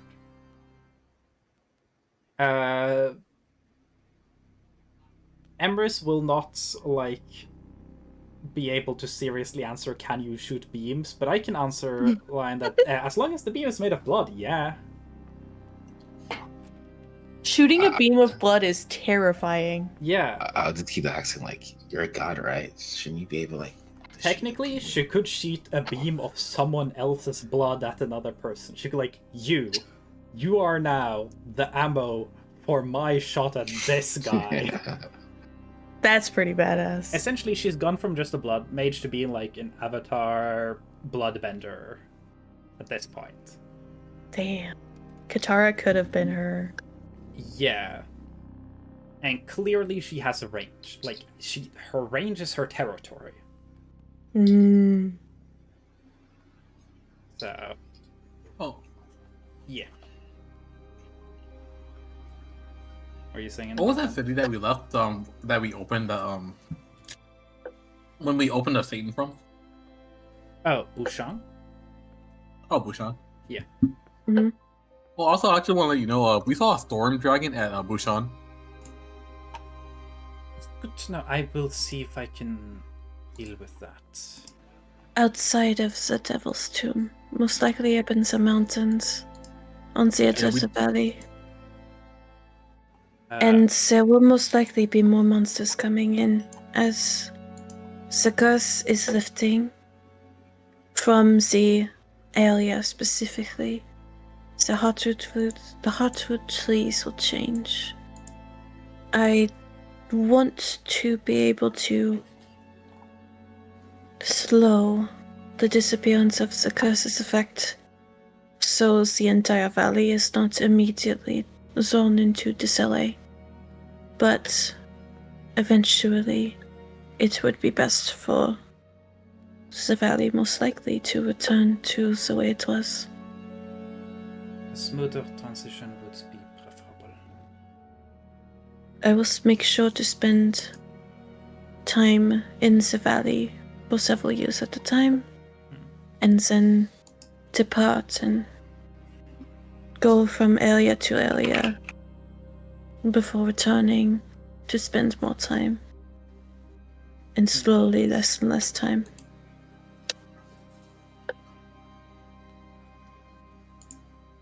I regret this burden being placed on me, but if anything, I am happy it is you who we will be working with to ensure this transition. I did not want it going to Glansmere, and I did not want it going to you. You could handle it, but it is hard to be comfortable or run an area if you are not permitted to stay within it without hurting it. I'll also say, if Emrys had ended up being the one with the blood, then Emrys would have gained the blood, gained the curse, become the god, can't leave, back at square one. Yeah, you'd literally be back at square one. You're just like, we're in the same situation we were, but at least the person with the curse isn't as mean this time. Yes, yeah, it would be very hard to kill Emrys. Very, very, very. Yeah, it would be her going virtually feral, impossible. terrifying. Yeah, she. I haven't seen the movie, but I know in the Logan movie where Professor Xavier is like experiencing dementia, and he is like a telepath and a telekinetic, and he uses his powers when he's confused without knowing it, and it's like horrifying. I don't want to see like Bloodbender with like several mile range and dementia. Like, I mean, it reminds me of like Uten and I are watching Vampire Diaries, and when the vampires have been bitten by a werewolf, they basically start hallucinating like fucking crazy. And so people that they love will look like people that they fucking hate, so they kill them, and now they've murdered the person they love. And yeah, being just very displaced from reality. Yikes. That's not good for them. So, with this situation dealt with, the plan then moving forward is they're going to Kimpur, and probably by the time you get to Kimpur, it'll be safe to leave, based on what Flinken was figuring out about the magic. Yeah, returning back to the actual world. Yeah, because you're in the actual world right now. You just need to allow the like literal time to catch back up, so you don't get stuck in like time dilation loading zone. So yeah, I think our current plan. I think our current plan is to go to Kimpur, pick up tackle right, and then go to Great Landing to gear up. Yeah. So, is there anything else anyone wants to like discuss or say in this moment, or because all of y'all actually need sleep at this point? Leave out will yawn. Yeah. So like, y'all at this point it's still early. Y'all could get some sleep and then get things ready to like then leave early in the morning next day probably. Like Sorath, like the second she steps into her quarters, fucking passes out. Yeah. Yeah, no, Levi will go say like Levi will go step in, go, alright, bed. Oh, you're just like how I left it. Also, for the rest of this day, probably while y'all are having your midday sleep, the path down to Kutsum will be cleared, so y'all can actually like go down there easily.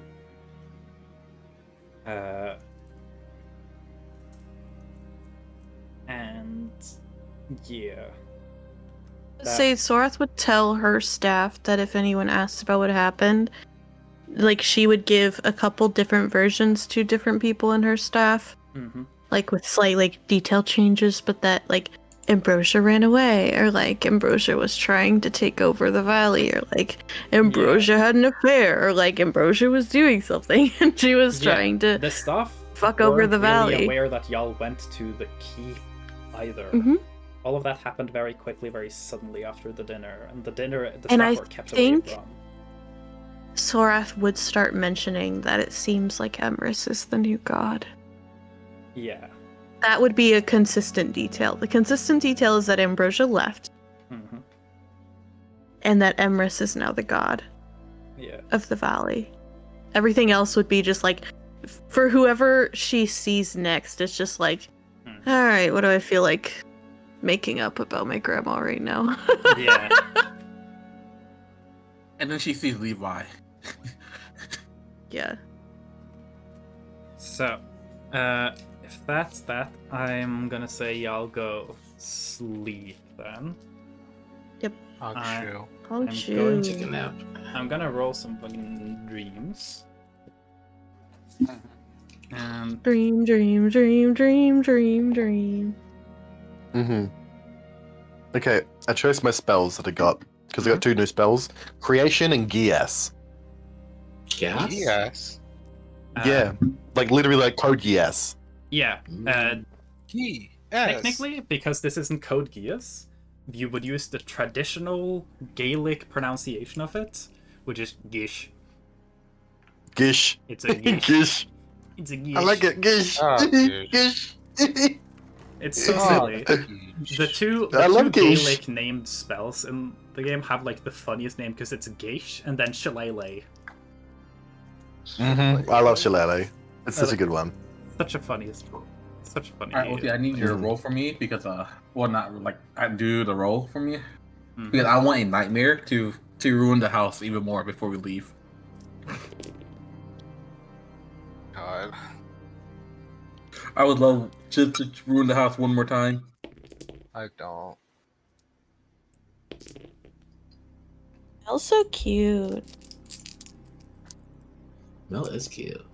I want a That's so full-blown cute. super nightmare. I changed my spells. I got alarm, and I got jump. Yeah. Did you pick up any level 3 spells? Yeah, I got plant growth and lightning That's arrow. good. So, looked at my as y'all spells yet. go to sleep, I didn't roll for any dreams, but there's gonna be one anyway. Oh. So, Lincoln. Yes. This was the thing you need to think it for. So, as everyone goes to sleep, Flinken, you will find yourself in your dream like you've been called. And Cold? Yes, you're sitting at a Not the house little, call. at like a little podium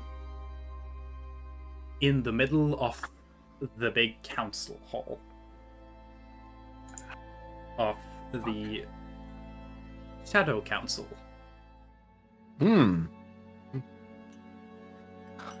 Hello. Lovely to see you all again. I'm actually like meeting with them, or is it just like they're talking in my head?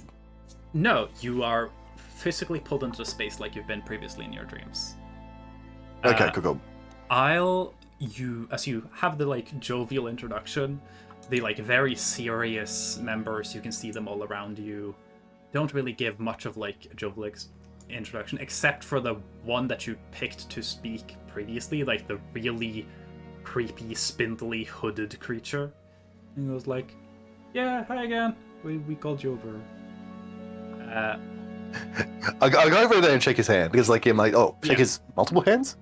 Yes, they have. I believe they have 3 really long, spindly arms.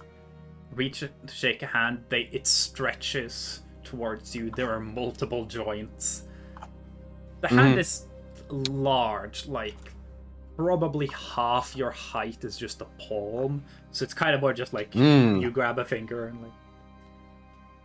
Grab a finger and just like, you also see a seat that has until now been vacant. Marida is in the council. She's sitting there, and she looks really fucking bummed. Okay.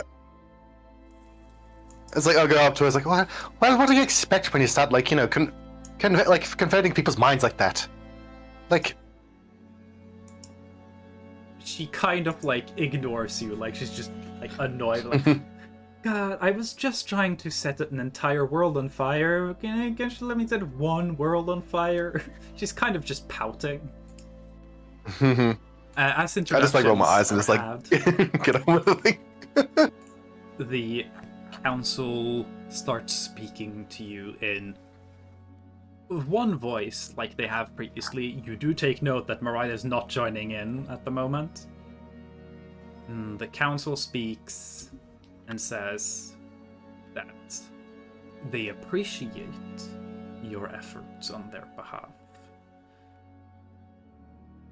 and that they have simply called you here briefly to offer their thanks, to extend their congratulations in your quest, like in your efforts.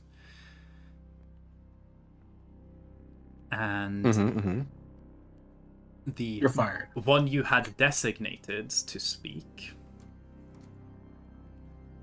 takes over as the council kind of lets them control the discussion. They say, okay. Council of 20, given the light of what you have accomplished here, wishes to extend the offer.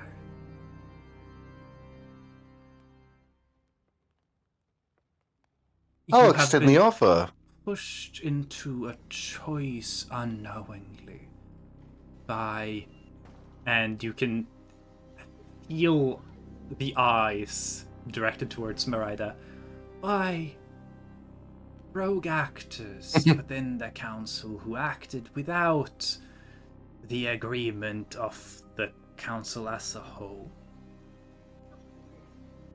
We regret this position you were put in, and extend the offer for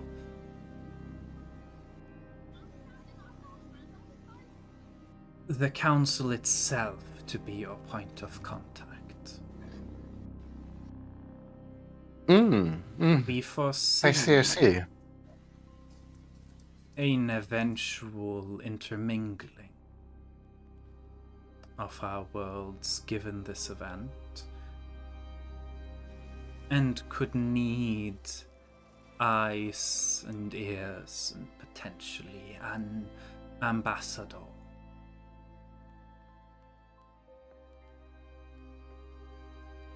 Yeah, okay. Would you be amiable to this? Essentially, do you want to ditch your allegiance to Marida and have the council as your allegiance in a sense? You know what? Yeah, I think like,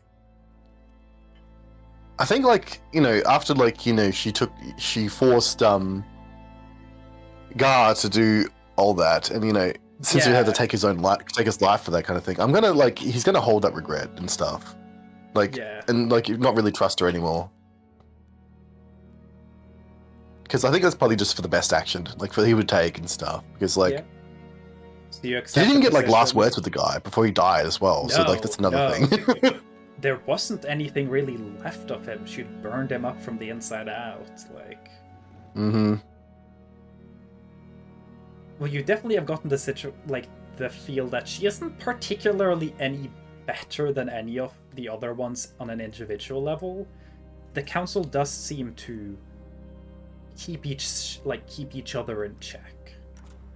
There are a bunch of probably bad creatures who would probably fuck up the world in each their different way, but they disagree too much to actually get anything done. Mm-hmm.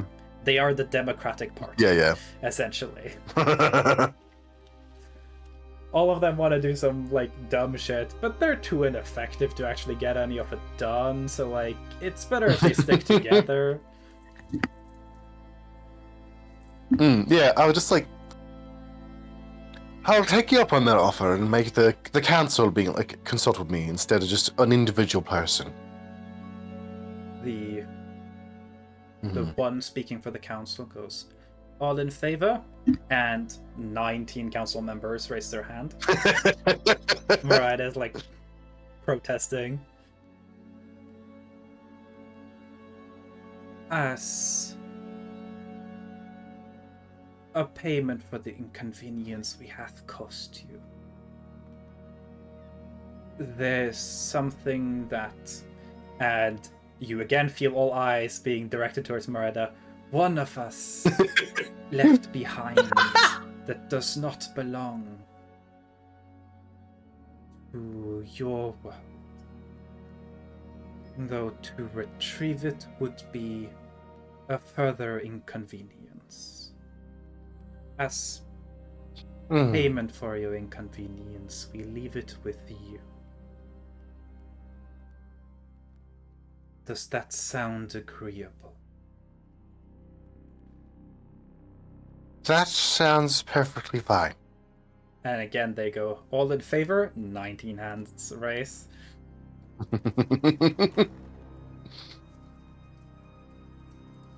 We do not expect to be in touch as often as we have been. But if you require anything, you will still have your messenger. Can I summon Timothy there? You... Just to say hi? You can try and summon Timothy, but instead of having them, poof into existence, they'll come flying from one of the tables that they were perched on to you. This is where they are when they're not summoned. Okay. You just summon them in and out of this space. So... Let's see. So, yeah. Oh, can I wake up with him like next to me and stuff like that? I reckon that'll be kind of cool. You will, as votes are held, the council it's not really a bow, they're seated, so it's more like a slow nod, but it seems some gesture of respect towards you, as you can feel you being dismissed.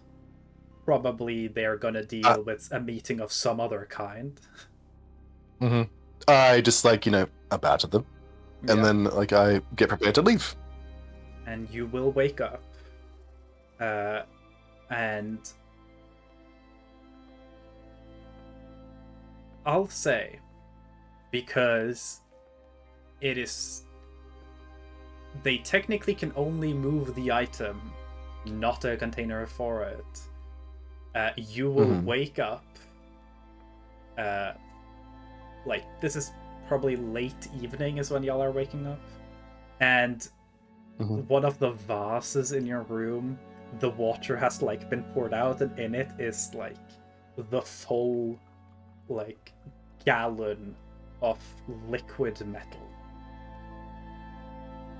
Oh. that came from the Shadowfell, and technically someone should have made sure to grab it before Pleasant Valley went back into the real world. But someone who shouldn't have given it to anyone in the first place forgot to bring it with them. So now it's here, so let's just let you hang on to it. You will need to keep it in a container, because when it's not actively in use, it's literally just like a bunch of liquid metal. So like you can't just like leave it on the floor. Oh, okay. So what if can I dip my hand, like, put my hand on it, attune to it, and then can I make it, put it on my armor so it looks like my armor and stuff? You could put it on your armor.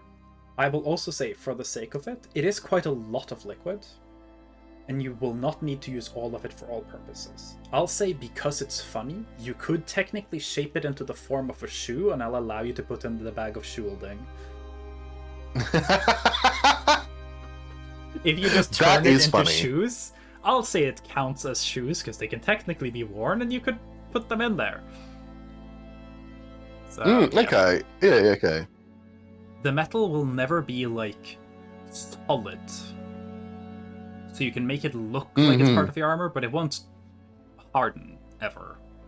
But it's I still have the armor there for protection, but it's just like I have it on me just so I can kind of like access it kind of whenever and stuff. And if you ever need more of it, you can store a lot of it in the bag of shielding. Because we did talk about like the bag of shielding, like that would be like a useful thing with your shoe kung fu thing, and I was like, but sure, you do still have that, and it's not really doing anything. What do we do with that now? Yeah. Well, technically, you could just turn your magic item into a bunch of metal shoes to store it there through like a loophole, technically. Yeah, okay. So I take like a fair amount of it to like cover my armor and stuff, just like over the breastplate and stuff. Yeah. And then like the rest of it, I will just like store in there, as like shoes. For your balloon breasts. Yeah, I like just massive like metal tits of like they still have jiggle physics and everything, Yeah. Of course. So, Flinken is now the proud owner of the mirrors. And a pair of double Ds. The original double D's nuts. The original name of this. The original name of this item was Merida's mirror. It does not belong to Merida anymore. And you don't have any affiliation with her anymore. It's your magic item. You can give it a name. Wow. Oh, so whenever you want I to feel like name it should have alliteration. Okay. Maybe like... Because it did come from the Shadowfell. Maybe like Shadowed Reflection? Name it something Shadowed Reflection is kind of cool. Well, sorry? What did you say? Jules said name it something cunty. I just said that sounded cool. Is Shadowed Reflection pretty cunty? Or no? I think it's a sleigh. Yeah, I think it's good vibe. Cool. I don't know, Jules, is it cunty? In that case, I'll put together that in D&D Beyond for you. Probably by the time next session. I don't have one. That's valid. Let's see how like persuasive it is being cunty. Y'all did defeat Gar before Aubrey. It makes sense that Flinken is the one who actually gets their item before Sorath. Sorath will have to IKEA self-assemble it. Well, I already actually have one of the, I have a sword that I can use, but I don't know what it does because I don't have anything on my character sheet. So... I can tell you what it does, like magic item effect-wise. I am not gonna bother making D&D Beyond Magic item for it, because you're immediately going to like delete that item and merge it together with something else. Well, what if something happens and we can't do it until 3 sessions from now? Yeah, And we fight stuff. I think you'll be fine. But if it happens, so it's in a similar vein to contingency. This thing does increased necrotic damage on hit, and in hitting people with it will impart debuffs on them, where contingency makes the person be people have advantage to hit them. This makes them not have disadvantage on hitting, and instead of contingencies like hit multiple times and now everyone crits, if you hit with this weapon a series of times, it does a burst of extra damage based on how many times you can hit them. It also has the issue that you can only wield it for a certain amount of time, probably less than what you can contingency. Because where contingency imparts exhaustion on you, this sword will lower your maximum hit points total. Slowly drain them out. Every turn it's out. So, I don't think y'all gonna get in a fight for that, unless y'all decide to beef with someone. Question. Yes. Can I access my sword pocket again? Not yet. You can open it, but it's going to take you 4 months to get something out of it. Probably less than 4 months now. 3 months to get something out of it. Fuck! But soon. Sorath has been carrying swords for so long. Yeah, you have a lot of them out now. And she doesn't just want to put a bunch of swords into her bag of holding, because what if she reaches in and she stabs herself on accident? That sucks. Well, they have sheaths. Thankfully. If I did not have it's sort of just like this all the time, carrying a bunch of swords. Y'all bought a bunch of bags of holding, so thankfully there is somewhere to put it. But I felt like, were we ever using the bag of holding during this quest? Yes. Sorath uses the handy haversack a lot. But we couldn't use it because if we threw something in, no, the bags of holding are different. So, the bag of holding, the way I run bag of holdings, because of the way the bag of holding does not technically put in normal D&D, it puts on something called the ethereal plane. In my setting, the ethereal plane isn't like a dimension, it's the membrane between dimensions. You could enter the ethereal plane, but you could never go somewhere else from it. To go to another dimension, you always have to go through the ethereal plane. Think of it as a doorway. The doorway was still there, you just couldn't go through. Mm-hmm. I'm just stuck in the door. Can't escape, man. But Sorath has a pocket dimension, and that is genuinely a different plane. Yes. So she can't, because Sorath's swords go to Dugal's, weapon storage room in the manor. And when your swords were being stored by Raguel, they technically went to heaven. You just now they go to hell. So you went from having your sword stored in a supply closet in heaven to now being in a display area in hell.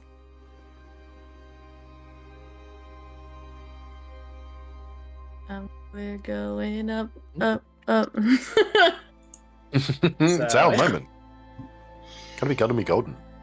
At this point, though, you guys are able to get magic in and out of the valley. Time to send a message. So a message can be sent without being horribly distorted. We're going. Just tell Dougal not to come yet. Please just wait until we can safely get to them.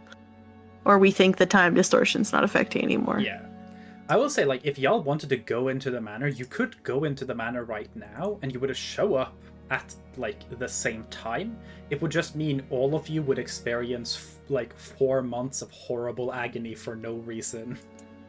Ask Dougal to get Taco Bell for us. So, yeah. That's true. We just need to tell Dougal that we're fine, we killed Uppily, the valley's fine, we're returning to where we were. Don't try to teleport there because you're gonna just have to deal with weird shit. Oh, Levi will be in his room and like, oh, I can send that. Oh, I probably could be able to send that sending spell. Yeah. Dude, all right. You know, I was wondering how come sending don't work at like if you cast at higher levels, you get like 5 more words or something. I think that's a really cool idea, but it's way funnier that you are stuck at 25 words. No. I don't mind it. I just always wondered how come it like didn't work like that. Yeah, I think it's just because like it's probably unnecessary at that point. Like, why would you ever upcast sending instead of casting 2 of them? Right. Yeah. You can upcast it for 5 more words, so you can cast it again for 25 more words. It's just bad value.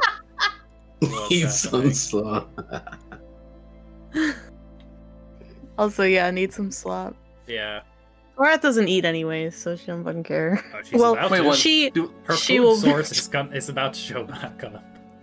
Does Levi know that that the like if you try to teleport, you get stuck for 4 months? You don't know exactly. You just know that apparently you can't teleport out or like use the door safely, and that it's probably gonna take like a couple of days. Levi, tell them to prepare me. What? Prepare you. Prepare you. Prepare you? Yeah. Oh, prepare meat or meat? Yeah. Meat? You guys are gonna experience you want fresh good ingredients. food now, because No. y'all haven't worked with fresh ingredients since you got here. Tell him to prepare technically meat. the curry was made with fresh ingredients. Yes, some fresh ingredients, but a lot of it was like vegetables and storage and stuff like that. And all of the meat was that like bitter Pleasant Valley meat that you had to work with. Yeah. Tell him to prepare some meat and also his paws. Yeah. Okay, Levi will probably send this message, a sending spell to Dougal. Yeah. And say, dealt. What was Levi saying? Dealt with Pleasant Valley problem. Time slower here. Well, it's slower here, right? Not faster. Yes. Slower. Yeah. Slower. Need 2 days before it's safe to teleport. Okay. Jin wants fresh ingredients. Do you want to use your last 7 words for something? Oh, I still have some more? Okay, I think so. 6 more. 6 more, okay. You can list the ingredients. Sora says she missed you. 1 more. Think.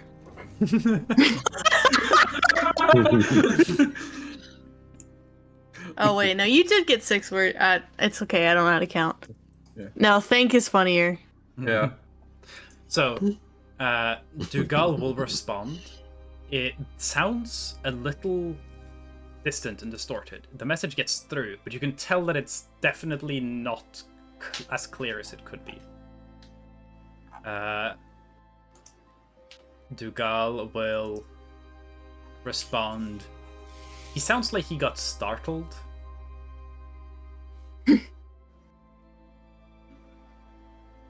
Respond. Took you long enough.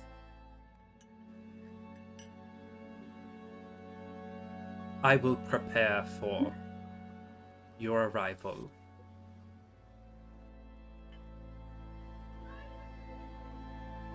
And then there'll be an awkward pause. Sorry, dealing with something right now. Talk soon. And the message will end. Hey, Soros, he says he's dealing with something. I wonder what he's dealing with.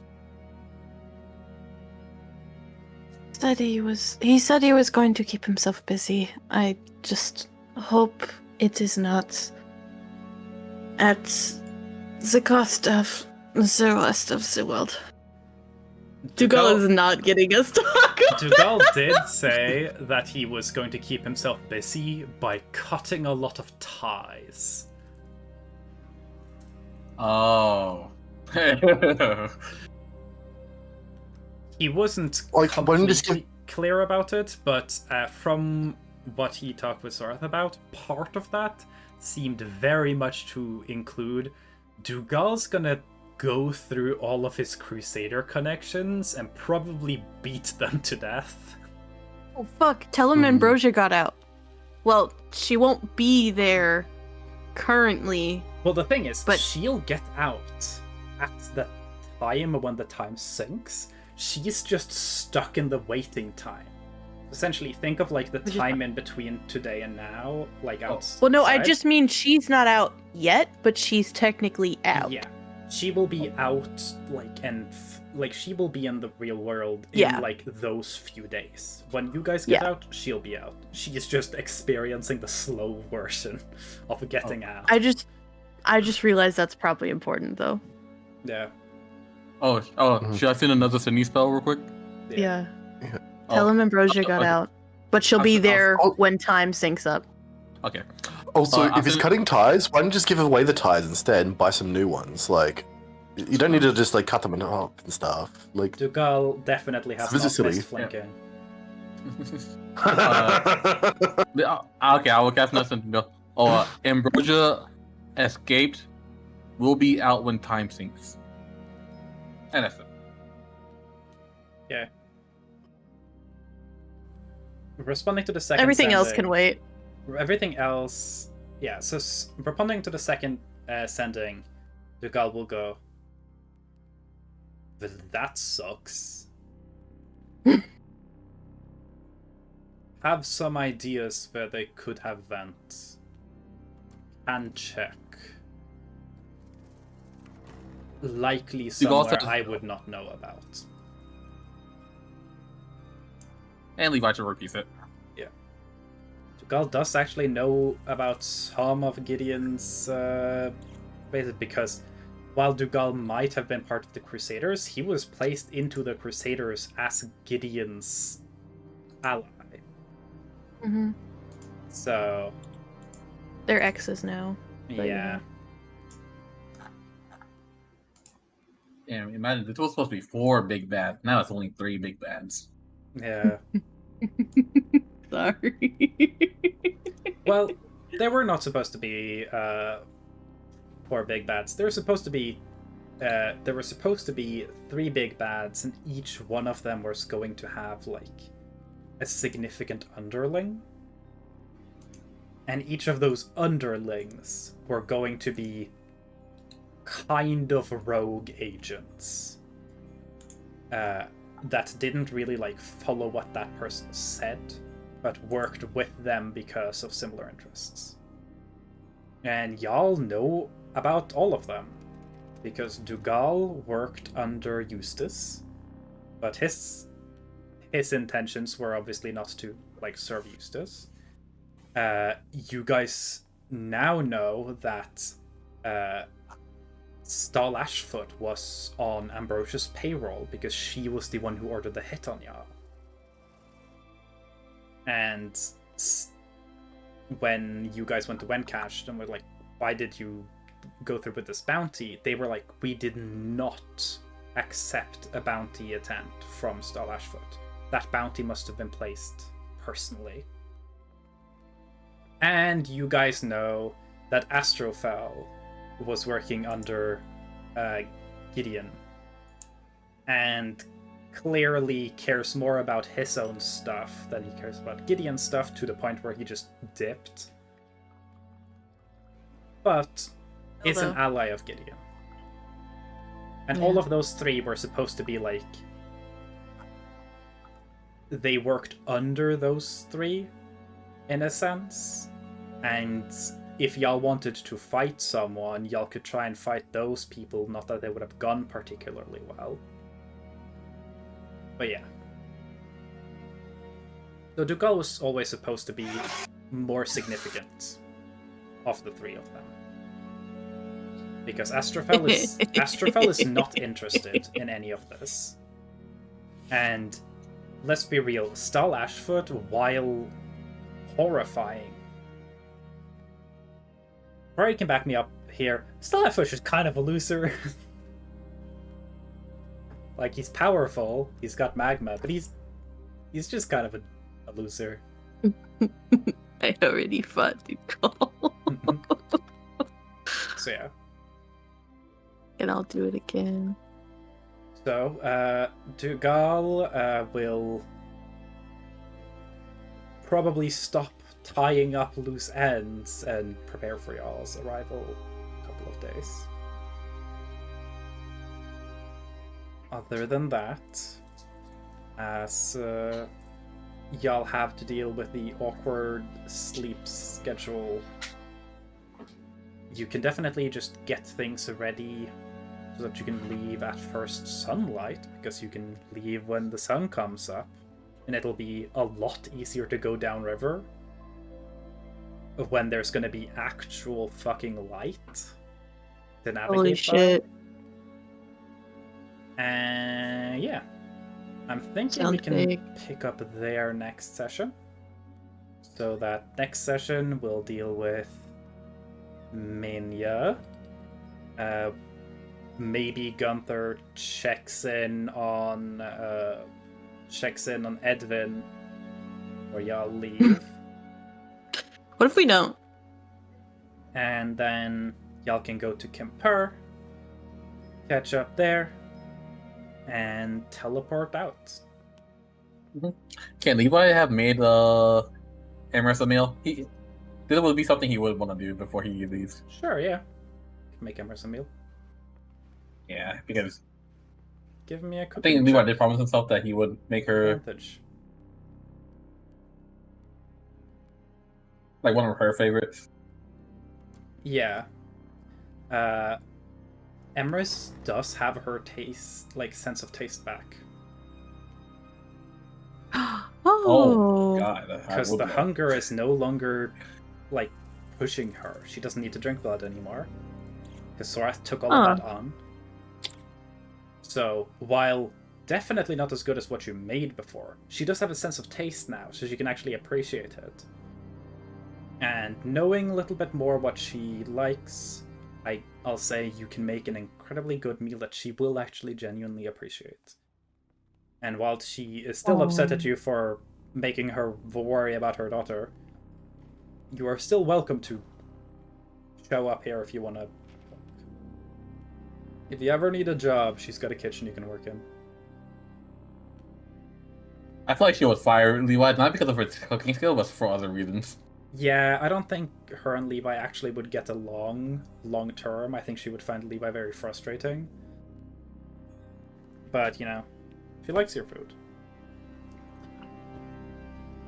So, I also don't think Levi would have a lot of fun working for Emrys specifically, because Emrys does not like variety. You would not experiment a lot. So, they are not meant to be. Yeah. I guess we'll end the session there. And the next session will include leaving Pleasant Valley. I get to cast my new spells next session. Yeah. And Shadow Wizard Money Gang. If anyone has any questions about leveling up, feel free to ask them or check in if you need any help. Also, if y'all have thoughts or ideas about magic item stuff, it's a good idea to think about them again, because the second y'all get to Great Landing, there's a magic item shop. Hell yeah. Yeah, I will replace my fire ring. I just thought of a magic item. Cool. I already know something I'm getting for Crystal, so that's fun. Do I technically already have mine because of making mine? So, you probably, like, you could still get magical items, but something very custom, or like, probably not the priority, because you're gonna need the help to combine these two swords so you don't immediately die within the next week from holding swords too long. So,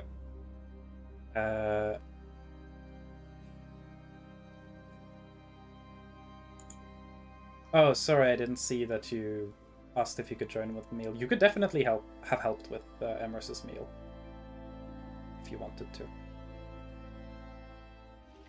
Alright, there are way too many chats for people can type in. You do have a new sword. So, Sorath also, this won't be very complicated, but Sorath's diadem also is the magic item. So I was like, do I need to, like, think about magic items? Because I feel like I am getting to. You probably don't need to think about anything new. Yeah, I was like, I would feel bad trying to ask for new stuff because I'm getting to actively. Don't feel bad. But to be fair, about we're it. trying to also use some gold at Great Landing. Yeah, like, so. don't feel bad about it. Like, it's still probably smart to, like, stock up on stuff with all of your infinite money.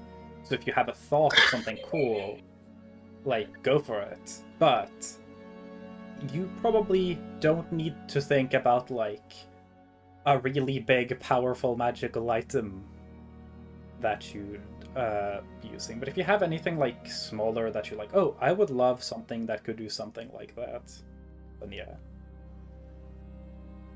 Can I buy more spell slots? Yeah. You can not buy more spell slots, but I will say there is a workaround that you could probably do.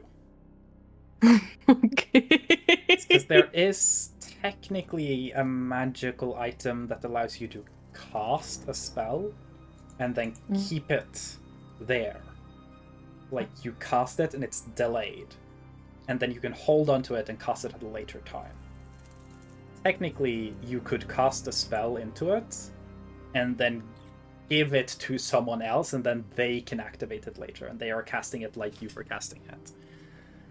And that way you could technically cast a spell, then take a short rest, and get the spell slot back. So that could be a way to go about it. There's also ways to cast spells without spell slots, like items that themselves can cast spells. But no, there's no magic item that just gives you extra spell slots. That'd be best. How about one that gives you another bonus action? No. No. Okay. No. What if I want 2 bonus action, though? What if I want 4 Take 2 levels in Fido. An item that gives you extra bonus actions, I could give you if it was like very limited time, or I'd be down to give it as a consumable, like a potion. Because there are potions of haste that let you take like an extra attack or do an extra action for a duration. That makes sense. But those are expensive potions that you then have to like burn through, you know? That I could do. And like there are like you could have potions that can refresh spell slots, or items that are consumable to refresh spell slots. Fucking Magicka restoration potions, you know?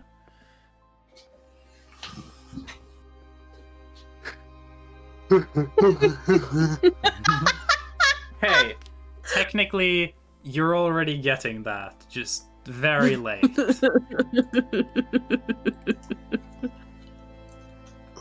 When Remnant is awakened, you will, like, no one else should try wielding it.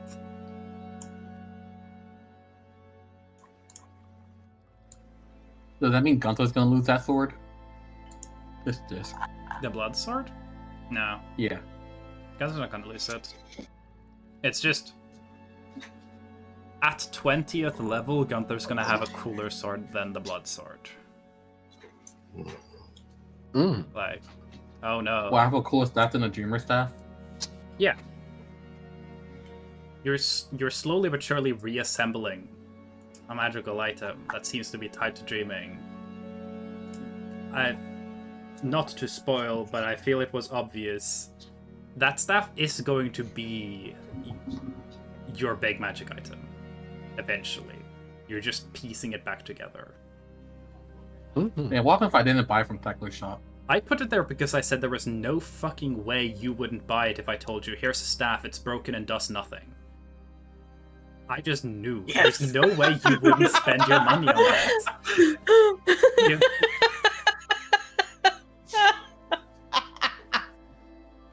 Bro, set up the fucking box with a string tied to a stick. Unironically, just went, genuinely. Hey, Levi. My plan was, if you didn't go for the Forgotten Staff, you were gonna go all the way until you find the missing piece that the Forgotten Staff is part of.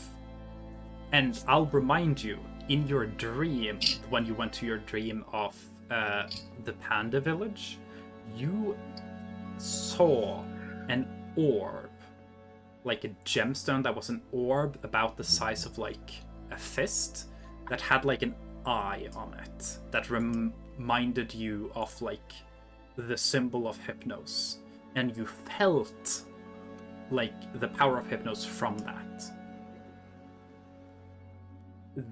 That orb exists. And if you hadn't bought it, I was gonna say nothing. You would get there and I'd be like, here, have the orb. And you'd be like, what does it do? Nothing, unless you go back and buy that broken staff in Ortis Hall real quick. And you would have had to go back to like the level 1 magic item shop to buy the thing you didn't buy. I am just picturing a box propped up by a stick with the string tied to it, and it's just broken stick. Yeah. It's just Levi. I described a bunch of stuff. I described a bunch of magic items in that shop. And deliberately I went like, yeah, this one's broken and it doesn't do anything. And I was like, Panda's definitely gonna spend their money on it. Whatever money they have, they will buy it.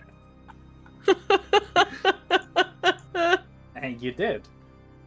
It costs $1 and 2 pennies. Playing, sick. You were by I have far $1 the and 1 penny. The most D&D with of everyone in the group. Yeah. So I knew a lot about you as a player.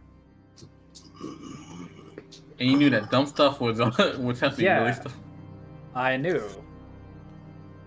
The only thing I had to be careful about was I needed to present it in a way that didn't make anyone else in the group buy it. Because I was a little scared that Bread would go for it, but Bread was doing like a kung fu, like, Shu monk thing. So I made sure to describe it as not a good weapon for hitting with.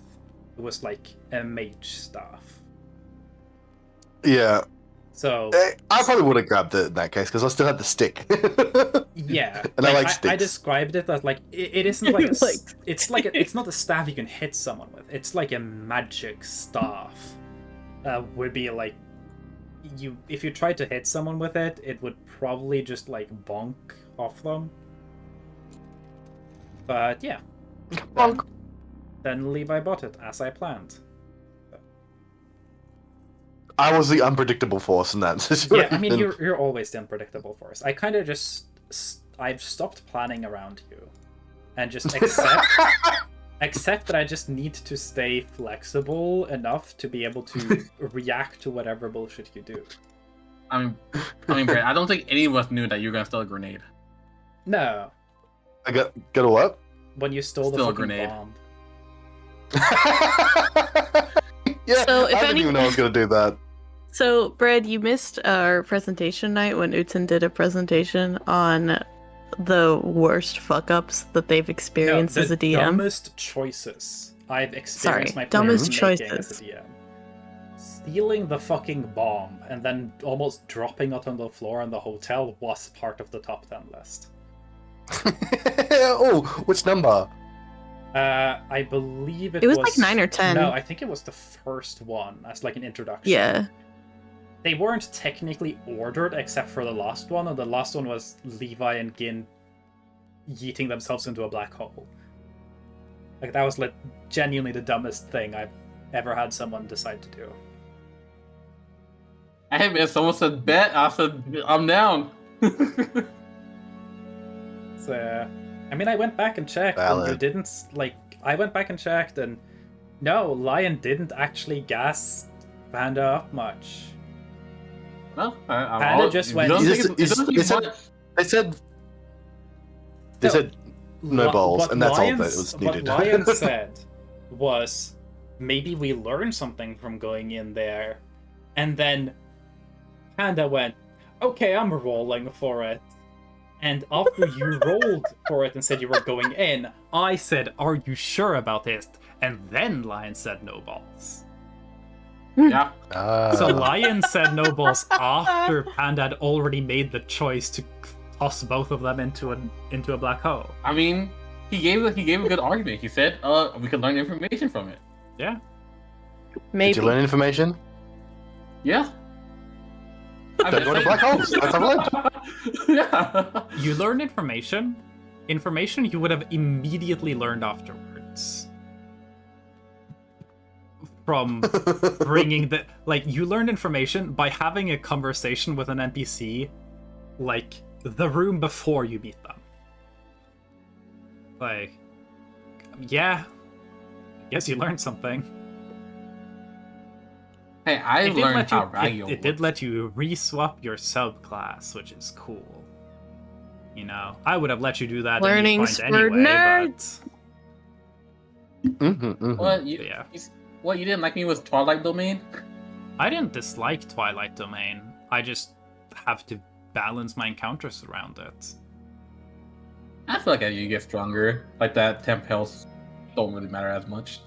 Well, the issue with the temp health is more that as you guys get stronger, you guys get tankier. And then you'll take the temp health damage and then live long enough to get new temp health and then take that bit, so it stacks up more. The harder to kill you guys are in general. It's one of those things where it doesn't really help if you guys are going to get, like, knocked out. It's when you're already winning that it just makes it even harder to do anything to you. You know, it's a win more ability in a way. It's just like if we can survive a little bit, we just never die. And fun fact, I did change one mechanic from the Oberi fight in light of there no longer being Twilight Domain, which I think is technically the reason I forgot his swords. One of the swords was gonna have like an AoE sweep that he was going to try and hit everyone with.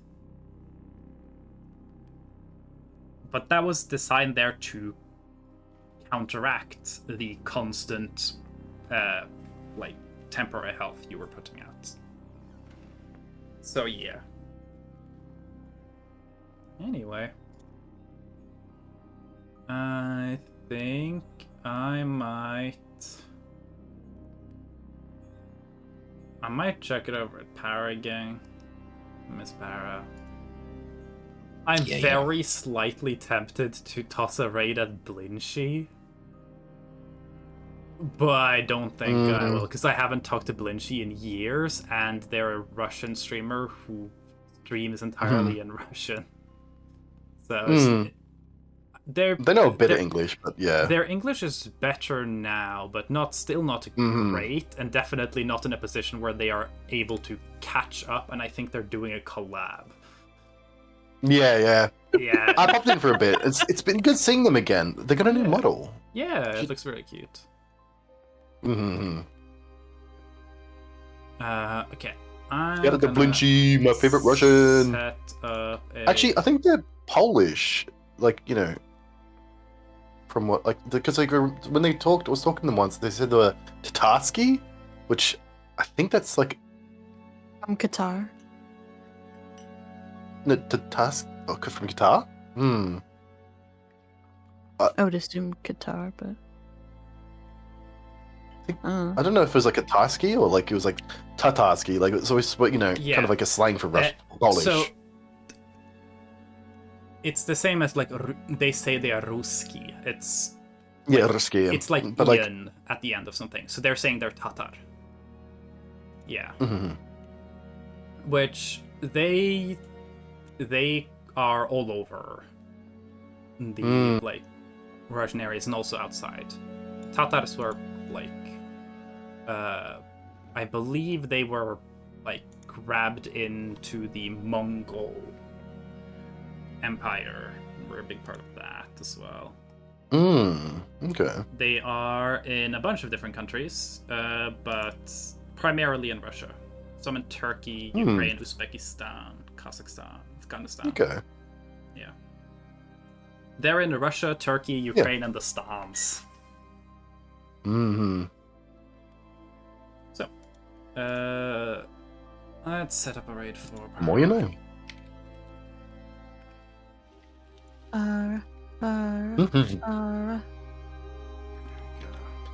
Feel free to do Didn't expect a geography lesson at the end. Yeah,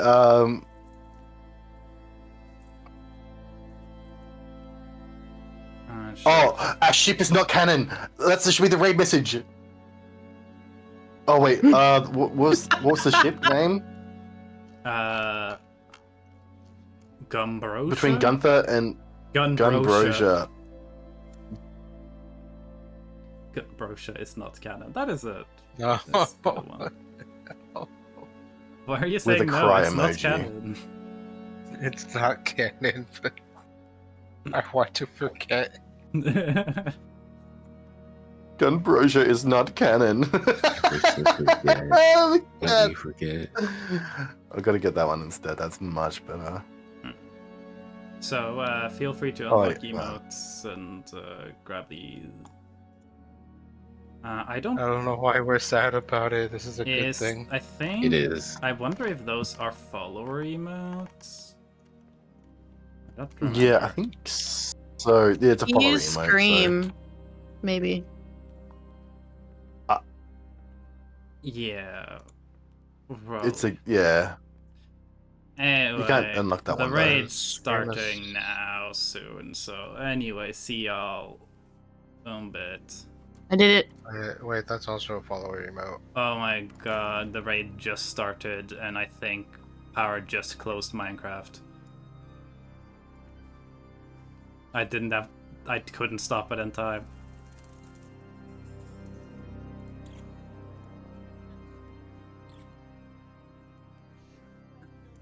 It is.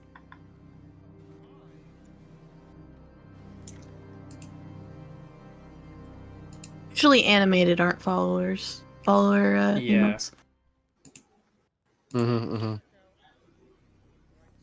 I wish you could use follow emotes at other places, because, like, what's the point of having a follow emote if you can't even just, like, use it type of thing,